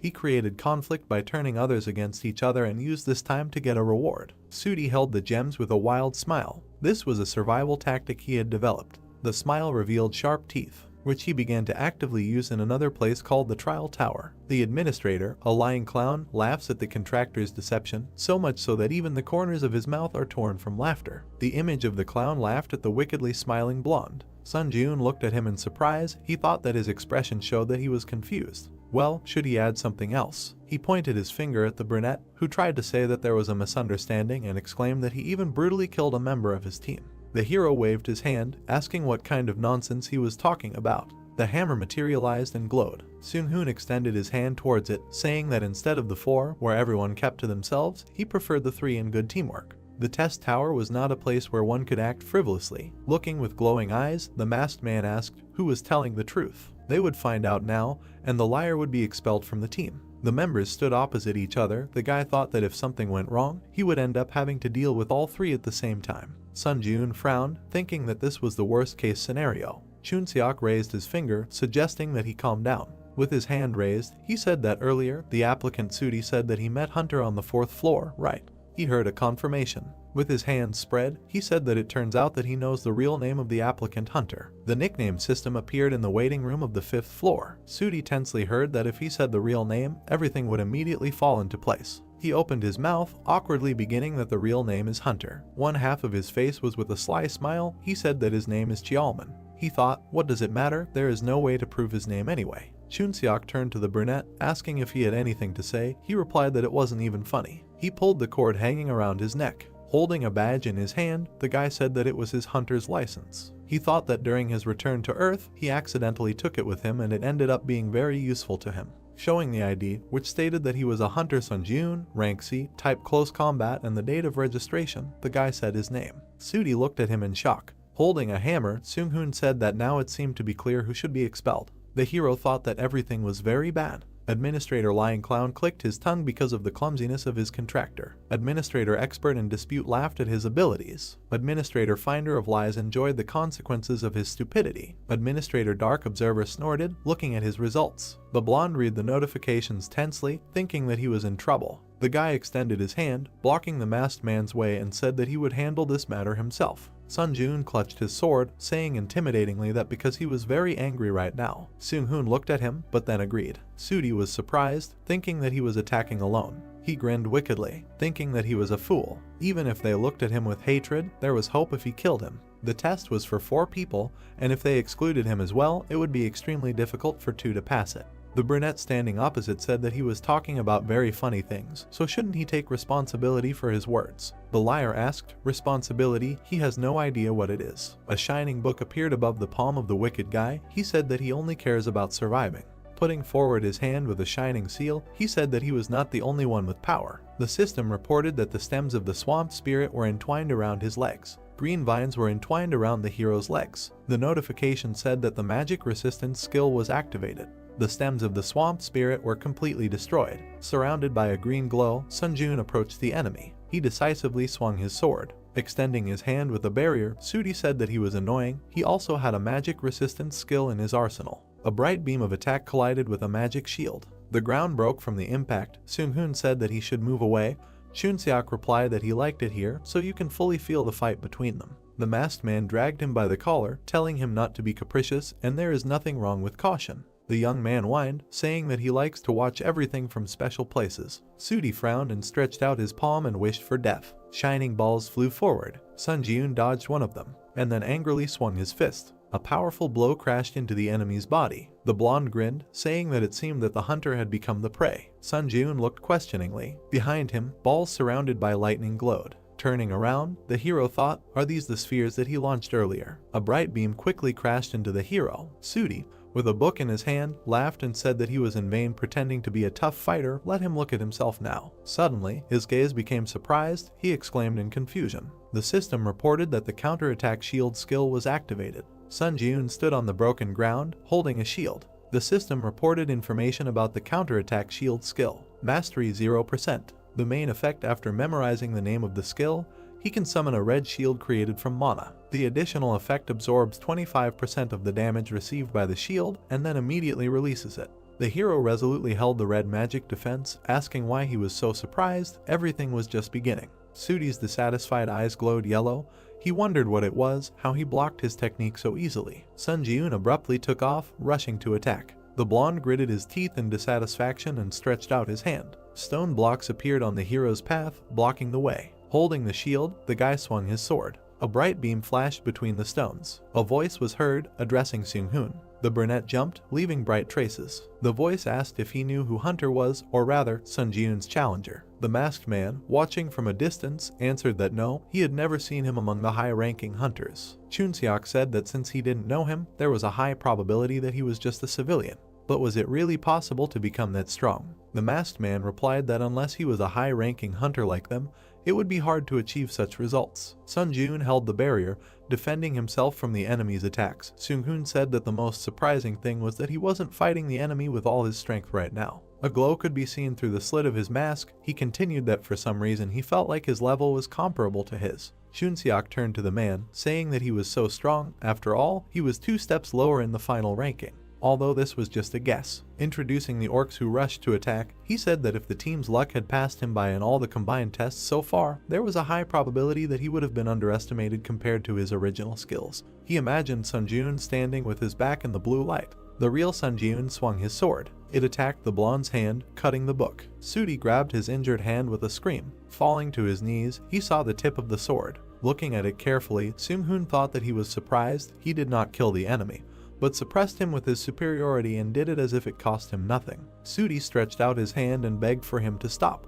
The hero towering over him heard that if he killed him, then perhaps no one would be able to survive this trial. Let him think carefully. This trial involves the top 4 players, right? With tears on his face, he opened his mouth, saying that in this situation, he was thinking of the trial tower. The guy silently watched, hearing that she was giving such an easy task that it could be easily completed even if one of the team members died. Instead of answering, Sun Ji-eun turned to the others. The man standing on the rock said that they would not interfere. Let him choose what he thought was right. Gritting his teeth, the blonde pulled his hand back, and then extended it with a shining pink sword. Sun Ji-eun swung his own in displeasure, insulting him. A bright trace of his blow cut the head of the surprised blonde. However, instead of his body, a white haze remained, and the blonde himself jumped back. The system reported that the unique characteristic deception was activated. All stats instantly increased by 10. The wounded Sudi stood surrounded by pink swirls, and thought that he wanted to hide his last trump card until the very end. Extending a blade with red inscriptions, he shouted that he would finish him off. Sun Ji-eun calmly extended his palm with a shield. Pink chains brightly collided with the barrier, and then flew apart, but only to attack the guy again. The system reported the activation of the skill Grace of the Wind. All speed increased by 40%. Current summation progress is 4 out of 7. There was a blinding flash. The man stamped his foot. Sudi was surprised to see a brunette approaching him with a shield in his hand. Looking at him, Sun Ji-eun said that he now knew for sure that it was much more dangerous to mess with a scumbag like him or challenge a 3-man trial. The deceiver cursed with a crazy look. The system reported that the counterattack shield skill instantly released the accumulated damage. Waves of energy spread around. They were so powerful that they tore off the blonde's clothes. The system reported information about the old vampire count's tailcoat: a movement speed plus 8%, mana regeneration plus 12%, a special tailcoat favored by a certain count. When attacking, it can randomly consume stamina or blood to create a blood shield. Next came information about the bloody heavenly demon blade B+, reaction speed plus 7%, attack speed plus 10%, a famous sword that is one of the treasures passed down in the Murim Blood Demon School. The Kai in the blood coats the blade, and the sword becomes one with the mana flowing through the user's veins. Sun Ji-eun stood with his hand outstretched toward the information window, saying that he would make good use of these items. Seung-hoon and Chunseok jumped off the cliff. Looking at the brunette, the pink-haired one said in admiration that Sun Ji-eun was great. His comrade added that he hoped all the misunderstandings had been resolved. The hero confirmed, saying that there were definitely no problems left now. An information window appeared, saying that there were 10 minutes left until the start of the 10th floor trial. All candidates should prepare for the upcoming trial. The 3 heroes walked toward the building beyond the ravine, deciding to move forward. Under the moon stood a monument of a warrior on horseback. The heroes passed by. Chunseok said that the warrior statue was so huge, he wouldn't come to life, would he? The man replied that since it was a tower, that could be the case. Sun Ji-eun looked at him carefully. The statue had a golden crown on its head. and instead of eyes, there was darkness. Looking with his blue eyes, the hero was silent. The test participants walked among the gray buildings. Chunseok was surprised, looking ahead. They stopped in the center of the round hall in front of the throne. Next to it was a statue of a warrior surrounded by chains. The same one stood on the other side. Words were heard that there were 3 more statues here, which gave him a bad feeling. Looking ahead, the guy said what it was. He looked at the huge stone monster sitting on the throne and said that it was probably the darkness-devouring overlord. The system reported that the grace period had expired. The 10th floor test was beginning. When the allotted time began to count down, a squad of dark guards would appear. It was necessary to prevent the darkness-devouring overlord from being resurrected. The participants looked ahead in surprise. The chains holding the warriors began to unwind. The eyes of the stone guard lit up with purple fire. He jumped off his pedestal and landed with the others next to the heroes. Looking at the warrior, Seung-hoon said that all his bones were already numb. It was time to stretch. He looked at the brunette, who said that there was a head. Imagining a crossed-out image of a man in a crown, the brunette explained that they must prevent the head, which the squad of dark guards carried on their backs, from reaching the lord. He was glad that everything was so easy. Holding a shining hammer in his hand, the man ordered everyone to take on one target. The armored warrior stamped his foot, and then, like the others, jumped up, raising his sword above his head. The participants of the test looked at them resolutely and asked to wish them luck. Sun Jun put his hand behind his back, thinking that he should deal with him with one attack using the Kai sword. The enemy swung his weapon, leaving a purple trail. The guy jumped towards him. His gaze became surprised. The hero landed, sliding on the ground. He looked at the purple glow around the stone giant's sword and thought that it was Kai energy. Looking carefully, he thought that it was not as simple as it seemed. Are the others okay? At this time, a powerful blow knocked him off his feet. The shockwave smashed the stones on the floor. The warrior with the head behind his back ran quickly. A huge boulder flew forward. He looked at it in surprise. The warrior chopped the stone with an axe, but was still knocked off his feet. Seung-hoon's hand was surrounded by blue glove energy. An eye glowed in the slit of the mask. He said that each of them was of a level that matched the boss. Holding a blue glowing hammer, he told everyone to be careful. A chuckle was heard. He seemed to have let his guard down a moment ago. A pointed hat materialized. Chunseok put the hat on his head, saying that it doesn't suit him, so he can't stand to use it. He stood in front of the warrior running towards him and said that for this, that he made him wear this clown hat. A bow with 3 glowing arrows appeared in the hero's hand. He will have to incarnate his life for this. The arrows, surrounded by lightning, flew forward. Bright flashes appeared from them behind the warrior. Holding a sword in his hand, he quickly attacked the archer. The hat hid his eyes. Clash with magicians, the standard is close combat. A scythe with a red blade appeared. Chunseok stretched out his palm in a fighting stance, saying, "Only if the opponent is an ordinary magician." Looking at him, Sun Jun mentally admired, thinking that after only encountering weak opponents, the sight of these people excites the blood. He jumped back, saving himself from the enemy's bright attack, and thought that the main thing was for him not to fail in such a team. Stones flew around. The brunette kicked them, sending them into the body of a stone monster. The skill Grace of the Wind is activated. All speed is increased by 50%. Current summation progress is 5 out of 7. The hero quickly ran forward with a determined look. The huge warrior thrust his weapon into the ground. The state when he steps on the shadow of a creature. The skill Secret Walk in the Shadow C+ is activated. Strength is temporarily increased by 3. The brunette with a sword ran up to the enemy who was carrying the head. The skill Furious Swordplay is activated. Sword attack speed is increased by 10%. Current summation progress is 5 out of 10. The skill Master of the Kai sword is activated. The hero jumped, cutting the monster's head with his sword. The stone head shattered into pieces along with the crown. The man in the mask talked about a depth charge. His opponent was surrounded by bright golden lightning. The stone man's face was distorted by the scream. The crowned head behind him was also smashed. A red whirlwind appeared in the air. It was the guy in the hat who attacked swiftly, twirling the weapon in his hand. He jumped high, holding a double-bladed scythe. The shining weapon struck the stone enemy. The third head of the boss was smashed into pieces. The stone monster opened its mouth, screaming loudly. The participants of the trial watched as they walked away. Chunseok asked if they were running away. Seung-hoon replied that now that there were no heads left, resurrecting the Lord was impossible. It was time to end. The 3 guys ran forward. They left the circular area following the monuments. The brunette running behind became alert, noticing something and wondering what that sound was. The huge stone monster stomped its foot. Sun Jun's eyes widened in surprise. The 3 stone opponents stood together, forming a pedestal. The horse quickly galloped over their bodies and jumped high with the cloaked rider. The guy looked at him in shock, thinking that it was the one from the entrance. The stone rider was rapidly approaching the headless body on the throne. The heroes quickly rushed after him. Gritting his teeth angrily, Sun Jun thought that it was too late to run after him. The rider held the Lord's head in his hands and jumped high. The brunette swung his sword as he ran. The guy's eyes shone brightly with anger. With a sharp movement, he threw the weapon forward. Meanwhile, the enemy had already brought the boss's head to his neck, but a bright blue beam smashed it right in his hands. The Lord's golden crown fell next to him. The stone warrior's eyes glowed red, and then he, like the others, screamed loudly. Chunseok made a joyful gesture with his hands and exclaimed that this was great.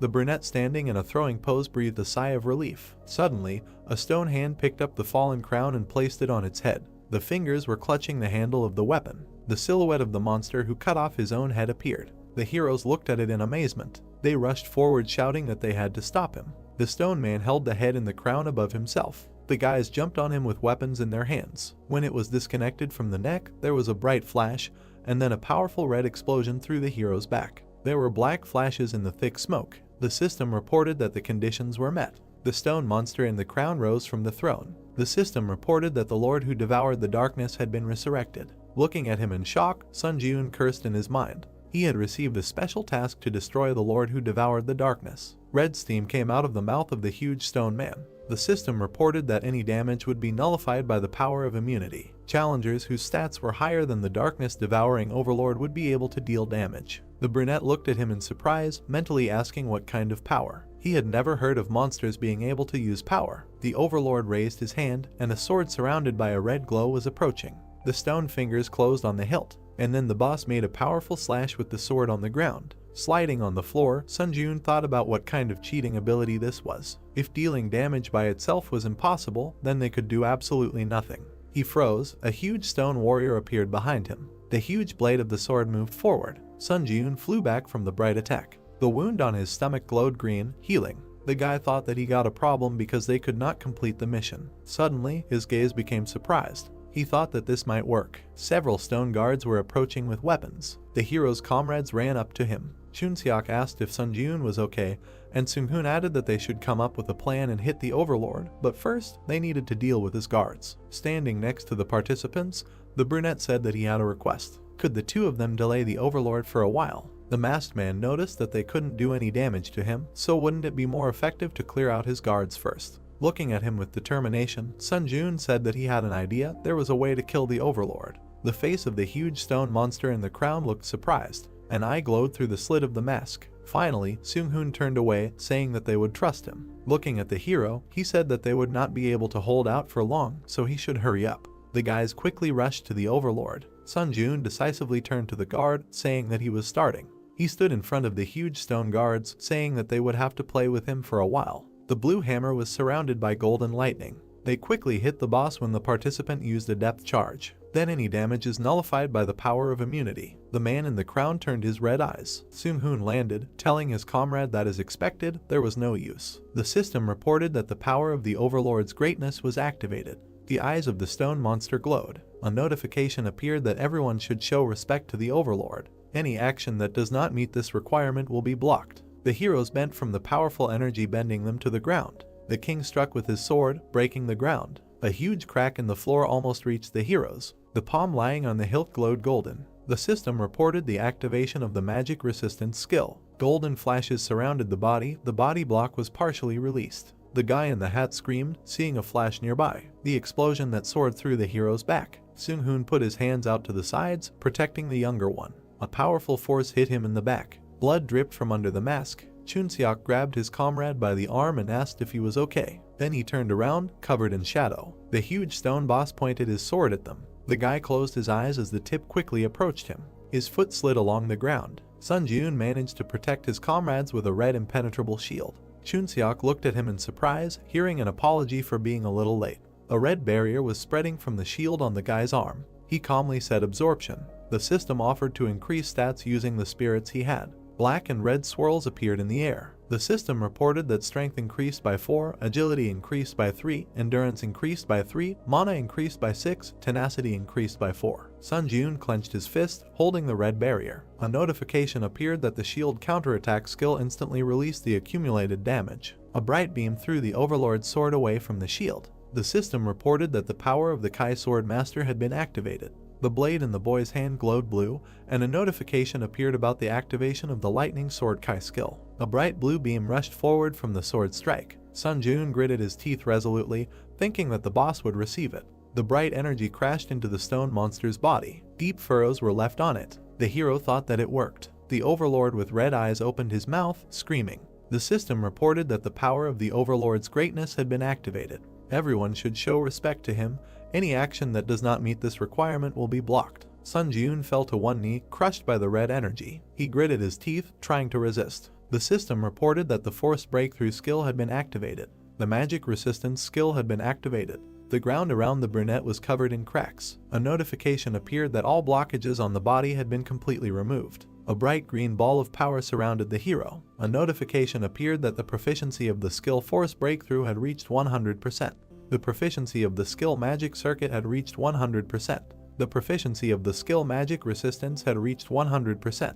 These skills had been upgraded to rank C. The monster's strike collided with the bright shield. Sun Jun moved forward, thinking that the situation was extremely dangerous. However, there was a wicked smile on his face. He wondered why he couldn't stop laughing. As he flew at the monster wearing the crown from above, he wondered if it was because he was anticipating his impending victory. The fundamental desire to become stronger was burning like fire. Bright rays of attack surrounded the stone monster. Chunseok's words were heard that the challenger Sun Jun was a real monster. Seung-hoon replied that it was such a strange feeling. He never thought he would be looking at someone's back. However, they should congratulate him. Leaning on his friend, the man said that the first place in the rankings was now his. A powerful beam hit the red shield. The system reported that charging was complete. The counterattack shield skill had reached the maximum damage absorption limit. Sun Jun held the shield, surrounded by a red glow, with his legs spread wide. Bright energy was spreading from it. The brunette extended his hand forward, thinking that if he reduced the shield's area of effect, the energy density would increase. The system reported that the counterattack shield skill instantly released the accumulated damage. A bright red beam was rapidly approaching the boss, cutting off his sword arm. The overlord looked at it in surprise. Gritting his teeth, the hero quickly approached him. The system reported that the Wind's Grace skill was activated. All speed increased by 70%. The current stacking progress is 7 of 7. Due to the maximum stacking, a 1-day cooldown was applied. The Furious Swordplay skill was activated. Sword attack speed increased by 10%. The current progress of the summation is 10 out of 10. With a swift strike of his sword, he cut off the monster's huge head. The system reported that the darkness-devouring overlord had been defeated. The white-haired girl looked at the image of the fighting hero. She smiled, holding her hand to her face, and said that this challenger who showed crazy growth was her contractor. She imagined a man walking with a torch in his hand. The ordinary challengers who climbed the tower carefully prepared themselves so as not to take risks, and only climbed the tower one floor at a time after tirelessly spending a lot of time training. In the shining window was the face of a smiling brunette. She said that Sun Jun was a valuable talent that was not easy to see in other dimensions. She thought it could be said that he represented the desire to grow. The white-haired girl imagined the images of people, thinking that the problem was that as time went on, other administrators would also become more and more interested in him. Many swords were stabbed into the white ground. She decided that she needed to establish a closer relationship with this challenger before other administrators did. The battlefield she stood on was engulfed in bright flames. She thought that it was for the sake of achieving her wish. The head of the stone monster fell to the ground with its crown shattered. Notifications began to pop up that the darkness-devouring overlord had been defeated, and the guys were congratulated for breaking through the first floor of the trial tower. As a reward for breaking through, a mastery enhancement item would be sent to their inventory, as well as 60,000 points, and 1,000 forge points would be added as a reward for breaking through. Then the protagonist grinned sarcastically, because he was a challenger who contributed to the completion of special tasks. 10,000 points and 1,500 SP were awarded as a reward, and such a reward completely compensated for the difficulty of the test. Chunseok, with an excited look through his bangs, asked Sun Jun how he managed to pull all this off. The protagonist stood in front of the players on the destroyed floor and said that he had a skill that was perfect for the current situation, and it seemed that luck was on his side. Seung-hoon and his friend extended their index finger and said that today he was able to surprise them greatly and offered to talk in more detail in a private chat, adding each other as friends. Notifications popped up that the challenger Chunseok and Seung-hoon sent him a friend request. Then a portal appeared, and the protagonist said goodbye to the guys. Notifications popped up that over 1,000 applicants had successfully broken through the 10th floor and the system expansion was beginning. It was a place that looked like a stone tunnel, and a message that the shop had created a category called Dimensional Travel, which was now available to the guys. The brunette stared at what was happening and thought that it meant moving to other dimensions like Ares or Murim, but he wondered if that was the same as signing his own death warrant. Messages started popping up that the Earth Dimension Administrator's observation area had been expanded and it was possible to communicate with the administrator even in the waiting room. A message that the Earth Dimension Administrator's intervention area had been expanded and an additional contract with the administrator was available and moving to his personal domain.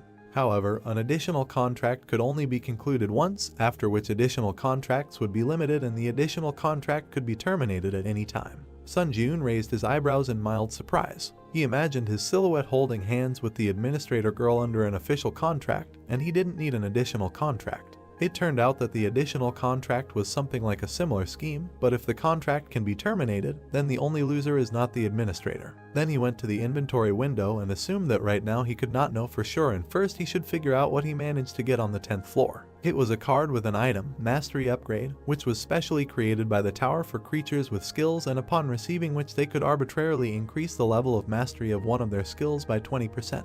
Then he decided to drink this potion and was asked to choose a skill to increase mastery. He wiped his mouth with his hand and wanted to improve the skill of the Grace of the Wind. A notification popped up that the selection was complete, and this skill was increased by 20% and it reached 100%, so the rank increased by 1 level. The card describing the skill of the Grace of the Wind, when the effect looked like this, when he said the name of the skill, it would increase all speeds by 10% and this effect could be stacked. Sun Jun's eyes widened in surprise, because he noticed that the recharge time had disappeared. Then, streams of red light began to emit from his chest under the silhouette of the Overlord devouring the darkness, because the next step was that he used the absorption of the spirit to permanently increase the stats. Numerous notifications popped up that various skills were increased by a certain number of points, and one of the skills of the Overlord devouring the darkness was absorbed. The brunette through the bangs widened his eyes because he received the skill of mana management. A card appeared with a description of the magic control skill where the effect concerned the use of magical power,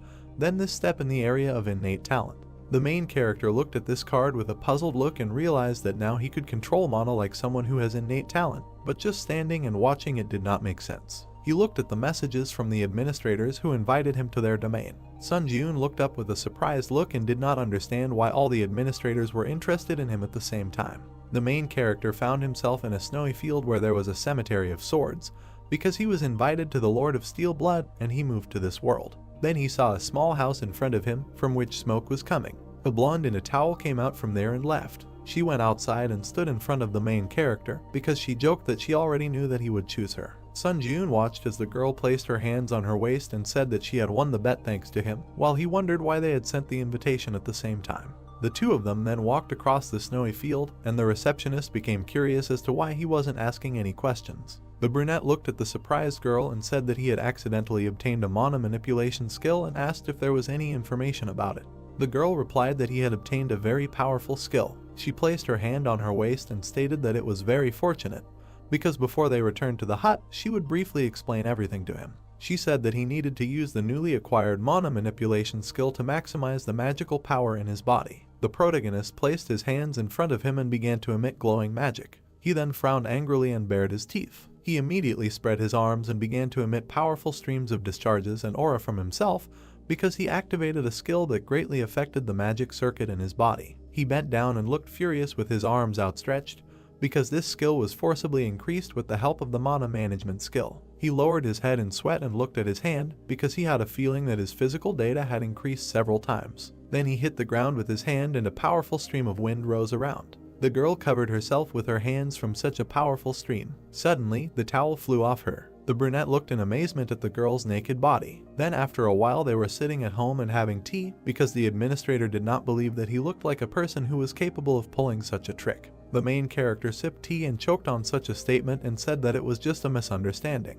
The girl placed her hand on the table with a malicious smile, saying that he was at a loss, and in any case, he should try this skill from time to time later, namely activating skills that use manas with the mana management skill. She imagined how thin branches of skills were emitted from the bright sphere of energy. She said that no matter how the understanding of mana management changed, the skill would be able to stimulate the growth of each skill. Sun Jun inquired about why he was called. The girl sat at the table opposite the guy and said that when he entered the waiting room on the 11th floor, he received a notification about the expansion of the system. He replied that thanks to this, he was able to come here without going through the tower. At this time, he was chewing on a cookie when the girl explained that only the expansion was not limited to such a function as the interference zone, and the real purpose was to convince that the administrator could seriously cultivate applicants. He became curious about what this meant. The girl immediately raised her hand, snapped her fingers in the discharge of aura. A message popped up that the administrator of the Blood Iron Lord was transferring power to the contractor using the interference zone, and the new power was engraved on the soul. Light began to emanate from the protagonist's chest, and he was tense all over because it was the power of the Blood Iron Sword imprinted on the soul. He asked if she couldn't just give power before, to which he received a refusal. They sat opposite each other at the table, and the girl said that she had already paid the corresponding price of the tower. Sun Ji-yoon, looking at her in surprise, realized that the additional contract function was also open, so maybe it would be better to find another applicant, and did not understand why him. He inquired about why she was so actively helping him. The girl sat opposite the protagonist and said that she saw a huge opportunity in him. Through her long hair, sitting on a chair, she said that administrators are rewarded by developing applicants, but this is by no means the end goal. Sun Ji-yoon's eyes widened in surprise through his bangs when he heard that everyone was investing in one or another precedent to fulfill a long-standing wish. While Sun Ji-yoon sat at the table with a confused look, notifications from various administrators began to pop up. The girl at this time smiled maliciously, leaning on the back of the chair, and said for those too impatient, she will end her story here. Then the protagonist found himself in a bamboo forest because he received an invitation to the administrator's domain. He walked along a green meadow and realized that it was ideal for training because he was just curious about his training method that the Steel Blood Lord taught him. He immediately swung his glowing blade and wanted to use mana control and hone his mastery of the skill 3 absolutes. He put out his magic shield with his hand and swung his sword again because he used several skills such as instant acceleration, and the skill rank was forcibly changed. He pulled out his magic blade to match the color of the rays and realized that now he needed to increase the power of the sword master. He stood in a fighting pose and looked at the magic blade in surprise. He looked at the blade with an angry grin and did not understand why this sword could not be activated by mana control, because he wanted to raise the rank of the lightning sword skill through the power of the sword master. He bared his teeth angrily in the sweat of his brow, and for him it was strange, because he assumed that this was all because the sword master is power. Notification that the administrator, the White Crane Sword, is waiting for his visit. He walked along a forest path among the bamboos, and messages popped up in front of him because he decided to postpone the issue of skill growth with energy for now. The administrator, the White Crane Sword, puffed out his cheeks and spoke well. It was the bamboo trees in the forest, and he realized that judging by the title of the administrator, he must be an old man like Beek Sunhak. He looked ahead in surprise. He saw a man on the Chinese veranda meditating and eagerly awaited. It was a white-haired girl, the administrator, the White Crane Sword, and she was eagerly awaiting the arrival of a challenger like him. The protagonist's eyes widened in surprise, and he realized that the girl in front of him was actually a teenager. He was standing next to the girl, who asked if there was a problem. He replied that it was surprising to see the administrator in front of him, with whom he only corresponded. He was about to come closer when the girl extended her hand and said that she understood everything perfectly, but it was not very convenient to talk while standing, so she suggested that he go somewhere else. The protagonist looked dumbfounded with his hair disheveled, and he found this conversation very refreshing. He was meditating next to the receptionist girl who was smiling at him, and he thought he knew why she had abandoned the chairs and sat on this floor. The girl looked ahead with awe and said that she had always been watching the protagonist from here, and from the moment he had entered into a life-or-death fight with Sunhak on the 9th floor until now. The two of them were meditating on the platform, and the guy said that she had been watching him since the observation of the candidates was allowed, and asked if it wasn't a waste to sponsor a candidate she had only seen once. The girl said that she would not answer at all, he should be more aware of his own value. She recalled the image of the old man with the ball and said that he could not reach the highest rank of possession of energy release, and he was still considered a fairly strong warrior of Murim, although he lost some of the strength he had after entering the tower, but maintaining victory over such a contender could rightfully be called a feat. The main character opened his mouth in amazement when the girl said that he should believe her, who was bound to this old man by a contract. Sun Ji-yoon looked at her with alarm and sweat on his brow and realized that in this case, she could harbor a grudge against him. At this time, it was a watermill under the sun's rays, and the girl said that there was no need to escalate the situation because he was simply a good contender for points. The girl extended her finger, and a butterfly was about to land on it because she had managed to sign a contract with many applicants in her life but had never invited anyone into her domain. Sun Ji-yoon stared at this butterfly, and the girl said that everything was until she saw him thanks to her previous applicant. Then she looked at the sleigh with slight malice and said that he should already guess what was what, and therefore decided to say it directly so that he would make an additional contract with her. The protagonist looked at her coolly through his bangs and asked if there were any benefits for him that he could get after this action. The two of them sat on the platform and looked at the forest when the administrator said that if he signed a contract with her, she could make him an apostle of the administrator of the White Crane Sword. He again became curious about what benefit he would get from becoming her apostle. She imagined a warrior in armor standing in front of the unique sign, and explained that in the tower, the term apostle refers to a candidate who enters into a special contractual relationship with the administrator, and the latter can only appoint one person as an apostle in his entire life, and only candidates who become apostles can acquire all the powers of the administrator. The protagonist thought about what was happening in surprise. He remembered the image of that very girl administrator of Steel Blood and realized that the patronage contract was so important, and realized that the girl then proposed to conclude a patronage contract, but did not bother to tell him about such important nuances. The white-haired girl was sitting on a pillow with a sword in her hands, and Sun Ji-yoon said that in the test tower it was said that an additional contract is a contract that can be broken at any time, and asked why she was offering him patronage that can only be presented to a candidate once in a lifetime under such unfavorable conditions. She said that, like that woman, she chose him to fulfill her long-standing wish. She imagined a huge sharp sword and said that she wanted the sharpest sword in the world, the best sword that would never break or become dull. She imagined the protagonist in a demonic form with shining eyes and saw that it had the potential to be sharper than any sword. Sun Ji-yoon stared through his bangs and realized that this was an old wish, and the Bloodlord had mentioned it earlier too,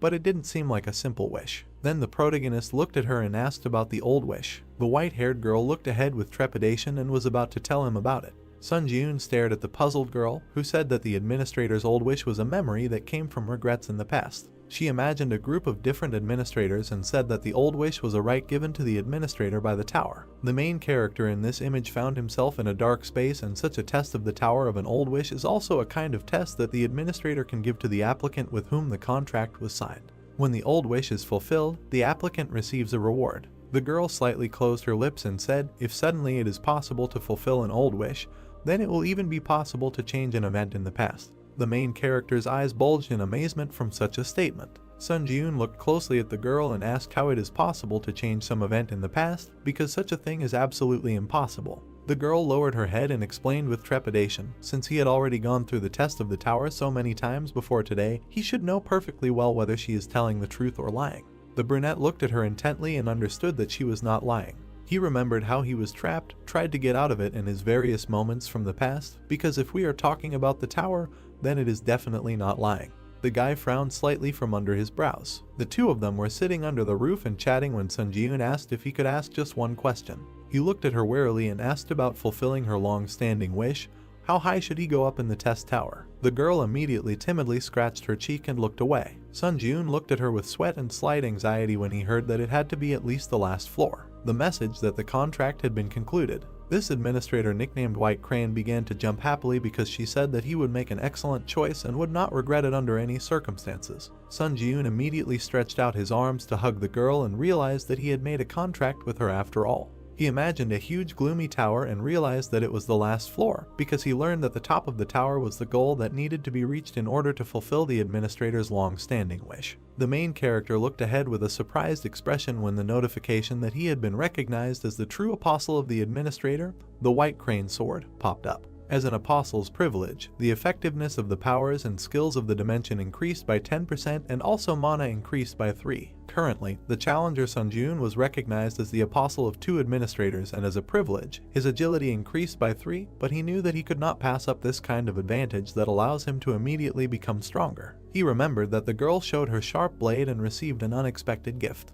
He exclaimed and looked at the girl, who asked if he had heard anything from that woman. Sun Ji-yoon looked at her with a puzzled look when he heard about the creature that was looking for him. The White Crane put her hand on her head and was indignant, because the Steel Bloodlord did not tell her and completely believed in his strength. The white-haired girl looked through her bangs, which she was adjusting with her fingers, and said that she believed in him too, but still felt that she should tell him that she was going to use up his question tickets from now on because of such valuable information. Sun Ji-yoon looked at her intently and agreed, because he didn't use them anyway, and they just accumulated in his inventory. A notification that all the question tickets belonging to this applicant would be used up. The protagonist realized with a dumbfounded look that this was a huge amount of tickets spent at once and tried to comprehend how serious a topic this was to discuss. It was a huge Chinese tower because in the Muram dimension there was a huge force called the Muram Union. It was a group of teachers led by Sukhan, who he killed on the 9th floor, but he held an important position as a commander in this union. The girl introduced the guy with the blade with a surprised look and said that because of his high position,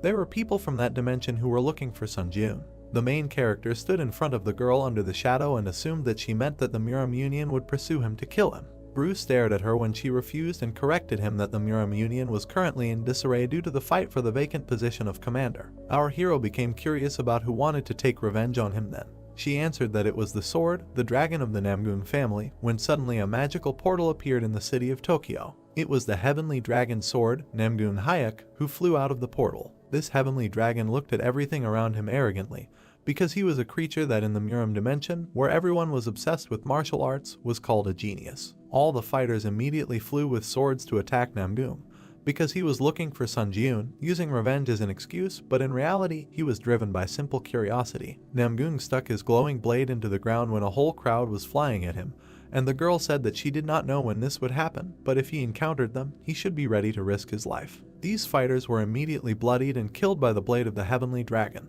The message that there was a transfer to the waiting room. Through the magic portal, the protagonist found himself in a room and was about to take off his jacket. He then looked away warily and thought about Namgung. He opened the inventory window again and realized that he was being sought by a psychopathic killer from the Muram dimension and realized that he needed to go to that dimension himself. A notification that he had purchased the powers of the steel wings and spent 15 forge points and purchased the homecoming stone. He held a magic stone that emitted an aura in his hands, and now he had learned something new. But it was little that I had no choice but to level up like crazy before he met Namgung. A notification that the absorption of the homecoming stone, the destination, the Earth. The protagonist immediately found himself in his room and was looking at his phone. He stared at his phone. He saw a bunch of missed calls and messages from Heian. It was a brunette in a white shirt who was worried because once he read the message, he should immediately head to the Hunter Association. Sun Jun stared at the phone and guessed that something might have happened. He activated the power of steel wings. Suddenly, magical wings appeared behind him. He immediately rushed to fly at high speed to the association. They were transported to the Hunter Association, where people were crowded. The hunters walked in a crowd and looked at each other when one of them said that he was glad that this was not a forced mobilization. And judging by the video, he really is ruthless and bloodthirsty. They were trying to figure out what will happen to Japan from Namgung now. Then the hunters began to look up in surprise. They saw the protagonist quickly land on the ground. He waved his hand at the guys, apologized for such an appearance. Then he ran inside while being watched. A crowd of people looked at the guy who had left in surprise and realized that he had just flown. The protagonist was met by Heian and her boss, who were happy to see him and assumed that he had gone through a lot of trouble in the tower. The protagonist stood in front of the guys and extended his hand, saying that they hadn't seen each other for a long time and asked why he was urgently ordered to come. Heian smiled and put her hand to her chest, saying that a serious incident had just happened in Japan. She was worried that he would go to Japan alone if he found out about this incident, so she urgently contacted him. The director of the association took the remote control in his hands and wanted to turn on the news on TV. Because he assumed that talking was not very effective, it was better to see everything with your own eyes. He showed what the hunters were watching the black portal in space, and it was a video from the body cameras of the Japanese hunters. Suddenly, purple rays started to emit from that black portal. Because this place was Tokyo and feeling the strong wave of the gate generation, the Japanese Hunter Association formed a response team and sent 7 rank hunters to the scene. At that moment, Namgung was standing on the street after killing all the hunters. Because he was the person who appeared from the portal, shocked everyone with his appearance. Because he killed 6 hunters in just a few seconds, and it is assumed that this is the first time that a challenger from another world invaded the Earth's dimension. The main character exclaimed slightly and realized that it might be about Namgung. All the guys were standing opposite each other in a large hall, and Sun Jun inquired about the hunters who had just left and asked if they were trying to recruit a team to support Japan. The brunette in the suit slightly inclined his head and said that in such an unprecedented situation, almost all countries focused on protecting their hunters, preventing the outflow of hunting resources to Japan, and the same applied to Korea because they did not recommend supporting Japan. Then he picked up the remote control again and said that it was the body camera of the only survivor. At that moment, Namgung was coldly walking towards the wounded fighter, who was begging for mercy. The heavenly dragon at that moment looked bloodthirstily at the last survivor. This warrior with black hair, with glowing eyes, looked at the wounded man and said that his name was Namgung, and he was a heavenly sword dragon who came to avenge Sukhan.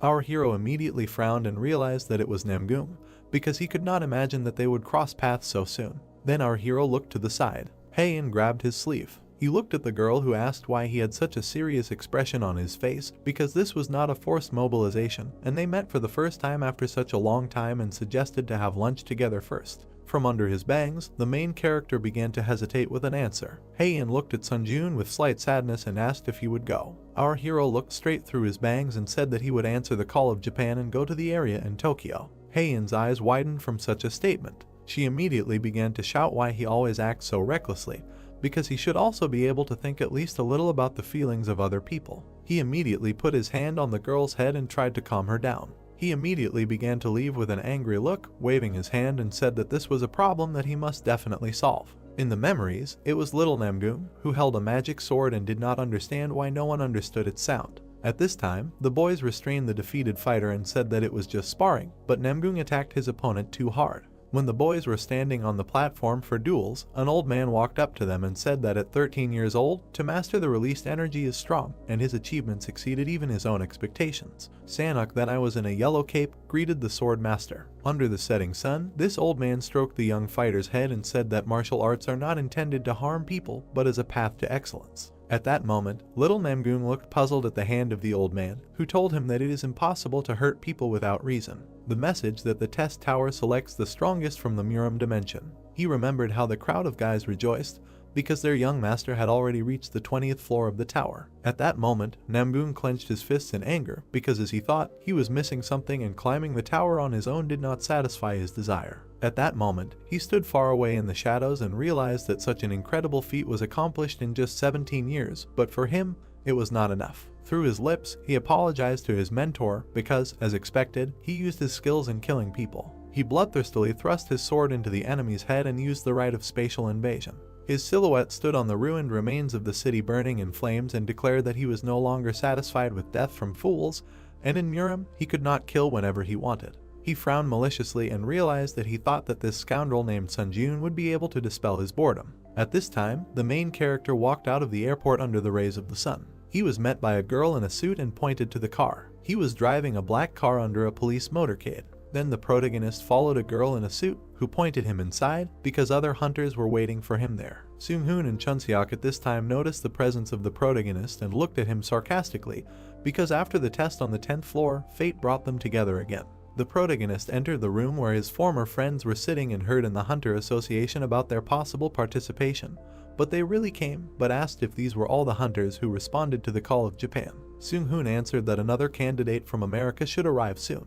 Our hero stood in front of the grinning guys and understood that it was safe to say that each of their guys has the skills of an S-rank hunter. The brunette stared ahead and understood that the challenger from the other world that appeared in the Tokyo area was a real monster that even the three of them might not be able to defeat, and he hoped that the challenger that was supposed to come from America would be just as strong. Suddenly, the door to their office opened. Sun Ji-yoon tried to look to the side. Then his eyes widened. A red-haired girl named Catherine entered the room and recognized him as well. The brunette in a suit looked at the protagonist and was surprised that the guys could know each other. Sun Ji-yoon replied that they had crossed paths in the tower once. Catherine scratched her head in embarrassment and looked away, saying that she really didn't want to meet him under such circumstances. The guy replied that they could hardly meet differently. The brunette looked at the indignant Catherine, who wanted their meeting to take place in a more normal setting. He explained that they had initially met in a less than normal setting and asked how she planned to make the meeting a normal life. She pointed out that he was right about this and asked if he couldn't have said the same thing in a softer way. Seung-hoon watched through his mask and realized that it looked like a lover's quarrel. All the guys looked at the couple who were talking to each other,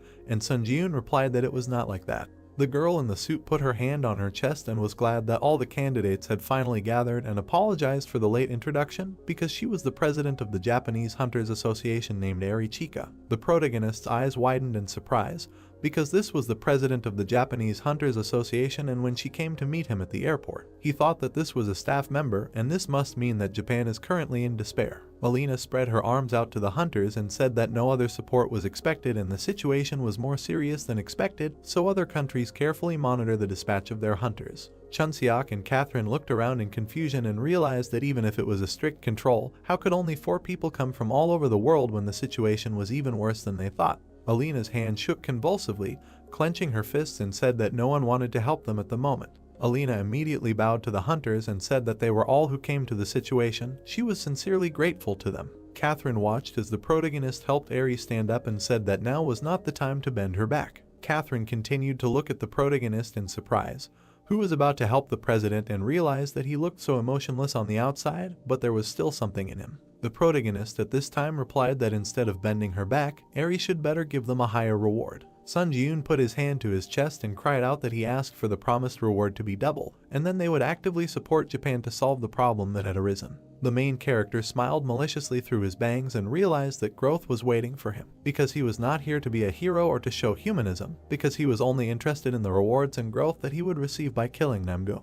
The brunette looked at the player and said that in such a crisis situation, she acted too emotionally, and the creature that appeared in the Tokyo area was definitely an unusual monster, so she would have to risk her life, and they promised to double the reward. Then Eri stretched out her hand towards Ka and said that it was not only that the situation was hopeless, because they also had chances. She imagined the image of Catherine, who emitted fire and sparks of light from herself because her abilities could change the situation in this battle. It was a fiery core that was controlled, because she has the power to suppress flames. All the hunters looked at the American girl in surprise as she said that if she could touch an opponent stronger than herself with her flames, all of the opponent's stats would drop by 10 and some of their skills would be randomly sealed. Catherine clenched her fire fist and looked away, noting that with this power, they could seize the initiative, and of course, if only she could touch Namgung.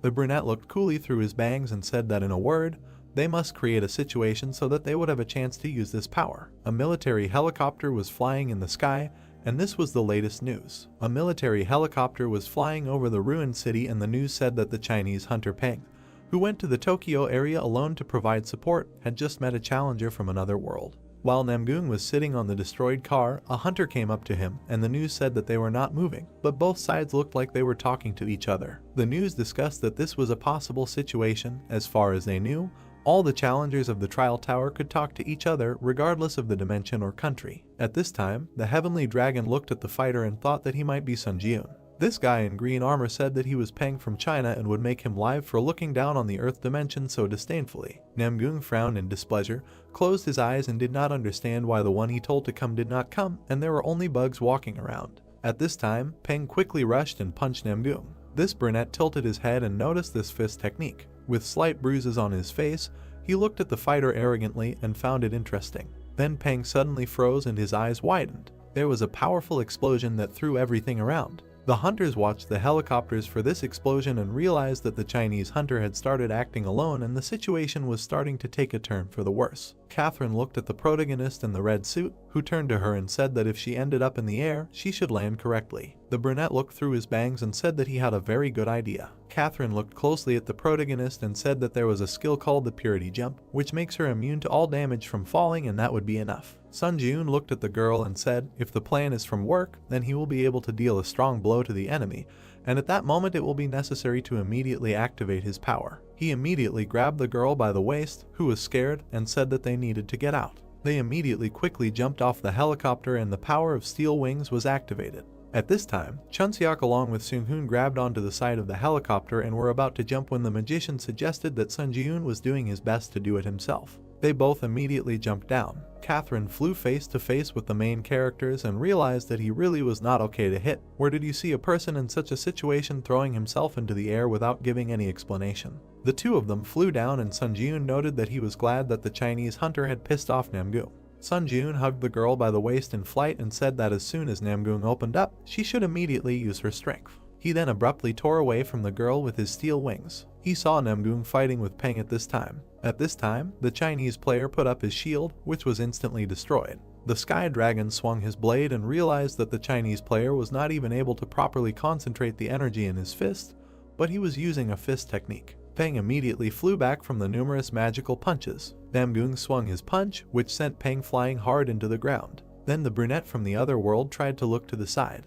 He cast an angry look to the side. He saw a red beam flying at him. Namgung managed to cross his arms in front of his face and flew back slightly. He immediately crashed into the ground and crumbled everything around him. These were concrete fragments and light drops of blood. After such a blow, Namgung was slightly landed, kneeling on one knee. A huge blister appeared on his hand. Our main character appeared, leaning his hand on the wall and walking with a sword. Sun Jun stood in front of his opponent and said that falling from the real sky is something that can be done twice. Namgung looked at our hero with an evil eye and asked who he was. Our character bared his teeth with glee and said that Namgung had been desperately looking for him, and when he met him face to face, he had no idea who was in front of him.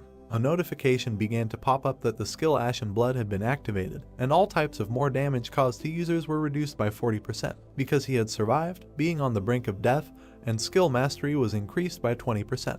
The main character stood in a fighting pose with his sword. Namgung slightly closed his lips and realized that it was him. Sun Jun looked at his opponent with an evil eye and said that he was that player. A notification that the power, Sword Master, had been activated. He pulled out his magic blade. Namgung stood in a fighting pose with blisters on his fists and could not wait to find out who he was. He added that it was about a worthless scoundrel using a fake art of released energy. He immediately struck with his fists to break the blisters. Then he grinned bloodthirstily, looking at the enemy, and said that he could not even imagine how much this consciousness angered him. The protagonist immediately ran to attack and understood that now he needed to make a preemptive strike while he had no weapon in his hands. Namgung immediately put out his hand. Suddenly, this sword from the ground flew into his hands. The hunters clashed in a fierce battle, from which pieces of earth flew off. The protective sphere of the protagonist cracked, because a direct clash was extremely dangerous. The skill Ash Blood was activated when the protagonist hid behind the magic sphere and thought that he had inflicted much more damage on him with an airstrike, but it did not work. Our hero with a bleeding lip looked at the enemy with anger and realized that the counterattack shield was broken with just one blow, and in this situation the reflective ability of the shield would be extremely difficult to use. He assumed that this was the true released energy when a bright light was emitted from Namgung's sword. He assumed that his opponent had time to spread out and saw that he relied entirely on the magic techniques obtained in the tower. The main character immediately swung his blade, but his attack did not reach the target because he activated the lightning sword skill. Namgung looked at the light strikes flying past in bewilderment. Then he waved his hand and sent a fiery explosion towards Sun Jun. At this time, Seung-hoon and Chunseok flew to help their friend. They tried to get close to the enemy from all sides. Suddenly, Catherine appeared behind Nikolai, who was about to use her magic. She immediately released a fireball from behind under the flame suppression skill. The description is that this skill reduces his skills when it hits the target. A powerful fire explosion occurred. Catherine looked at what was happening in surprise and thought that the power was not activated. Chunseok ran past in a hat and extended his index finger. The guys saw Namgung rise on a lamppost and use his magic, calling everyone bugs, and they really provoked him. He pulled out his magic blade, because it was said that even despite the instinct of a hunter who has gone through many fights not for life, but for death, this attack cannot be blocked. Namgung frowned bloodthirstily and shouted that he would kill everyone. All the guys immediately began to run to different places and dodge the powerful light attack. The main character extended his hand to the girl. It was the receptionist who gave him a small gift through her hand in the form of an injection of ordinary mana. She transmitted a purple glow to him through a handshake and said that he should not perceive this process. The main character was completely enveloped in purple flames, was surprised, because they explained to him how a simple injection of ordinary mana was about establishing a connection. Then they reached out to each other with their hands, and she asked him if he felt a difference. Sun Jun thoughtfully looked at his hand, saying that at first he simply felt a surge of ordinary mana, but then another sensation arose. The main character imagined how the long-haired girl stood in front of him, putting her hands on her shoulders. He said that it was as if she, the white crane sword, was inside him.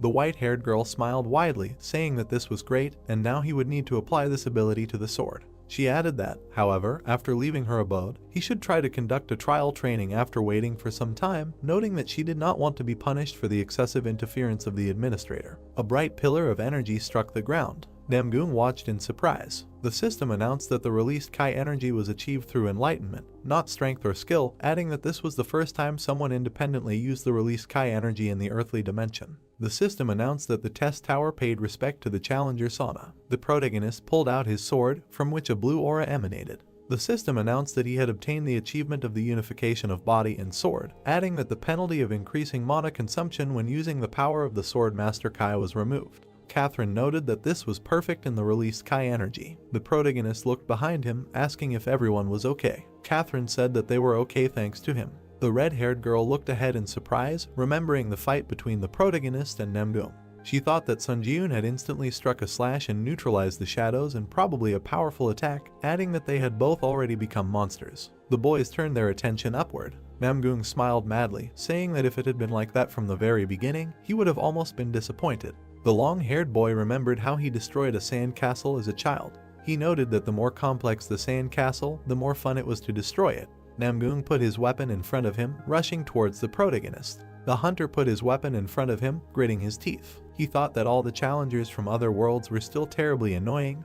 This scoundrel was a real psychopath. The hunter was thrown aside. He furrowed his brows, asking the boys if they could all wait in a safer place, adding that if he had to protect them again, he would lose all concentration. Seung-hoon put his hand in front of the red-haired girl, saying that although it was a shame, he was right. Seung-hoon thought that in the last test, that this time, he could not help him. Seung-hoon stared at the protagonist from under his mask. He said that when he saw an opportunity and was confident in success, he would give the go-ahead to carry out Operation Fireworks. The boys ran away from the protagonist. Seung-hoon told him to be careful. Slashing blows met each other. The protagonist and Namgung fought in the air. The windows of the building cracked from the powerful energy. The car was thrown to the side due to the strong flow of energy. The boys fought each other fiercely. Sunbeams were visible from under the gray clouds. Explosions could be seen in the air. The boys stood behind the wall, watching the scene. Chunseok said that he now understood why he told them to leave. Catherine noted that he was still fighting equally with that monster. Seung-hoon narrowed his eyes, stating that it was not so and it felt like he was one step behind the enemy. Blood sprayed in the air. Seung-hoon added that at this rate, he would miss the attack sooner or later. The hunter blocked Namgung's attack. He thought that he would be able to resist if his Kai skills improved.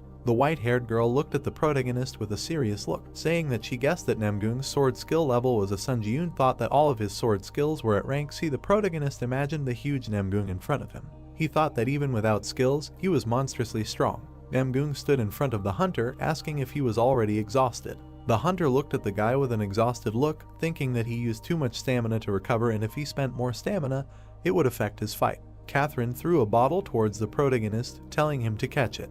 The protagonist grabbed the bottle and said that it was great. He removed the cap from the bottle, looking away. Namgung kicked the protagonist with his foot. The long-haired guy grabbed the bottle, pouring it into his mouth. He said that he would enjoy drinking it. The guys looked at what was happening in bewilderment. Chunseok asked what kind of a thorn he was. The hunter looked at the guy with annoyance, clutching his stomach. Namgung smiled maliciously, saying that people always have something called hope, and he is no different from others in this regard. The system announced that a small amount of stamina had been restored. Namgung asked that perhaps he could gain the upper hand in this fight. If he tried his best, he would eventually be able to defeat the opponent somehow and maybe he would survive. The long-haired boy held his head with his hand. He smiled maliciously, looking at the protagonist. Namgung said that when these thoughts were torn to shreds, a seal appeared on his face, despair instead of hope, and only this expression gave him pleasure. Namgung drove the protagonist to the wall. He looked at the hunter with displeasure, wondering how this scoundrel dared, adding that he still saw a glimmer of hope in his gaze. The protagonist bared his teeth, his gaze flashing. Namgung gritted his teeth in displeasure. He struck the protagonist. The attack sent the protagonist flying backwards. He fell onto the broken rocks. Sun Ji-yoon looked up. Namgung looked at the protagonist furiously. He thought that he didn't even have the strength to move now, wondering why he kept looking at him like that.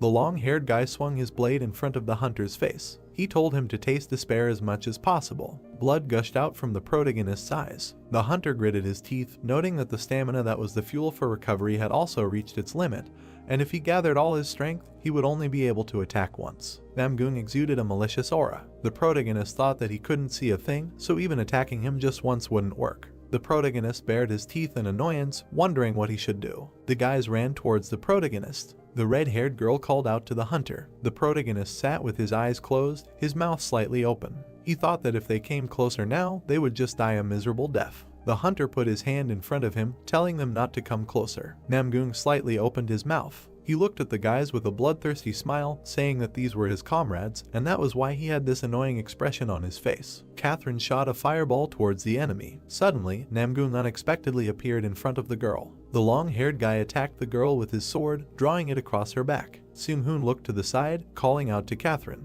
He appeared in front of the enemy, attacking him with yellow lightning. Namgung's leg appeared above the guy's head. The long-haired guy kicked the guy, pinning him to the ground. Blood was streaming down the protagonist's face. Namgung grabbed the girl by the hair, presenting the blade to her. Catherine told him to let go. Namgung pressed his blade to the girl's neck. The protagonist opened his mouth wide. The long-haired guy said that he could smell the burning flesh of his comrade. Sun Ji-yoon told him to stop. The long-haired guy smiled bloodthirstily, saying that it was a wonderful expression. Chunseok's hands appeared in space. The mage stood to the side of the enemy, casting a spell. The mage created a magic circle using the ice shackles skill. Chunseok grabbed the red-haired girl, running away from the enemy. He noted that she needed urgent help from healers. Namgung looked away angrily, saying that he was a nasty fly, after which he broke the ice that froze his hands. The long-haired guy rushed towards the guys. The mage surrounded the girl with a barrier using the Zor ball skill. The barrier in the form of a ball began to bounce along the ground. Chunseok noted that he threw her as far as possible, and this is the most he can do, adding that now he needs to open up again. Chunseok looked behind him, using the concealment skill. Suddenly, Namgung grabbed the mage by the head. The long-haired boy attacked the mage with his blade. Seung-hoon was lying on the ground. The protagonist thought that everything was exactly the same as that day 7 years ago, and now he was also unable to protect anyone. The protagonist gritted his teeth, raising his hand to his face. A rat with red eyes was running along the ground. Not far from the protagonist, a crowd of rats was visible. The rats were shining with their red eyes. Sun Ji-yoon noted that this was a disaster and acknowledged his battle of disaster, and tens of thousands of rats ran out to the surface to survive, and he reproduced the only attack he had left. A blue pillar of energy appeared from the protagonist as the rats flew into the air. A red aura was gathering in the protagonist's chest. The system announced that he had recovered his stamina by using up all the souls in his possession. Namgung held Seung-hoon's severed arm, looking behind him. Sun Ji-yoon told him to know when to stop. The main character was emitting a dark aura. He said that he was a Miram-crazy scoundrel. The long-haired guy smiled bloodthirstily, saying that he did not want it and he liked to watch his reaction, as it amused him. Pang swung his fist, emitting a golden aura. He used the dash skill. Pang struck the opponent's stomach. Namgung bared his teeth. The system notified that the ability of the person who touched the fire was greatly reduced by the effect of the fire suppression power. Fencing and flame sword are sealed for 10 minutes. The system notified that everyone except Namgung of the specified user is immune to this flame. Peng looked at the opponent angrily, saying that he is the Chinese hero Peng and he is not dead yet. After which the brown-haired man abruptly ran to the side, saying that he delivered the flame to Catherine and now dares to take his leave. Namgung looked ahead with displeasure, saying that this little fly was trying to do something until the very end. The system announced that he couldn't use swordsmanship because the fire suppression skill had been sealed. The long-haired boy bared his teeth in anger. He raised his blade above his head when swords appeared in the air. He used the skill battle of the strongest. The swords began to fall to the ground around the guys. The protagonist and Namgung were in the center of the barrier. The system announced that a dual zone was formed within a radius of 30 meters by the unique characteristic battle of the strongest. With the exception of Sun Ji-yoon and Namgung, everyone else was prohibited from the dual zone. The protagonist looked ahead with confusion. Namgung smiled bloodthirstily, swinging his fist. He thought that if swordsmanship was sealed, then he could use fist techniques. The long-haired boy appeared above the protagonist's head. He wondered what someone who could not see anything could do to him.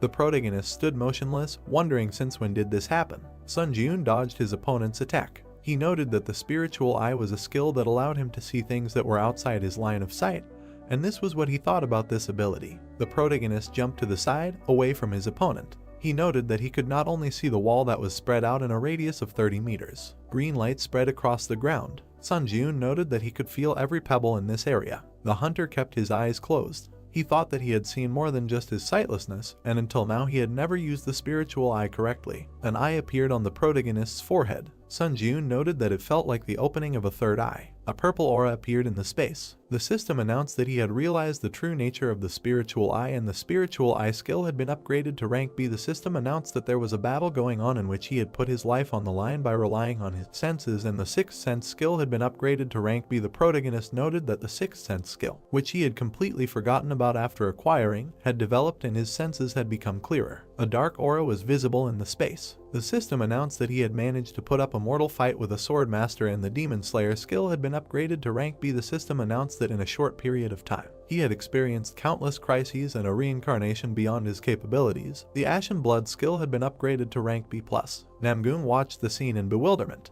The protagonist swung his blade as Namgung jumped aside. The protagonist opened his eyes, flashing a red light. He noted that he could now fight equally with the weakened Namgung. The protagonist ran towards his opponent. Namgung wondered what kind of situation this was. He looked at the protagonist with annoyance, wondering why he was moving better and better with each step and why each subsequent thrust of his sword, or rather the previous one. The protagonist moved his hand with the blade to the side. The system notified that the skill Secret Walk in the Shadow was activated, and he was moving by stepping on the shadowed space, adding that the user's movement speed was increased by 30%. The protagonist bounced off the ground. The system notified that the skill Instant Acceleration and Grace of the Wind was activated. All speed increased by 70%, The current stacking progress is 7 out of 7. The hunter collided with his opponent. The system notified that the skill Furious Swordplay was activated. The sword attack speed was increased by 20%.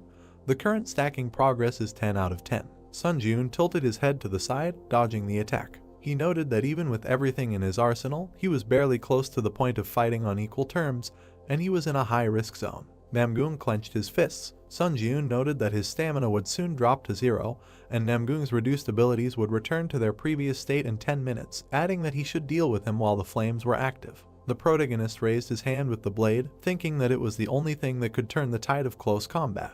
The hunter threw his blade towards his opponent. He noted that this was a sudden change. Namgung dodged the blade with a malicious smile, saying that he made a stupid choice because he was cornered. The long-haired guy swung his fist, saying that he was a fool. The hunter leaned to the side, dodging the attack. He looked ahead with a cold gaze, using the blood steel sword skill. A blade appeared in front of the protagonist's foot. The system announced that the power, the sword of steel blood, had been activated. The hunter stabbed the blade into his opponent's body with his foot.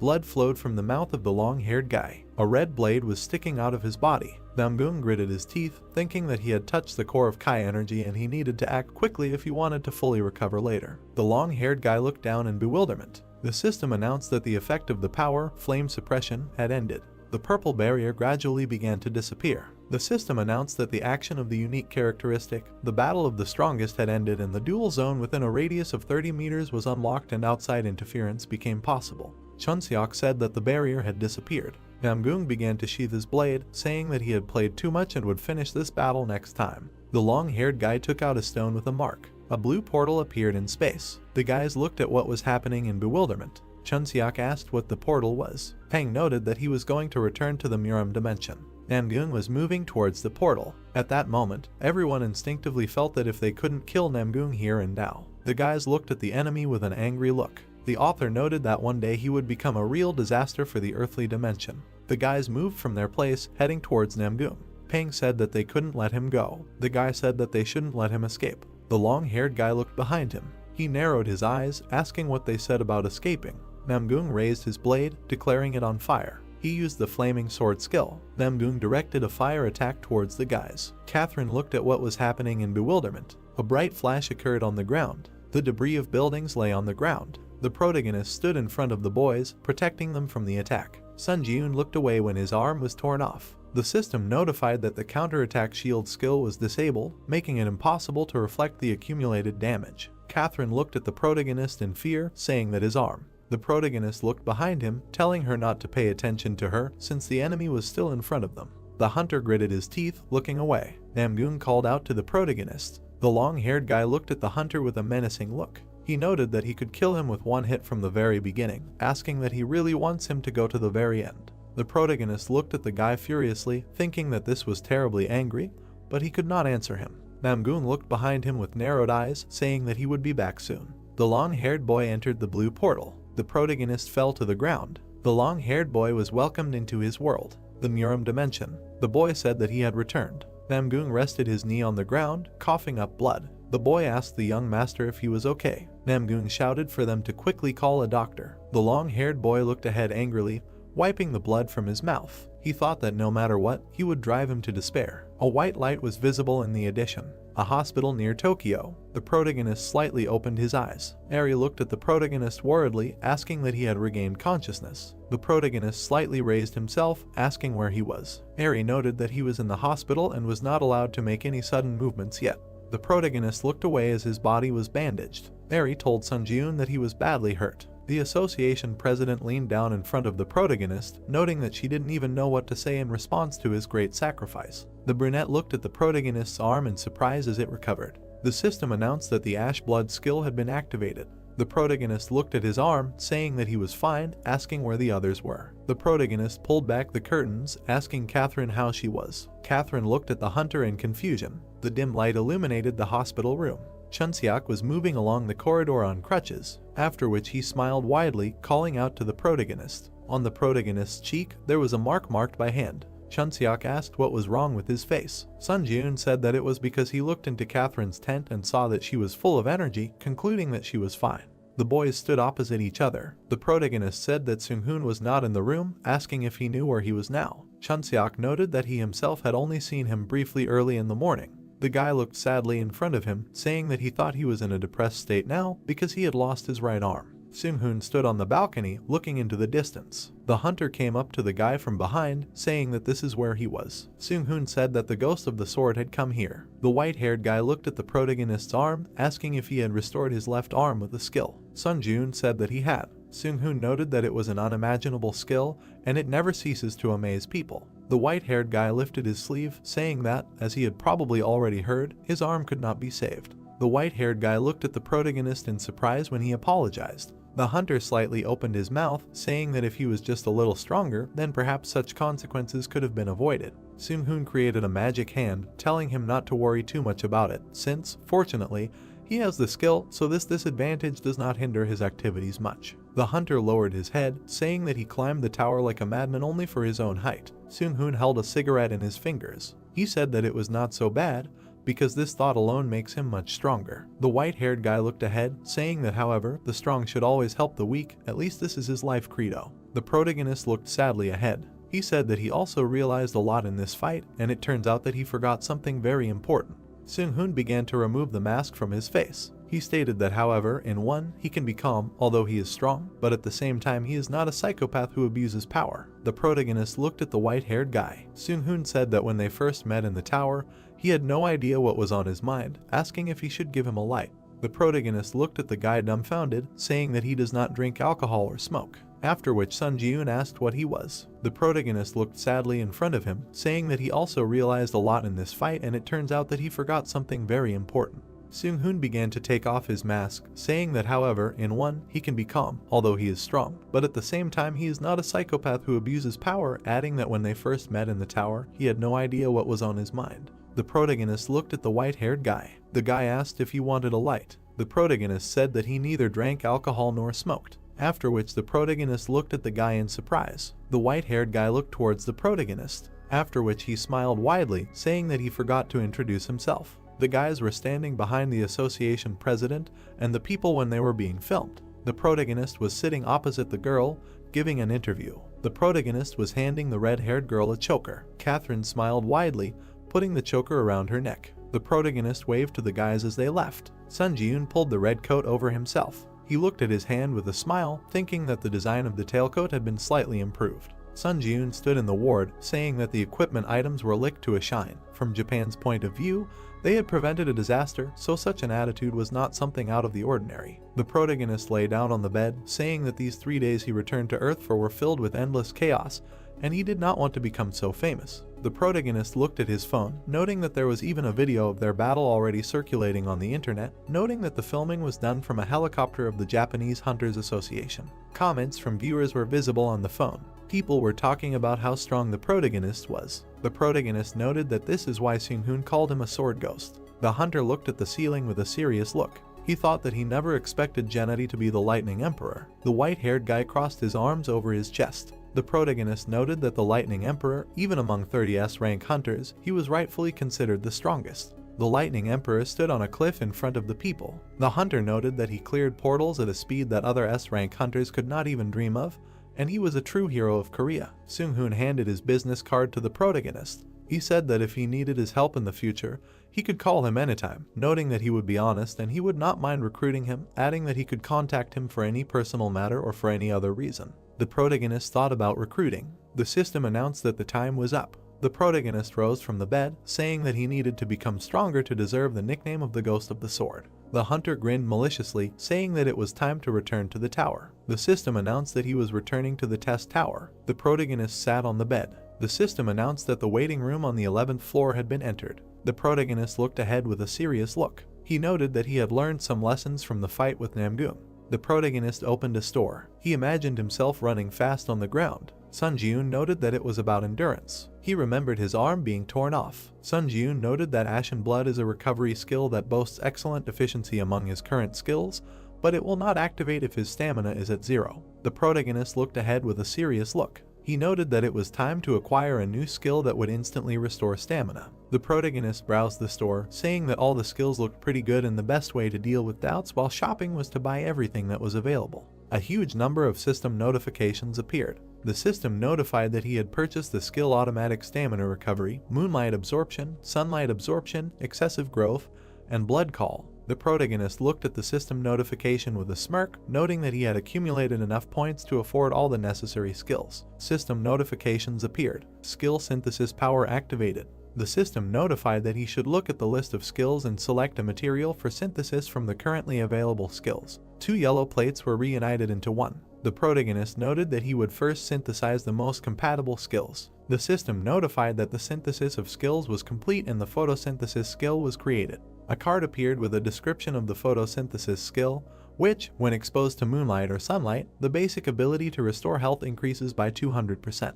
The protagonist thought that this was an excellent rank, grew, and the strengths of the 2 skills were well intertwined into a single whole. The photosynthesis and call of blood skill plates appeared, merging together. The protagonist noted that now he needed to add call of blood there for a greater effect. The system notified that the synthesis of skills was complete and the blood contract skill was created. An image with a red sphere appeared. A system window appeared with a description of the skill. Vitality, stamina, and mana can be extracted from the blood of a creature, and this only applies to creatures and directly killed users. The protagonist looked at the window in confusion. He said that this time he failed, the rank did not increase, and the benefits of photosynthesis disappeared. The protagonist looked at the system window. The system notified that he bought the skill blood call and 20,000 points would be deducted from his account. Sunjun said that he would buy another skill of the same kind and that would be the end of it. The skill plates began to connect. The protagonist noted that he would now try to combine the blood contract with the call of blood. The system notified that the synthesis of skills was complete and a new skill was created.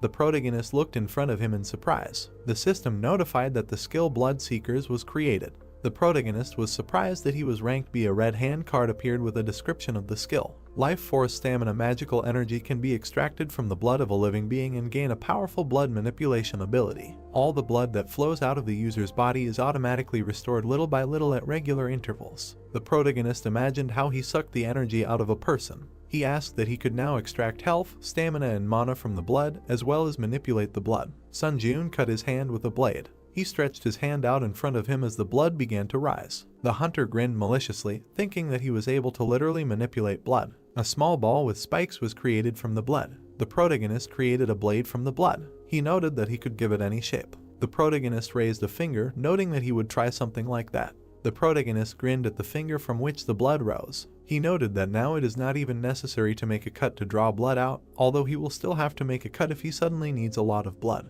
The protagonist grinned contentedly, thinking that blood seekers would be very useful. The skill plates began to shine. The hunter noted that now all that was left was to improve the Eye of Truth. The system notified that the synthesis of skills was complete and a new skill was created. A new Eye of the Fire Dragon was created. A picture with an eye of the dragon and a description of the skill appeared. The power of the fire dragon lives in the eyes, allowing one to see invisible things. It can see information about things and it becomes possible to determine the lie of another person. Blue light began to emanate from the eyes of the protagonist. The system notified that the skill of the Eye of the Fire Dragon was activated. The protagonist looked at his tailcoat.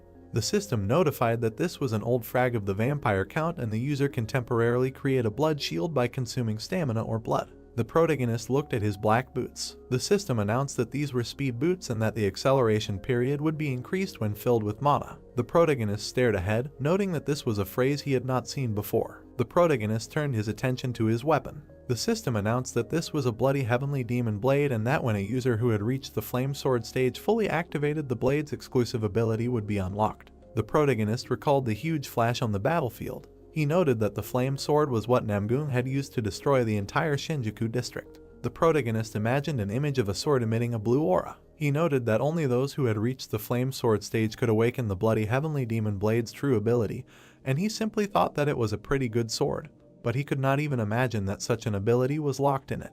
The protagonist extended his finger to the system window, saying that he would continue conquering the tower. There were many system notifications. The system notified that the 11th floor of the testing tower had been entered, the difficulty was high, and the theme of this test was a mentality test. The time was 7 days. The system notified that the condition for successfully passing the test was to break through all 7 gates within the allotted time. The conditions for failing the test were the death of the applicant or the expiration of the allotted time. The reward for successfully breaking through was an ancient testing mirror. The protagonist looked ahead with a serious look. A man appeared in front of the protagonist and greeted him in the testing temple. Sun Ji-yoon asked what kind of testing temple this was. The man crossed his arms over his chest and crossed his legs. He said that from now on, he would go through the tests given by the testing god, and these tests would continue until his death. The man added that since he, despite being a simple adventurer, had decided to go through the testing god, he would have to bear full responsibility for the consequences. The protagonist stood opposite the man. He asked what he should do to pass through the first gate. The man asked that he didn't know the rules of the Ares family of Supreme God's trials. Sun Ji-yoon said that he didn't know, thinking that this must be the same or dimension from which the Black Knight came, invading his trial on the 5th floor. The man sighed heavily, saying that he had no idea what kind of wind had brought such a stupid adventurer there and nothing could be done, he would have to explain. The man imagined 3 images of men. He said that the trial and the temple of the tests are simple, it is a test of the body, faith and spirit. The protagonist stood with his back, looking at the man. The long-haired man said that at the beginning there is the body, and at the very end they reach the most difficult one, the test of mentality, and breaking through the gate is very easy. The protagonist looked at the man with a serious look. The man said that in each test room, a high priest would be waiting for him, and he had to convince them or kill them, all he had to do was move on to the next room. The man grinned wickedly, saying that he had given him enough information, so he thought he could draw his own conclusions. The protagonist slightly opened his mouth and said that in one word, he just needed to break through the gate, no matter what. The man planted his foot on the ground, saying that they would begin the first test. The long-haired man bounced off the ground, heading towards the protagonist. The long-haired man and the protagonist began to grapple. The hunter slightly narrowed his eyes, thinking that such strength was enough to become a contender who had received the qualification of a pioneer who had passed all the tests in high difficulty. The protagonist pulled his hand back, releasing blood from his finger. The system notified that the blood seeker skill had been activated. The protagonist shot blood towards the man. The blood bullet hit the long-haired man's forehead. The man fell to the ground. The protagonist thought that, as expected, this was a mind-blowing skill. Sun Ji-yoon thanked the man for explaining what was going on. The red aura was directed towards the protagonist. The system notified that he had absorbed the spirit of the priest Johan, mastery increased by 5.8%.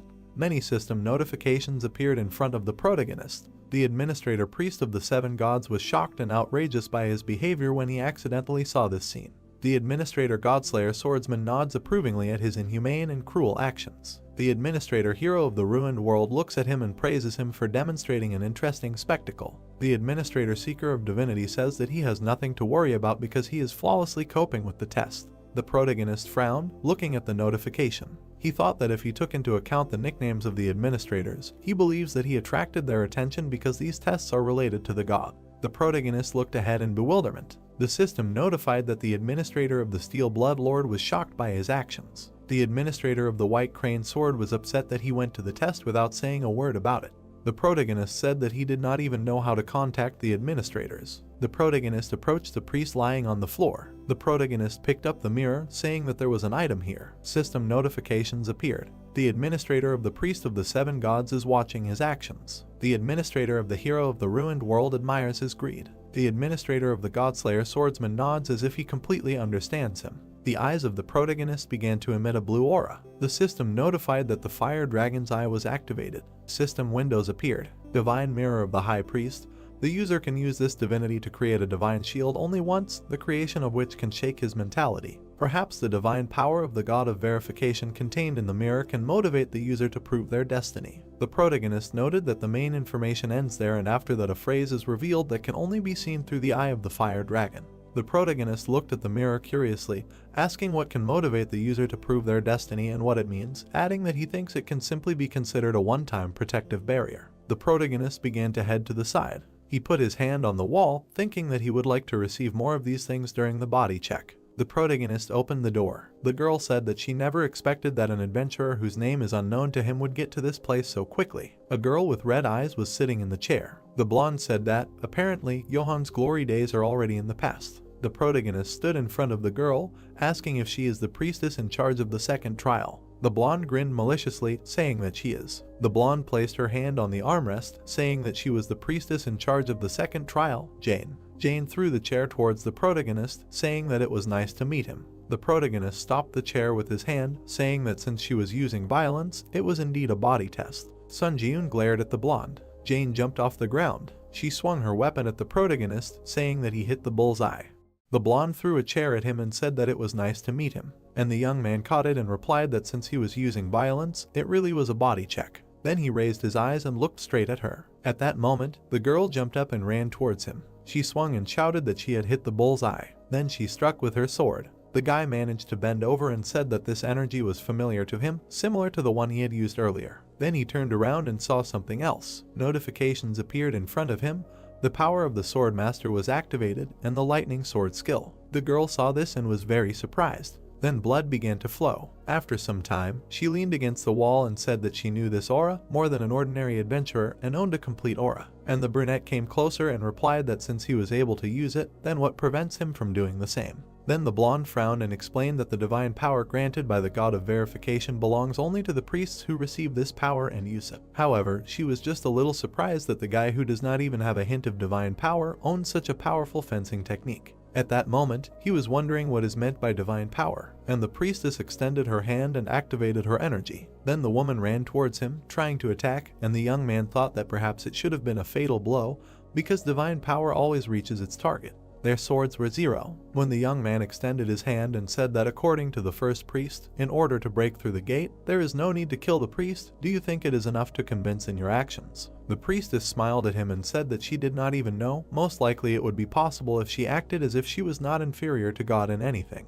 And the log turned around and answered that after checking the body, how much more time will remain to pass? The woman's eyes lit up with a bright light. She once said that the more she listens, the more impudent this man seems to her, quite relaxed, even too much. Do they really think that she has already won? Then she jumped up and shouted that it is better to ask such questions after defeating her. However, the young man did not even move from the spot. He threw her sword back with one blow, activated the skill instant acceleration, and a moment later grabbed her hand and pressed it to the wall. Then he came closer and said that now he has definitely won. And the girl looked up and answered that this is not so. How did he manage to do it so quickly? And the young man replied that as promised, now we need to talk about the verification process. At that moment, the priest had no choice but to tell and ask if he is really going to take her powers or something like that. Then notifications began to appear. Administrator Hero of the Ruined World patiently waits for his answer, and Lord of Steel Blood looks at them, squints his eyes, and Sword of the White Crane worries because of the unexpected question. The young man looked at her again and said that he is not fond of something so vile. For her it was a relief. New notifications immediately appeared. Administrator Lord of Steel Blood completely agrees with the words of the priestess. Administrator Sword of the White Crane believes in him and trusts him, and Administrator Seeker of Divinity watches his choice with interest. Then the guy raised his head and asked if there is anyone who would take such a step, who managed to get here. The answer was surprise and the question whether he really thinks so. For a lawyer too naive, one way or another, she will have to fulfill her promise and share information about the check. After the girl introduced several players, said that now there are 2 body checks left. The faith check will begin at the 5th gate and end with the eared ones. It turns out that the mentality check is carried out only at the 7th gate. Then she folded her hands and said that before challenging the 7th brother, she would advise him to think once about giving up. Then she smiled sarcastically and said that no one had ever managed to pass the 7th gate. Everyone who entered there went crazy or died in agony, bleeding. The guy's eyes lit up after that. The Fire Dragon Eye skill determined that there was no lie in the enemy's words. Then the blonde smiled and said that her end had come. As a last word they would say that for the first time in a long time she enjoyed the battle. And most importantly, the hero answered that if there was a way to pass the gate without killing her, it would be better to tell him about it. But in response he only heard that with his current abilities this was impossible and decided to ask her if she was afraid of death. The woman began to laugh and replied that she was not afraid at all. In any case, even if she died, she would only end up next to God. The young man immediately struck with his sword and thought the longer he delayed it, the more disgusting he would feel. Then he absorbed the priestess's soul and his skill was increased by 8.8%. While the guy was leaving there, he thought about what to do. His mood was now spoiled. After some time, he reached his brother and opened them. A man with a sword appeared in front of him. A huge muscular man raised his weapon and looked straight at him. Then he came closer and said that his name was Lucilian, the man who would become the sword that the god of testing would wield. He pointed the sword at the young man and said that from now on he would test his martial arts. He had to prove that he was worthy of entering the next gate. Then he raised it above himself and the sword began to blaze with fire. It was an aura blade. The guy saw this and was very surprised, although the stage was unstable, but it was clearly a flaming sword. He frowned and thought that things were not very good. Right in front of him was a blade blazing with fire. Then he took out his weapon and thought that already on the 3rd test he should deal with a flaming sword. Here finally the guys clashed in a duel. Most likely, now the main character will have to risk his life. Although the young man dodged, something still seemed strange to him. When he looked up, he thought that not only the statistics associated with his physical abilities, but also the strength emanating from the sword was clearly inferior to his own power. The enemy was already approaching him at that moment. The young man was able to reflect this blow as well while he was thinking about the fact that it was his energy that was losing now. At that moment, it was as if another person was in front of his eyes. Seeing how Namgung Hayek used the flaming sword earlier, of course he thought that this was about high-level sword skills. Perhaps the whole point is that that person, a crazy bastard, was simply too strong, and the so-called flame skill may not be easy high-level sword skill. Suddenly it dawned on him. At the same moment, the man struck again. But the blade remained intact. It was expected for him. The guy frowned and thought that no matter how much he attacked, only his energy suffered. The fight continued for some time. The brunette actively dodged the blows. Then the man came closer and said that no matter how strong his aura, it would not be able to break his sword, only the one who could break it. He looked up and explained that this could be done by the one who could cope with what is invisible to the eye. After that, the young man lowered his head and thought that this man was weaker than him, but owned a flame sword. It was like that. Then he smiled and said how when the one who studies worse than him passes the exam with a much better result. Then he took the sword more firmly and thought if he really said that he needed to cope with what is invisible to the eye, in that case he would certainly break his sword, and immediately ran to his opponent. Their swords clashed again in a duel. The man continued to fight and shouted that only the one who knows how to handle the invisible creates a sword that pierces all existence. The brunette at that moment continued to think that no matter what he could break him, and continued to listen that in this way a magic blade called aura with absolute powers is born. And finally the young man swung and again thought that the only goal was to break it. He managed to cut the sword in half. This greatly surprised his opponent.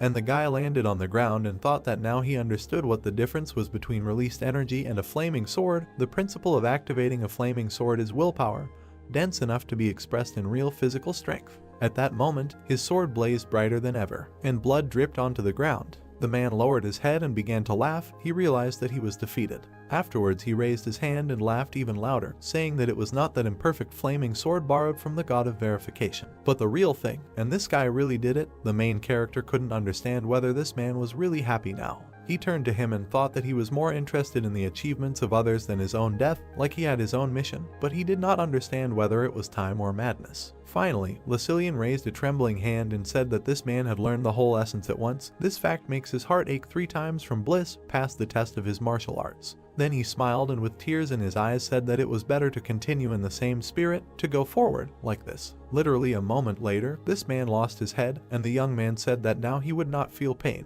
And while the guy was accumulating energy, he received a notification that he had absorbed the spirit of the priest Lucilian and his skill was increased by 14%. A bright light also appeared. The skill of the unique characteristic necromancy reached 100%. The rank of the unique characteristic necromancy increases by 1 level. The brunette looked at this and thought, what ability will his arsenal be replenished this time? Then a notification appeared where it was written that these are additional effects 6. When absorbing the soul of a stronger opponent, after evaluation, you can get the ability to extract power. The guy looked at it and was surprised. The ability to extract the enemy's power is something interesting. Every time a necromancer raises a level, it never disappoints. Besides, it's only a B rank and already revealed such huge opportunities. Then he took a step forward and thought about how curious it is to know what awaits him at rank NS. Then another notification appeared where his characteristics appeared in the status window. Ruler area, strength 86, agility 85, stamina 81, endurance 84, mana 79, unique characteristic, necromancy, unique power, synthesis of skills, strength, more details, skills, more details. The young man raised his head and thought that even the statuses have already come close to 3-star numbers. When he studied, wanting to become a hunter, he considered it something unattainable. Then he tilted his head and began to receive notifications that he had absorbed the spirit of a priest, thereby increasing his stats, absorbed the spirit of a priestess, thereby increasing his stats, absorbed the spirit of another priest, thereby increasing his stats. Strength was increased by 8, agility was increased by 6, endurance by 7, mana was increased by 8, and stamina was increased by 9. Several more notifications also appeared that one of the skills that the last priest had was absorbed. He received the skill Indomitable Will Mastery 27%. Description: a symbol of those who challenge the impossible to the end without giving in to despair. The main effect: when faced with an opponent stronger than the user, physical ability and concentration are significantly increased. Additional effects: when activating the skill, it becomes easier to achieve enlightenment, and the ability to mental defense is enhanced. After the guy went forward, He walked along some corridor, there were broken glasses around. He finally reached the door. He opened it and looked forward. At that moment, a large room appeared in front of him. The young man tensed up because there was no one. But it turns out that a person was flying above his head all this time, who noted that he was watching. The previous priest had left this mortal world. It was a blonde man, similar to an angel, who said that the situation was contrary to his expectations. Notifications immediately began to appear that the administrator of the God Slayer, the swordsman, asks him to be careful. The administrator of the hero of the destructive world advises not to realize, since a real enemy has appeared. The administrator of the Sword of the White Crane says that he uses real skills of mastering the released energy, and not fake ones. And the administrator of the Lord of Steel Blood admires the powerful energy and iron, which the god of verification serves. At the same moment, the young man raised his sword and struck the first blow. The blonde then landed and replied that he was watching. He did not really want to waste time talking. He looked at him and added that then, we must immediately begin the test of the fourth kind.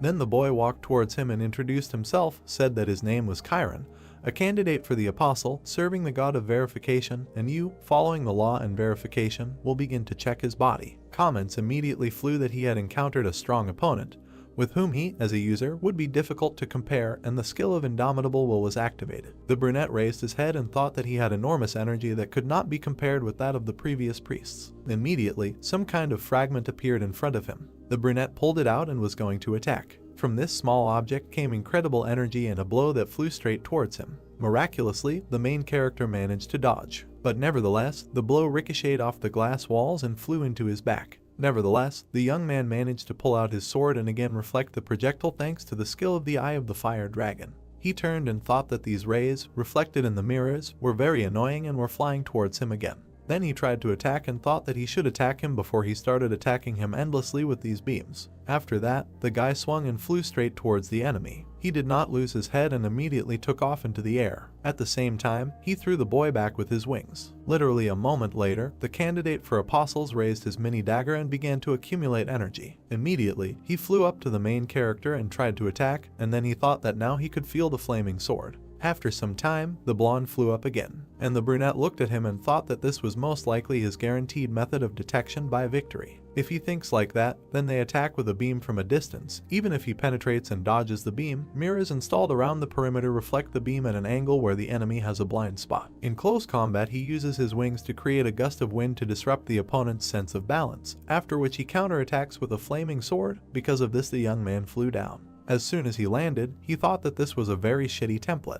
And immediately after that, he flew away again because of the wingspan. The protagonist decided to act, so he took out his sword and thought that despite the stupidity of the scheme, it would also be quite difficult to deal with the mirrors in a hurry. He stood in the middle of the hall and thought that by breaking into smaller fragments, the mirrors would split that beam even more, so it would be simply impossible to dodge all of them, although maybe the fire dragon's evil eye would succeed. Then the guy smiled and began to receive notifications that the Administrator King was not starting to doubt the difficulty level and the test on the 11th floor. And another Administrator Priest of the generation was surprised if this was really just an apostle candidate. And the Black Devil wondered how the protagonist would die. Then 2 more notifications appeared. The Administrator Lord of Steel Blood considers the apostle candidate an annoying fly. Who is wasting his time? The eyes of the Administrator Sword of the White Crane light up in anticipation of his actions. Afterwards, the brunette raised his sword and thought that it seemed that his administrators were not worried about something like this at all. The blonde stood opposite him all this time and watched his actions. He looked up and said that this time it would not be easy, he had to try hard. And then he aimed his blow at him. A bright light illuminated the entire room and several beams were directed towards the main character. A moment later, a serious explosion occurred. A notification appeared that the charging was complete. The blonde was surprised by what he saw. In front of him stood an opponent, completely intact, who activated the counterattack shield skill and reached the maximum damage absorption limit. The young man raised his head and said that he had used release. He immediately struck, released the accumulated damage and reflected it back. This beam immediately pierced his opponent. The apostle candidate began to bleed and did not understand what had happened. Then he bit his teeth and said, "What the hell was this?" There were clearly no traces of magic training on him. And she added, "Do they really use the power of a god?" The brunette was surprised again and said that he had no idea what the power of a god is. At this moment, the apostle candidate flew closer, said that he did not flee the battlefield and did not lose the battle. In accordance with the law of verification, they announced that all physical checks are complete. Then he flew to the ground and added that he acknowledged that this person passed the check. Notifications began to pop up that the young man absorbed the spirit of the same person. The skill was increased by 8.8%.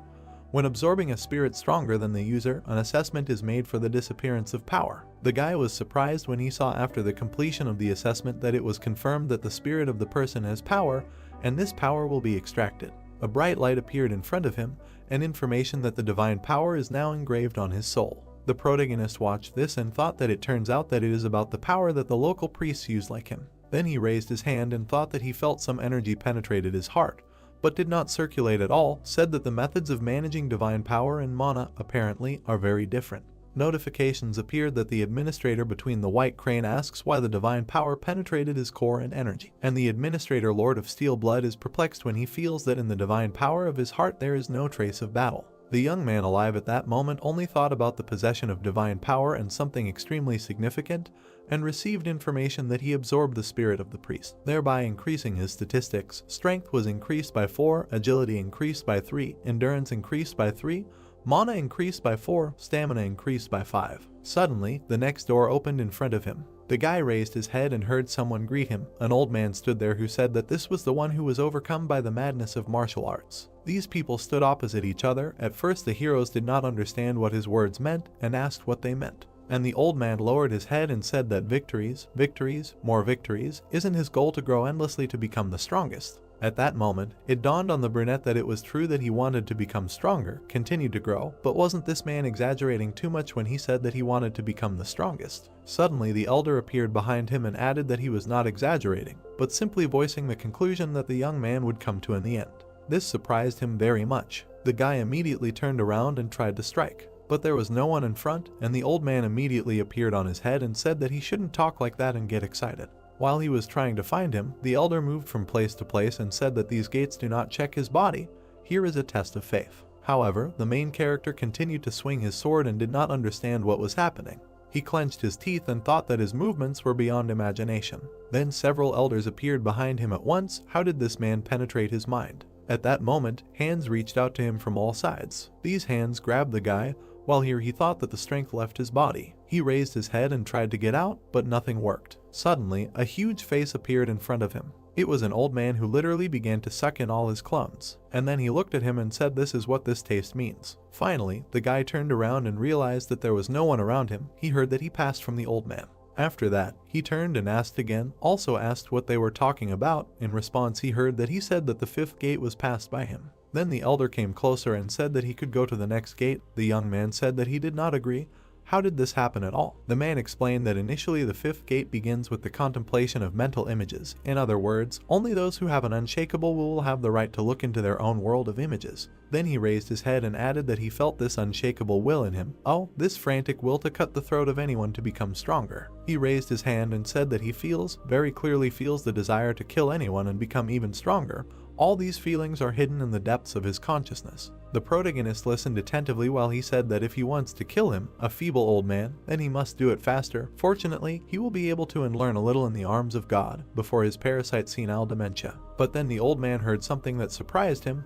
The young man said that he will not do this. Then he raised his head and asked why. And the guy came closer to him and explained that they had already said that the tests had been passed, so he saw no point in killing a person without any reason. Why ask about something so obvious? The elder listened to him and thought about it, said that this was indeed an unexpected turn for him. Then he came even closer and said that he thought he would have coped, even if he had officially given him the tests of the 5th to lie, but he repeated again, the tests had already been passed. Then he patted him on the shoulder and added that his friend could go further, wished him to successfully pass all the stages of the test. The guy looked at him and did so, went forward, but suddenly it dawned on him. It was as if the main character found himself in some kind of emptiness. There was darkness around him, and the surface of the mirror was swallowed by the darkness, and soon he found himself in a void where there was not a glimmer of light.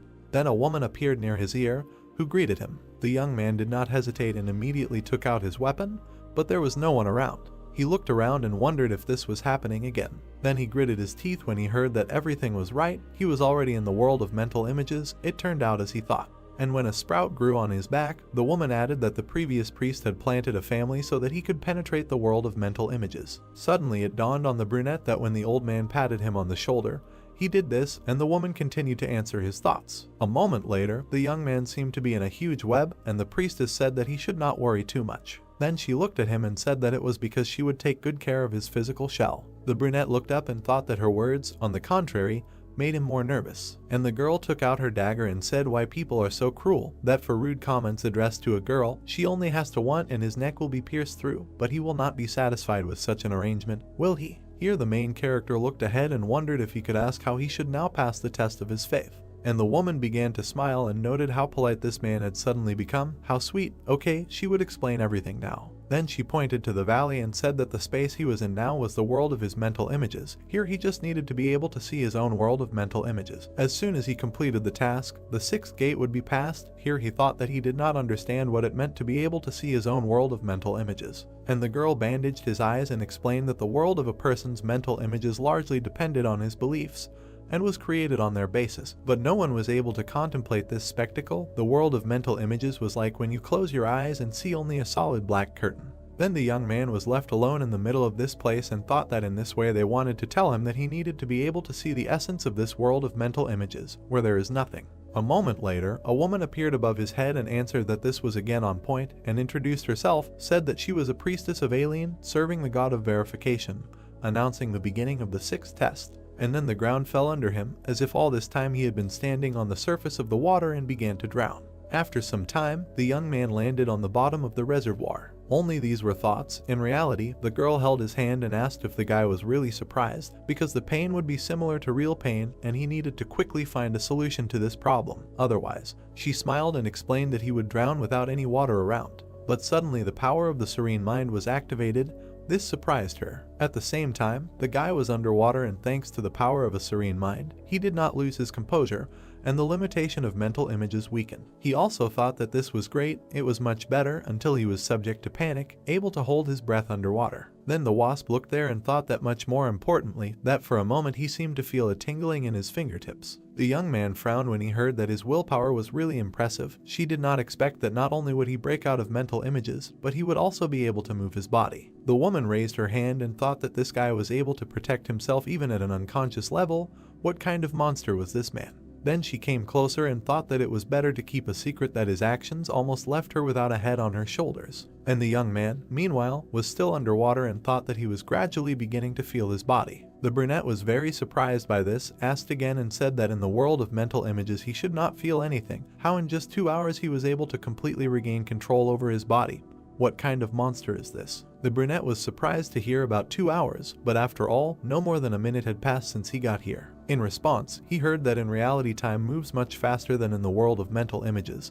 This news also surprised him and made him think that it was very dangerous. If he spent more than part of the remaining time from the allotted 7 days in this 6th gate, he could die from the penalty for failing the test. Immediately after, he tried to surface and thought that he needed to see the world of mental images as soon as possible. His eyes at that moment began to change color, and his thoughts were such that if he could again feel his body through the use of the power of the serene mind, then it meant that activating this skill was also possible. Then the guy spread his hands and activated the skill of the eyes of the fire dragon. He raised his head and thought that he finally saw. There was something on him that looked like a huge whirlpool. The water at that very second began to diverge in different directions, freeing up space for him to pass, while the brunette was thinking whether he should call what he saw a sea of blood. The priestess watched all this and did not understand what was happening. It was some kind of nonsense for her. How is this even possible? Why did the world of mental images open up to him? At the same time, his body in the real world was also moving. A sword appeared in his hands. After that, the girl stepped back and answered that she had a question. Is this really a person? Why did steel wings appear behind his back? He needed these steel wings in order to fly up in a parallel world, so he had to activate this skill. The young man literally flew up into the sky in a split second and found himself at the top. Some time passed, the guy flew over the world of mental images and thought that he saw it with the help of the eye of the fire dragon, although he did not have a single guess what this means at all, but the surrounding environment looks extremely ominous and alarming. Finally, some circles with a large number of swords appeared in front of him, and the young man looked at them and tried to understand what it was. But it was also decided not to waste time and stretch out his hand forward. A moment later, he grabbed one of the swords, and immediately after, he landed on the ground with a loud roar. Everything around him began to collapse. The young man raised his head and looked ahead. In front of him was a priestess, to whom the guy immediately asked if this was all his doing. That's what he heard. Why does her world look like this? Notifications from the administrator also began to appear. The Sword of the White Crane is glad that the main character woke up. The administrator Lord of Steel Blood choked with relief that he came to his senses, and the administrator Hero of the Destroyed World, and the task is that he woke up faster than he thought. Therefore, the young man went forward and said that it turns out he was able to pass the test of faith. How is this even connected with faith? And the woman looked at him and answered that the test of faith is the path to recognizing oneself. Of course, the brunette immediately asked again. So the girl led him to the mirror and answered that it was amazing that people themselves did not really understand what they believed in, and never even tried to think about what exactly they believed in. The purpose of testing this gate was to encounter the world of mental images created through the processes of faith, thinking, and action. And as he walked down the corridor, she added that he would overcome his miserable past and become stronger without losing his humanity. That's what she read in his world of mental images. Everything is very simple and clear, isn't it? Then she added to the woman that even having such simple desires and thoughts, remaining faithful to them at the same time is a different story. When the guy finally opened the next door, she wished him luck and said that this adventurer did not look like a person at all. The brunette meanwhile had practically moved into a new room. Something like space appeared through the front and a notification that he had reached the 7th gate. There was some kind of core filled with energy and electricity in front of him. It was so incredible that the young man could not take his eyes off it. And then this core turned into his reflection of the eye. It turned out that it was the god of verification who was watching him. Immediately, memories of the priestess who said that no one had yet managed to pass the 7th gate popped into his head. Then the young man landed on one knee with a crash and did not understand what had happened. He exhaled and realized that everything was going wrong. It looked more like something else. Suddenly, a huge snake appeared in front of him. The situation was similar to when I encountered something insurmountable. Camillo's body and completely refused to take any steps to survive. Then he felt very hot, and the thoughts were that an eye had simply appeared in front of him, and it really was a god. The young man clenched his teeth and said that he would never do this again. And in his head were thoughts and memories of the death of his parents. As a very young man, he sat at home and cried. Because of these memories, the protagonist took out his weapon and began to scream frantically. Then he stuck his sword into his own palm, activated the skill Ashen Blood. All types of pain caused to the user decreased by 17%. And the young man continued to mutilate himself and screamed that he was not going to helplessly stand and watch as he was trampled here. And as soon as he pulled the dagger out of his palm, he thought that he lived to break through any trials that fell to his lot. After he looked around and thought that he was sure that this training place was built exactly on this principle. New snowy teeth and decided that although they do not know whether he will be able to wake up that pupil at all, however, if there is at least a small chance, then he must try it.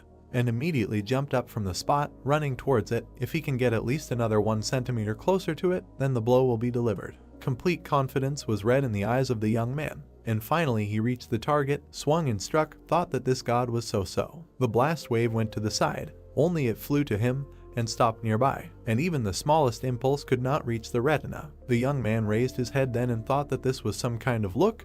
Any such nonsense bothers him.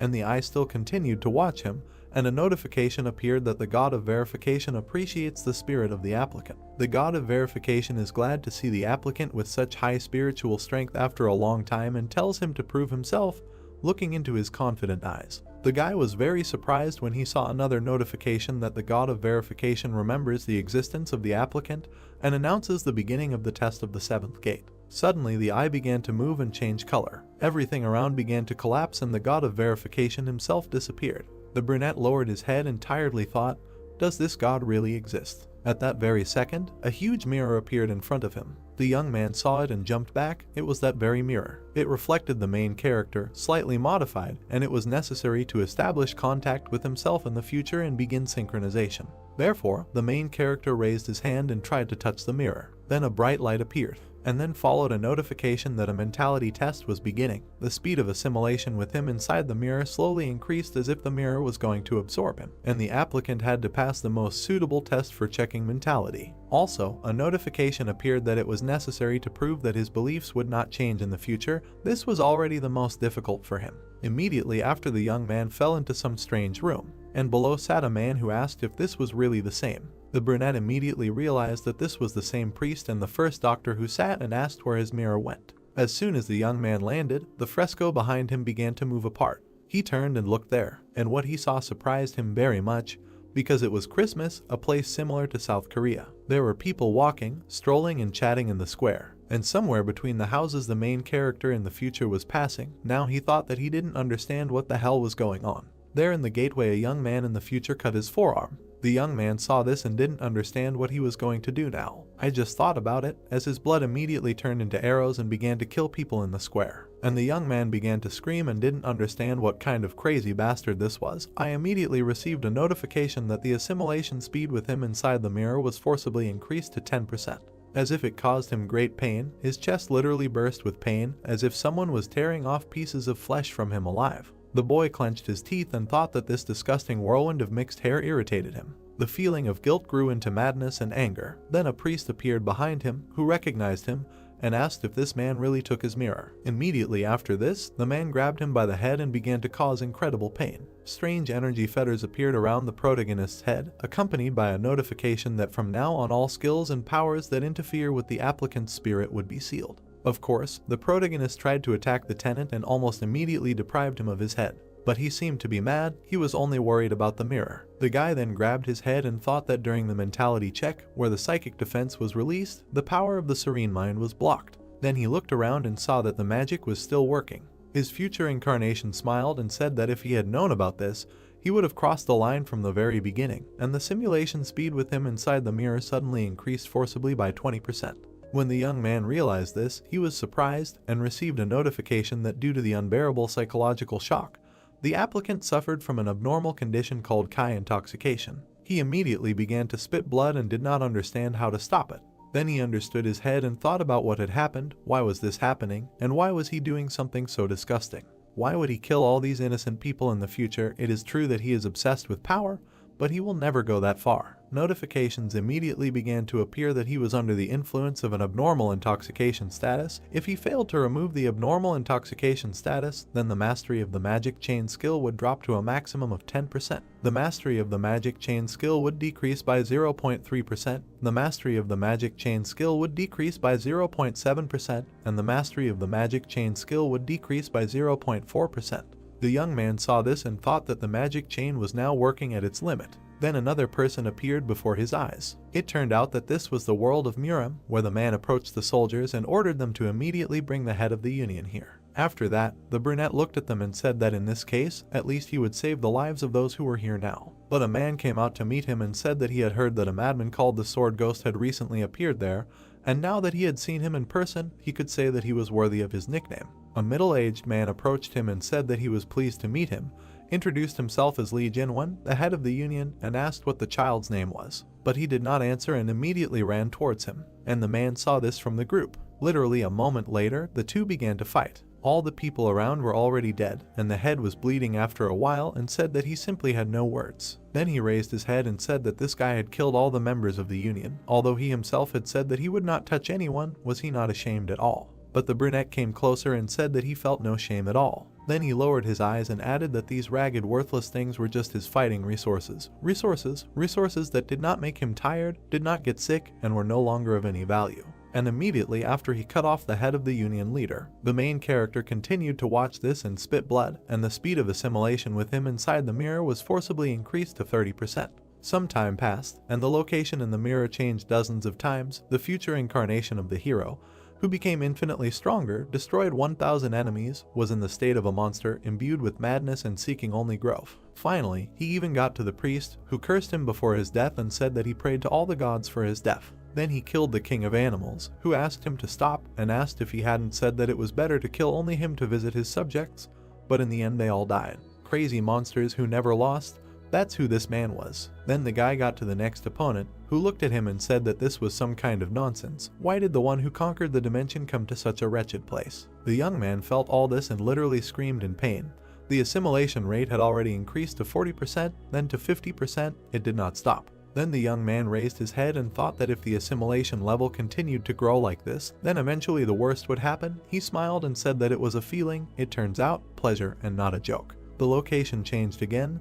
There was a bright flash of light. People burst into some room, kicking down the door. A man who looked like a cyborg entered and said that the one who commits such inhumane actions and really thinks to remain unpunished. The future incarnation of the main character stood there and had already killed one person. A brunette was standing nearby, and when she lowered her head she asked why this man was doing this. She could not cope with tears and screamed for what reason she was killing innocent people, to become stronger, for what? The young man turned around and asked again about the reason, and then asked why ask about the obvious. He immediately threw the corpse on the ground. Then he smiled and said that he was killing them because they were the raw material for his growth. The man approached him and asked if he would know that he had the ability to control lightning. Then he frowned and said that in such weather he had better prepare himself and give up the ghost. He pounced on the young man and ordered him to die, calling him a demonic spawn.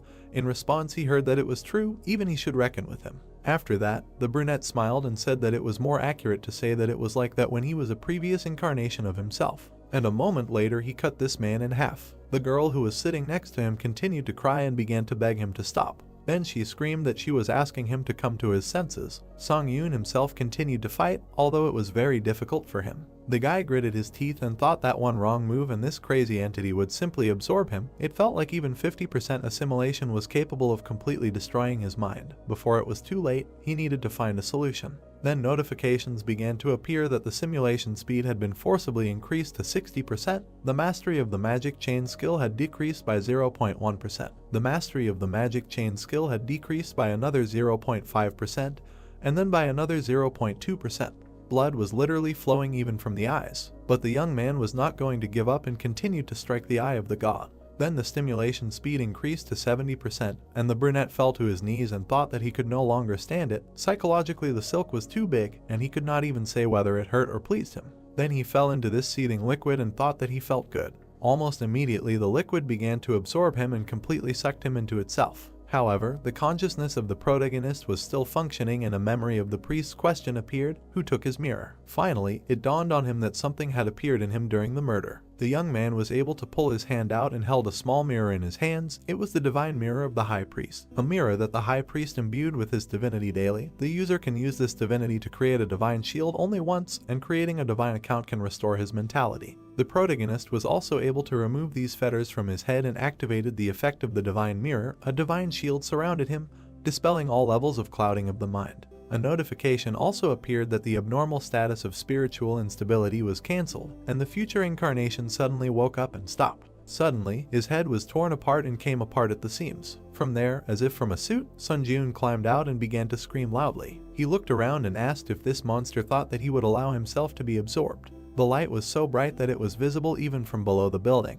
Then the protagonist received the achievement of Steel Spirit and endurance was increased by 1. Finally, the mirror broke and shattered into pieces. The young man proved that his beliefs remained unchanged. The mentality check was completed. He was surprised and thought that he had been standing here all this time. Comments from the administrator began to appear. For example, the Lord of Steel Blood felt a sense of relief that the contractor had overcome a critical obstacle. The administrator of the hero of the destroyed world laughed. They say that he could not even think of the method he used, and the administrator of the White Crane Sword was very glad that the guy's condition had stabilized. And while the brunette was falling down, the god of verification was satisfied with the results of the applicant's check. The god wanted to see him personally and forcibly summoned him to his land. The adventurer raised his head and thought, "What kind of holy land is this?" and a forced summoning. Then there were notifications that the god of verification temporarily concentrated power in his hands. Using divine power in the test tower, all administrators associated with the applicant will be forced to stop monitoring the tests. And also, while the main character continued to climb up, the test tower allowed him to be called on the condition that his personal safety would be ensured. Then he entered the sacred abode of the god of verification. For some time, the brunette did not understand what was happening and just screamed. Finally, he found himself in some strange place and did not understand what it was. A bright light appeared ahead, and from there a human silhouette flew out. This image approached him and asked who it was, why divine power was felt from him. Apparently it was the god of verification. The man flew even closer and said that it was not necessary to drill him with a look. In any case, now he will not see anything except foggy outlines. Now that they met him in person, he sees that this person is extremely heterogeneous. It turns out this pseudo-deity was created by the tower. The brunette looked at him and said that he had no idea what the term pseudo-deity meant. The god of verification then lowered his head and explained that in the tower they are also called administrators. Asks if this guy is a being who received quasi-divine status under a contract with the tower. In response, he heard that the young men are not an administrator, just a candidate, disassembling the tower. Then the god said something that surprised the main character very much, or rather that in fact, it differs from other pseudo-deities, has its own divine power. The man also added that he had not looked into the tower for a long time, and it turns out that a lot of interesting things happened in it. Asked if the main character realizes that it is impossible to create something real with the power of a pseudo deity. And then he added that being an apostle of a pseudo deity, he created a real thing. It is clear, the candidate is clearly an unusual creature. The brunette still did not understand what was happening. He remembered one of the priests and thought that it sounded like he had done something great, but in reality he had just accidentally obtained divine power after killing that man, and asked if it was true or if divine power was that important. God told him that he had extracted divinity himself and didn't know it had he done the extraction process, completely removing the traces of God. Not because he knew everything. The man became wary and said that he could see from his face that he had no idea what divine power was. Finally, the boy raised his head and said that he had just accidentally obtained it. God continued to fly in the sky and replied that even if it was a fake, a reproduced tower, then such a result could only be obtained from the divine power given to the future apostle by God. But how did this boy manage to stroke this power, completely erase the traces of God? He also said that even if his actions were unconscious, it was not by chance that he extracted Chiron's divine power. I feel that there is a reason here, therefore a connection. Now the boy was very surprised. And when God added that it was absolutely clear that the testing tower expected a lot from him, he immediately understood everything and thought that the testing tower was pinning its hopes on the average president. For some time, the two looked at each other. Then God turned away and said that he had made a mistake. Seeing the anger of the tower, one could safely say that this information cannot be disclosed, so it was time to say goodbye. He would definitely watch him from heaven. The brunette immediately raised his hand and began to shout that he still had many questions. Why did he become such a monster in the future? What else is divinity? And what did he mean by causality? But it was too late and his body began to fall down. Nevertheless, God lowered his head and said that it seemed that this man had looked too deeply into his future. When he peers into the void also peers into him. The same thing happened when the boy tore apart his future incarnation. The void is always looking for a gap through which it can penetrate his mind. This is what he should beware of. Immediately after what was said, the young man grabbed his head and heard that he would soon return to where he came from. Then he listened to him attentively and raised his head. Then he shouted if the god could talk to him a little more. But the man looked at him and replied that unfortunately, this was the end of their conversation. No matter what god was in front of him, the tower was a creature that was not easy to deal with, so nothing could be done about it. If he visited the temple of testing in the future, then perhaps he could shed light on his questions. But at parting he would give him one last piece of advice, not to trust other gods, now they would consider him an enemy. Congratulations notifications immediately began to appear. They had overcome the 11th floor of the test tower. As a reward for breaking through, an ancient mirror about testing would be sent to his inventory. As a reward for breaking through, 70,000 points were awarded. As a reward for breaking through, 3,000 were awarded, and another 1,500. The movement to the waiting room was started. The young man landed there and for some time tried to comprehend what was happening. He thought about it, thought about God and about the creature that happened to her before him, told him more than everything he had heard so far, especially the words about how even if his actions were unconscious, that he had extracted divine power, not by chance. I feel that there is a reason here, therefore a connection. Then the protagonist imagined the tower and thought that it was by the will of the tower that divine power was extracted and acquired as power. He assumes that this is the reason. Besides, he said that the tower has high hopes for him, an ordinary applicant, and that he concluded a contract as an administrator in an apostolic agreement, and that divine power was extracted as power from the spirit. Let's assume that everything was done with the submission of the tower. Immediately, priests began to emerge in his memories, and the question is, what are the intentions of the tower that does all this? The guy frowned and began to list all this in his head: the apostolic agreement, divinity, and also the creation of the present, and the words of the God of verification that you should not trust other gods. He sat down on the bed and said that he didn't understand a thing. He lowered his head and thought that what consoled him a little was the fact that even if the gods were hostile, they couldn't touch him as long as he was protected by the tower. Notifications began to appear that the system had expanded. The Earth dimension had been registered as an official dimension for ascending the test tower. Thanks to the formal registration of ascension in dimensions, the Earth was somewhat protected from interdimensional invasion. When applicants from other dimensions now face a penalty when moving to the Earth dimension, as an advantage of formal registration of ascension in the tower, applicants who are not pioneers can also earn ore. The restrictions on observing the applicants' tests were lifted. The guy raised his head and saw that the administrators were talking to him again. The first administrator, Lord of Steel Blood, was relieved to see that the youth had returned and was safe, and the administrator, White Crane Sword, looked at him with tears in his eyes. Only then did he immediately remember the phrase of the god that all pseudo-deities are also called administrators. The guy realized that the administrators were also deities, and then it dawned on him that he probably shouldn't trust them. The young man began to bite his lip and think that in this situation no one could be trusted, and the situation was pretty disgusting. After some time, he moved and entered the world of Steel Blood. A blonde appeared in front of him, running towards him and asking if this guy was badly hurt. But instead of an answer, she received a blow from a sword. The girl dodged and didn't understand what was happening, and the young man lowered his head and turned to her. Then he looked into her eyes and asked if the administrator was right to collude with the tower and use it. The blonde grinned and thought that it looked like a side effect of the mentality check, and the guy continued to attack her and bit his own hand. Then he swung his sword, but missed. The girl raised her head and thought that this guy bit his own hand. She shouted that she needed to come to her senses. He was completely out of his mind right now. And the young man continued to attack and shouted that he connected the administrators and the tower. This was the only question that worried him. He looked up and said that they were trying to exploit the applicants in every possible way. The blonde jumped back and replied that what she was saying now was complete nonsense, so she swung and sent a counter blow, adding that she needed to regain her composure already. But the guy lowered his head and asked why he had been insisting for a while now that he should come to his senses. His eyes were filled with madness, and it was said that in fact now his brain is than ever. The administrator looked at him and understood what was happening, asked to stop. But it was too late. The brunette attacked her again. With one blow he cut the ground, when he heard that if you put all your strength into the blow. Only it was too late. The young man cut her house with one blow. The woman looked there and told him that he was big, and then he took out his sword. And in addition to it, a dozen other swords appeared, which were aimed at the young man. All of them flew sharply straight at him, but the guy managed to dodge and fought. Only then the blonde instantly appeared behind him and asked, "Where are you going?"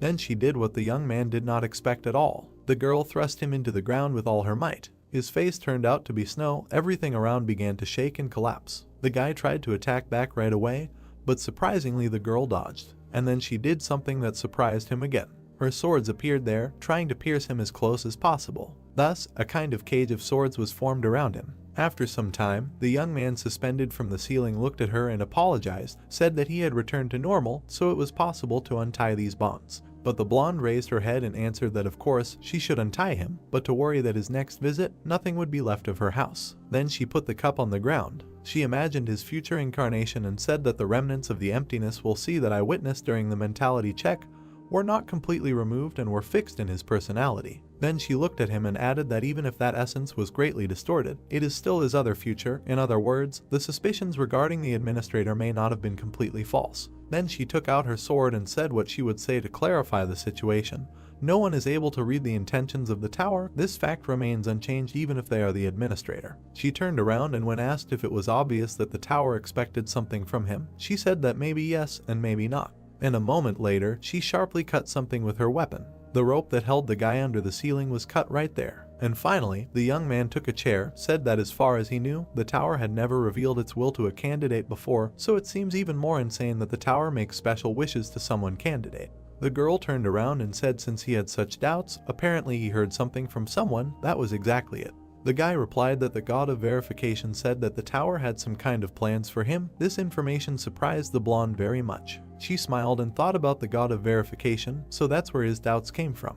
Then she stood up and said that as she had already said, she was also only a subordinate of the tower. At that moment the protagonist realized that, as expected, he would not be able to find out more about her. The girl came closer and said that she was glad that he liked the tea.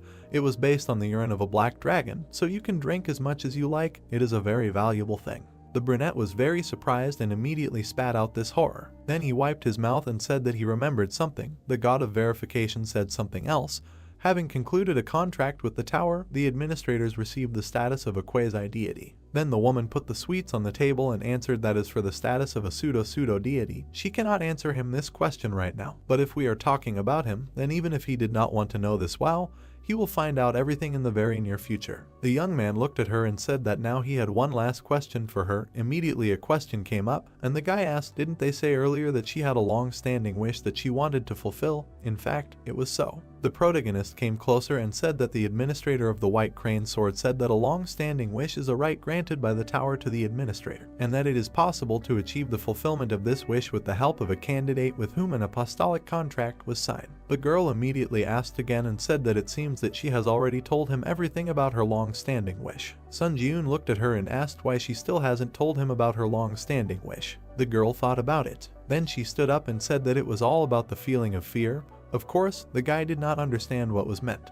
Then the woman turned around and added that he greatly underestimates himself, which resulted in an excessive obsession with growth. She looked down and said that that was why she thought that maybe, for the sake of growth, she could make him challenge the test related to her long-standing desire. To which you fly like a moth to a flame, she will not deny that she had no choice but to do so. And the guy heard this and was upset, said that he was a real mediocrity. Suddenly, the girl looked at him and replied that she did not know what meaning the word talent puts in, but she would soon understand how much he underestimated himself because the tests on the 12th floor are a fight with himself. This information surprised him very much, and then the main character teleported back to his room, thought about the gift. He imagined another candidate and thought that these God-given qualities that cannot be changed after birth, and which in the world of hunters are divided into 3 categories: the acquisition of skills, an increase in statistics, and the awakening of a unique characteristic, the so-called 3 main qualities of a hunter. He also thought that he was not destined to be born with one of these qualities, skills were not acquired, statistics did not increase, and the unique characteristic did not appear, as if he was left alone in the middle of a dark room without the ability to fight. The guy also thought that many things in his life had changed since he entered the testing tower, but this fact does not change the fact that a talentless guy who demonstrated growth only thanks to unique characteristics. And when he imagined the sword, he thought that the Lord of Steel Blood was clearly mistaken, saying that he has talent. For some time, the young man sat on the bed and thought that if he had something like this, he would also be a famous hunter without entering the territory of the tower. Memories of her words floated up in his head that he would soon understand how much he did not underestimate himself, because the tests on the 12th floor are a fight with himself. It turns out that he will have to meet the other side of himself. The tests on the 12th floor are tests in which he will have to win a duel with his own clone created by the tower. The protagonist activated the status window and said, "What's the point of sitting and thinking about it? This test is to look at yourself objectively. You can perceive it as an opportunity to improve your combat abilities." Then a potion appeared, and a characteristic for it. It was a potion to increase mastery of skills, a potion specially created by the tower for creatures with skills. When taken, you can arbitrarily increase the level of mastery of one of his skills by 10%. I thought that after that incident, this is one of the awards received from the Japanese government, potions that increase mastery. Now he had as many as 3 because the girl gave her potion. When the guy drank it, a notification appeared that he drank a potion to increase mastery, and you could choose a skill to increase mastery. His choice was mana management. The young man immediately imagined his energy and thought that the skill acquired during the hunt for the Lord, devouring asshole, during the test on the 10th floor, mana management, it is worth investing in, since this is the basis of all skills. At the same time, notifications appeared that the skill mastery of mana management increased by 10%, then by another 10%, and by another 10%. The young man also decided to look at the reward received on the 11th floor. It was an ancient verification mirror, a mirror that can only be obtained by applicants who have successfully passed the test given by the god of verification. When mana is placed in the mirror, you can activate the exclusive effect of residual thoughts once. Then he activated the skill of the fire dragon's eye and saw that despite the one-time limitation, he can acquire the skill contained in the residual thoughts, but at present the user cannot set which skill from the residual thoughts will be acquired. The god of verification changed some effects specifically for one applicant. And when the guy looked in the mirror, he thought about residual thoughts. Is it really about what he thought before? And the exclusive effect of the ancient verification mirror, residual thoughts, was activated. There was also a notification that residual thoughts and activated as an exclusive effect. Ancient mirror check, the skill contained in residual thoughts is acquired randomly. In front of him, a new icon appeared and information that the skill combat concentration was adopted, which is imbued with the combat experience of residual thoughts, but its mastery increases by 11%. The description is transcendental concentration, allowing you to concentrate to the limits of a combat situation. The effect is concentration can be increased arbitrarily. At present, concentration can be increased up to 20 times, but with peaceful use, this is accompanied by a corresponding amount of recoil. The young man smiled when he saw all this and said that this is a pretty useful skill. Immediately after this, several more notifications appeared that the theme of this test is overcoming boundaries. The 12th floor test begins. The remaining time is 48 hours. The condition for successfully completing the test will be kill your clown for a certain time. The condition of the right to pass the test is the death of the applicant or the expiration of a separate time. The reward for a successful breakthrough is the gray crown of the ancient emperor. The penalty in case of failure is death. A moment later, the main character found himself in some room. Immediately in front of him, energy began to accumulate, and information that the blessing granted by the god of darkness felt the evil minds of the nicknames in the ancient palace and creates warriors. Guards, now the attacker will have to think about how well he knows himself. His double appeared in front of him. The item the old tailcoat of the vampire count was duplicated. It was necessary to kill another self created by the god of darkness. Again, I remembered the blonde's words that the scale of self-reproduction does not end there, experience is also copied. In other words, his reproduced version will know all the strategies that he will use now, and his cloning even copies his talents. Opposite at that moment stood a clone of the main character. If he underestimates his talent, he will seriously suffer. Therefore, Sun Ji-eun decided not to languish and immediately attack, to check what will come of it and how gifted he is. The brunette looked at him again and thought, is it really the god of darkness again? Why so often encounters tasks called gods? His old enemy, should he call him his clone? And while the clone was approaching, I thought that he really looked so much like him that it turned his stomach inside out. And I also remembered the blonde's words and thought that on the recommendation of the aunt of the rest of the blood, I spent a question ticket and received additional information. He continued to look at him and thought that he had specifically learned that there was only one item that a clone could duplicate.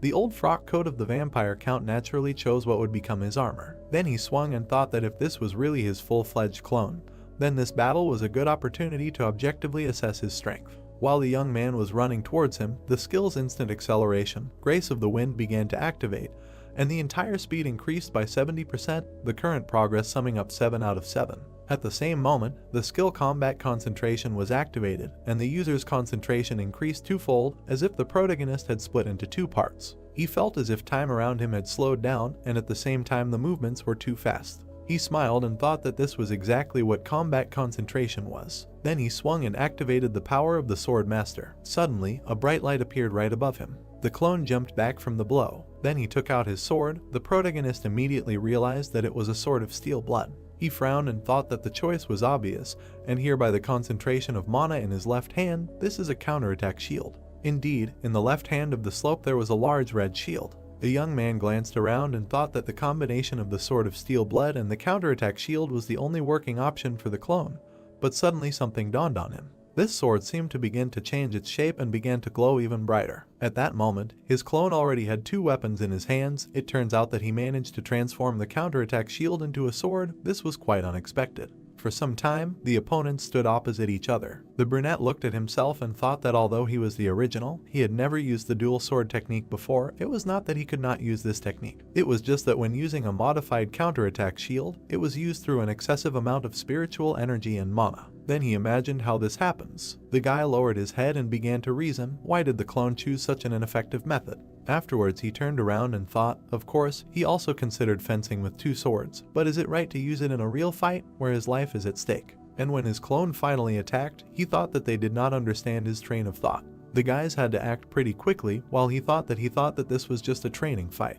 A moment later, the guys clashed in battle, moving from place to place. It was at this moment that the main character realized that, although barely perceptible, but in terms of pure skills, he was one step behind. But the clone continued to attack and seemed to be in the lead. Miraculously, the brunette managed to dodge and did not understand why this was happening. And while he was falling to the ground, he thought maybe it was all about his indomitable will. If we recall this skill, the mastery was 27%. The description is a symbol of those who challenge the impossible to the end. Do not give in to despair. The main effect is when facing an opponent stronger than the user. Physical and ability and concentration are significantly increased. Additional effects are when activating the skill, it becomes easier to achieve enlightenment, and the ability to mental defense is enhanced. The brunette continued to fight and thought that at present he was significantly ahead of him in terms of the number of items.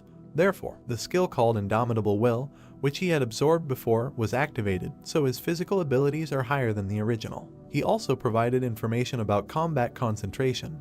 Mastery 11%, the description is Transcendental Concentration, allowing you to concentrate to the limits of a combat situation. The effect is that concentration can be increased arbitrarily. At present, concentration can be increased up to 20 times. But with excessive use, this is accompanied by a corresponding amount of recoil. He thought that if the clone maximizes his combat concentration and demonstrates a concentration that goes beyond imagination, then he will have a good chance of winning. And just at that moment the enemy began to attack even more actively. The young man again teethed and thought that the most serious problem is the fencing art used by him. The clone stood in front and was very confident in his victory. Suddenly he struck, and the young man thought that although it was clearly based on the technique of fencing on dual swords, but this is clearly a bastard's dream. And from one blow he flew back with incredible speed. The main character crushed the wall with his body, the blow was so strong. Then he got up and thought that he had no doubts, this sword was familiar to him. Behind the slope was the heavenly sword, the dragon Nemgun Hayek. He remembered their last battle and thought that although I saw that sword in action only once, I still clearly remember every detail. He also imagined his opponent and thought about his terrifying skill, like overpowering a god, before whom his skills turned into nothing, neither skills nor strength, but the most pure art. He also imagined a bright flash of light and thought that these techniques made him really think about whether they could exceed skills in general, as his teacher had told him before. Then he stood in a stance and thought since fencing and art are not skills, he believed that he would not be able to learn this. He also remembered the blonde's words that he would soon understand how much he underestimated himself. Then he lowered his head and thought that this was the very real talent that the steel-blooded lord had spoken of. While the clone was running towards him, a notification appeared that the user had encountered a strong opponent that he was having a hard time dealing with. So the indomitable will skill was activated. He thought that now the system determines that he is at a disadvantage, even though he is far ahead of him in terms of items. Why is this happening? The young man thought and gritted his teeth. Then he looked at his opponent and thought what was going on.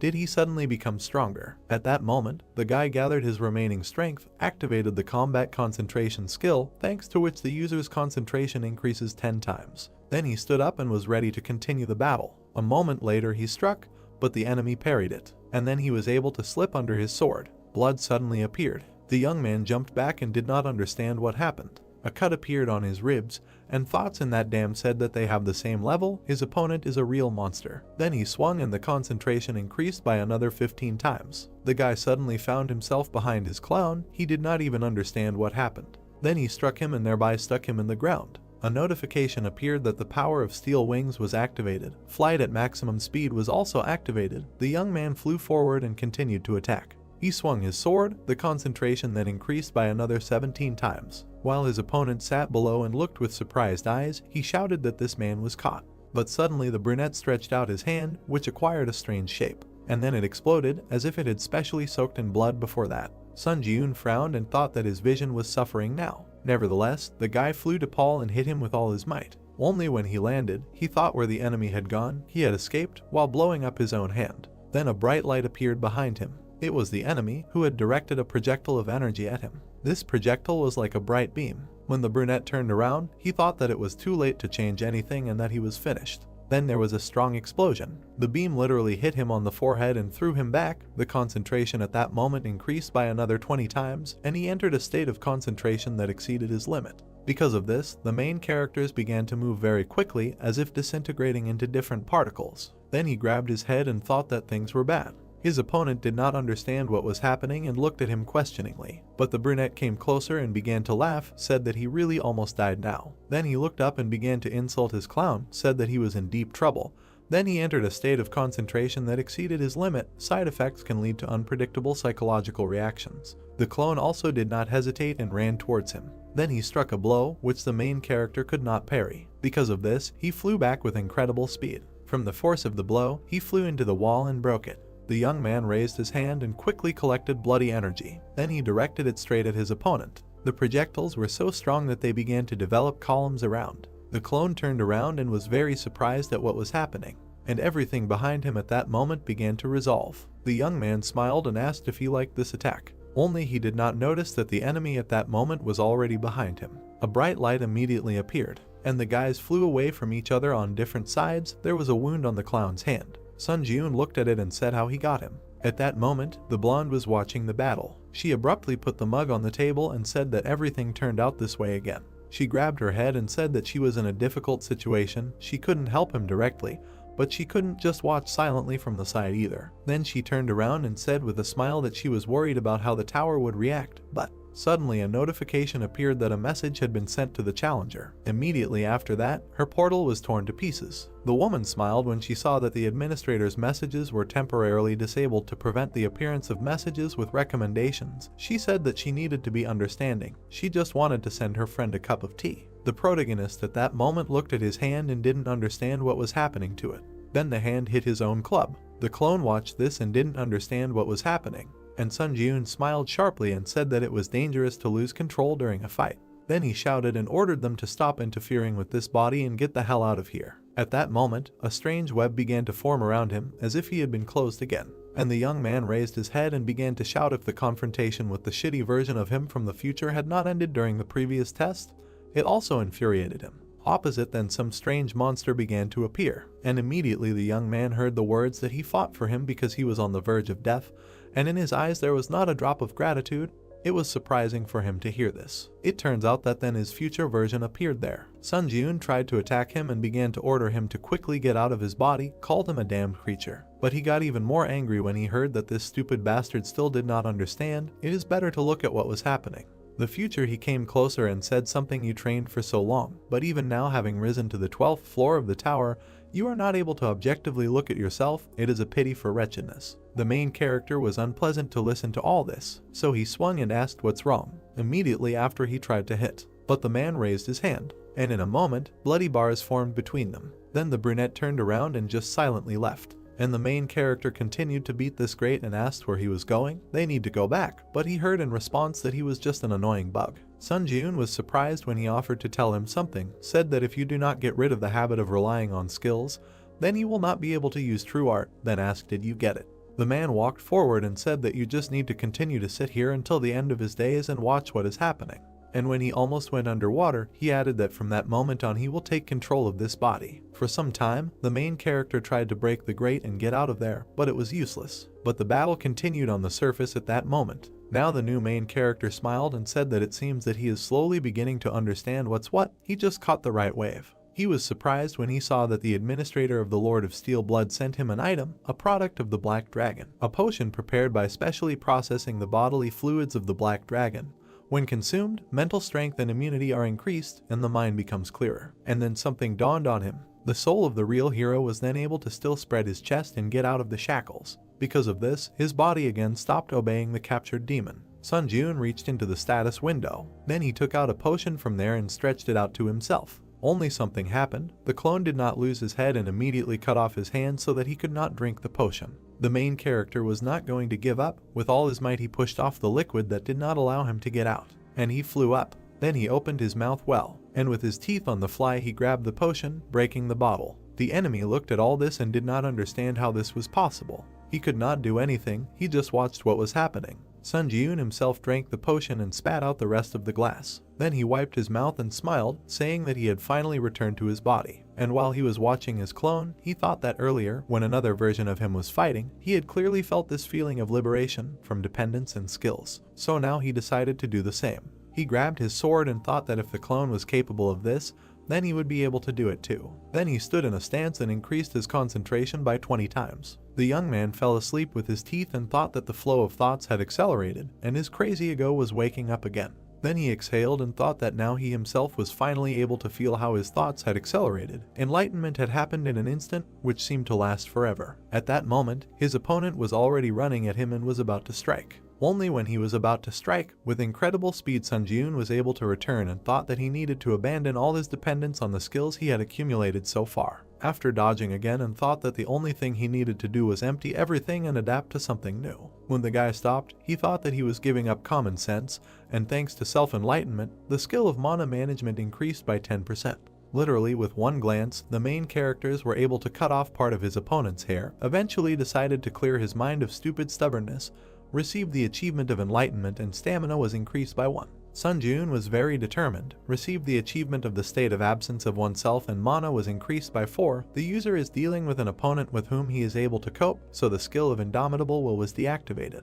This fact did not anger his clone. The young man himself was approaching him at that moment and swung again, thinking that from that moment everything would change by 180 degrees. While he was running, he calculated the trajectory of the attack, and with one blow he was able to split several stones at once in a round. Then he smiled and thought that he was now able to use the fencing art of the master, who had previously suppressed him with his power, a strange feeling. Then he continued to strike blow after blow. He frowned and thought that the highest speed using the grace of the wind and instant acceleration, it was now felt. Then he pushed off the ground and tried to attack, only the enemy was faster this time. He turned around and began to create some kind of field behind Sun Ji-eun. The young man at that moment lost his balance and did not realize what was happening.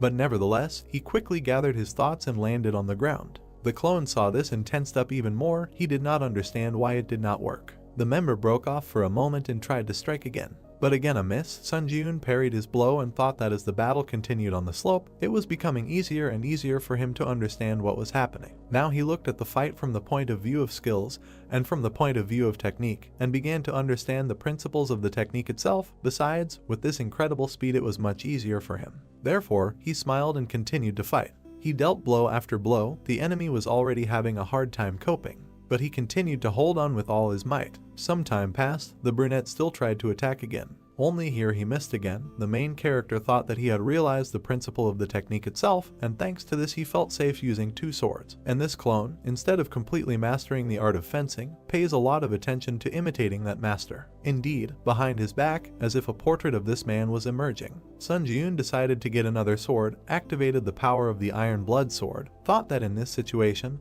thoughts of mistrust can weaken the released energy of the flame sword, capable of cutting everything in the world. And when he took it in his hand, he thought what it means. Practicing the fencing of this master, I should focus even more on strengthening the flame sword. In his hands were two weapons that predicted success for him. The battle continued for some time. The clone, although actively dodging, began to receive earlier. The Bloodseeker skill was activated, and literally with one movement in his hands activated another skill. In front of his opponent in an instant, several bloody spears appeared at once. All of them flew straight towards him. He looked around and realized that something needed to be corrected. Therefore, he pulled out his sword and tried to reflect the blow, which literally slid under his feet.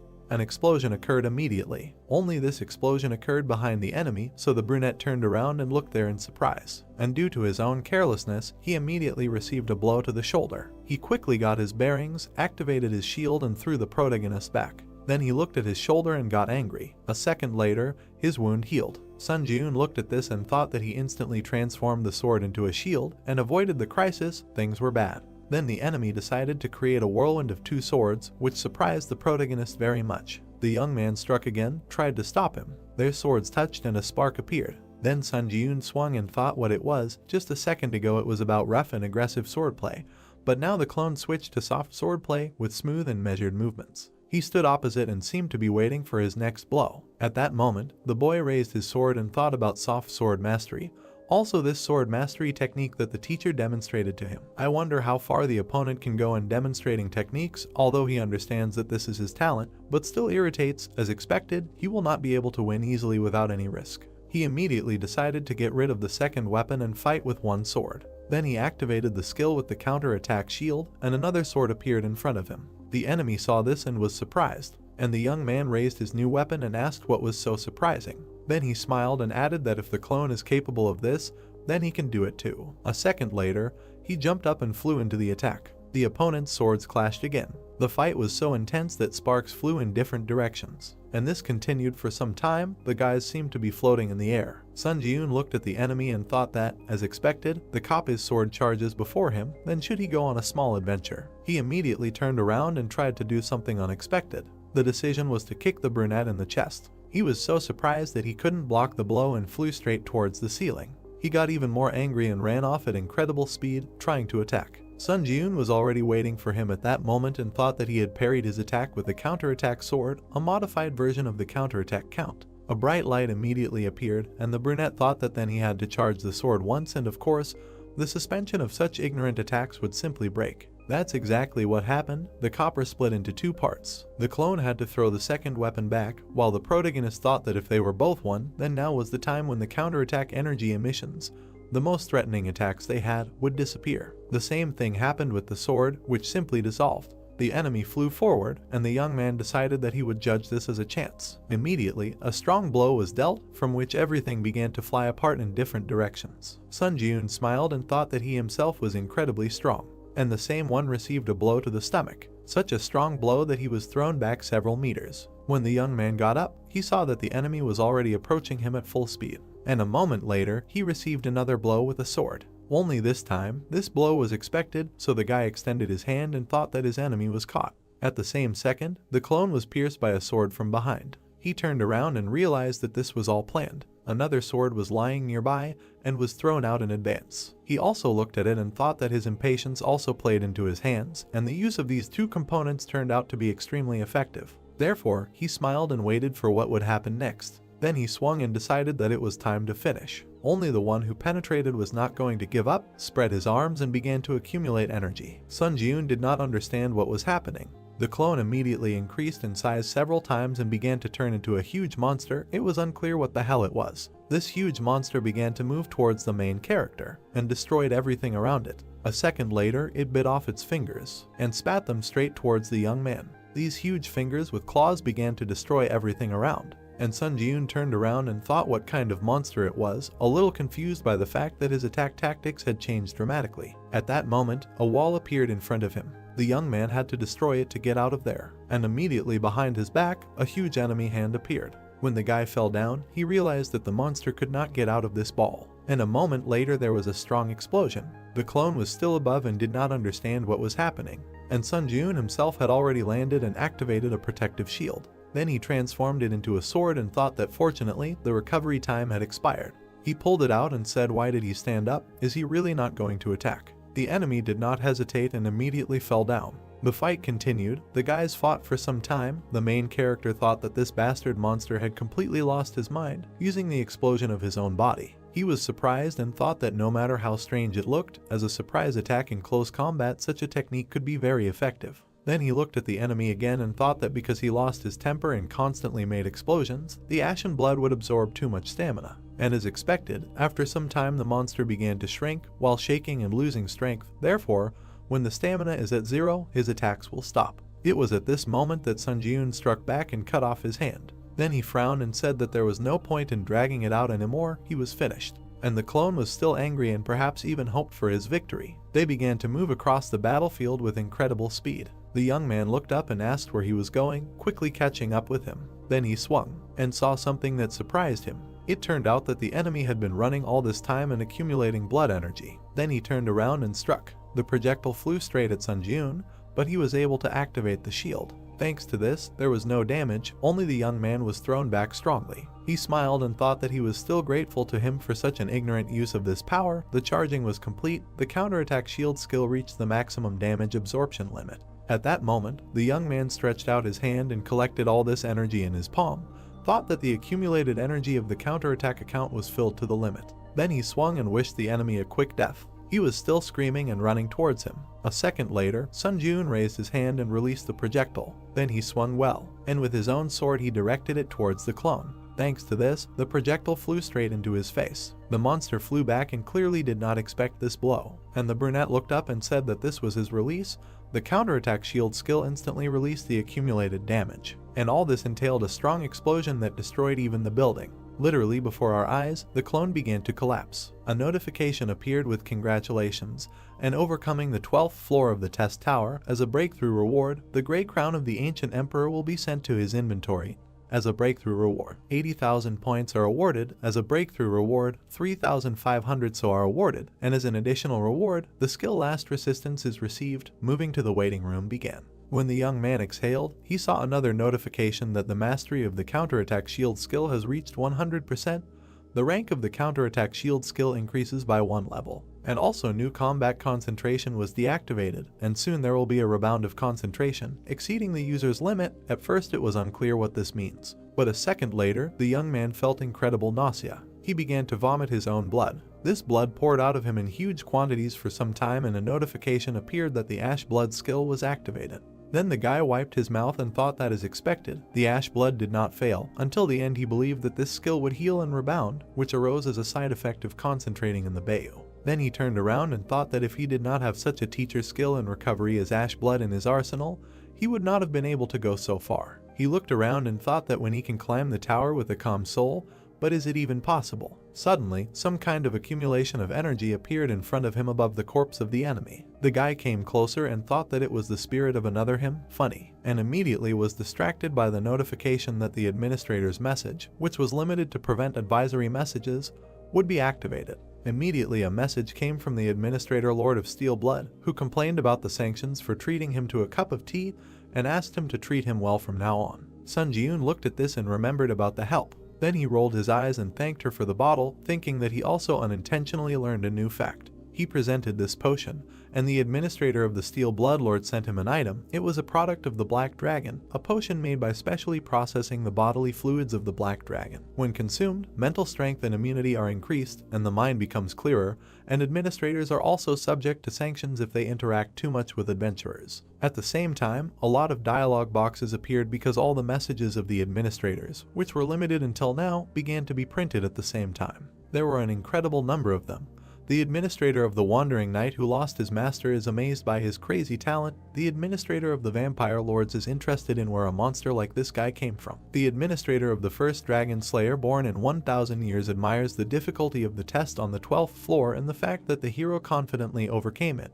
And many more messages. The boy read them and thought that there were so many administrators watching him. It was amazing. The messages kept coming and coming. The boy thought that some administrators were shocked by his talent and the difficulty level of the trial, saying that he looked like a monster, while others were reacting as if they were bored, asking if the challenger who was still only on the 12th floor was really there. Then something happened that surprised the protagonist. Notifications started appearing that the administrator servant of the Soul Holy Knight was looking at him. The administrator fallen heir of the Blood Demon Church was staring at you, and the administrator seeker of divinity was looking at him as if she was expecting something from him, but they began to dissolve.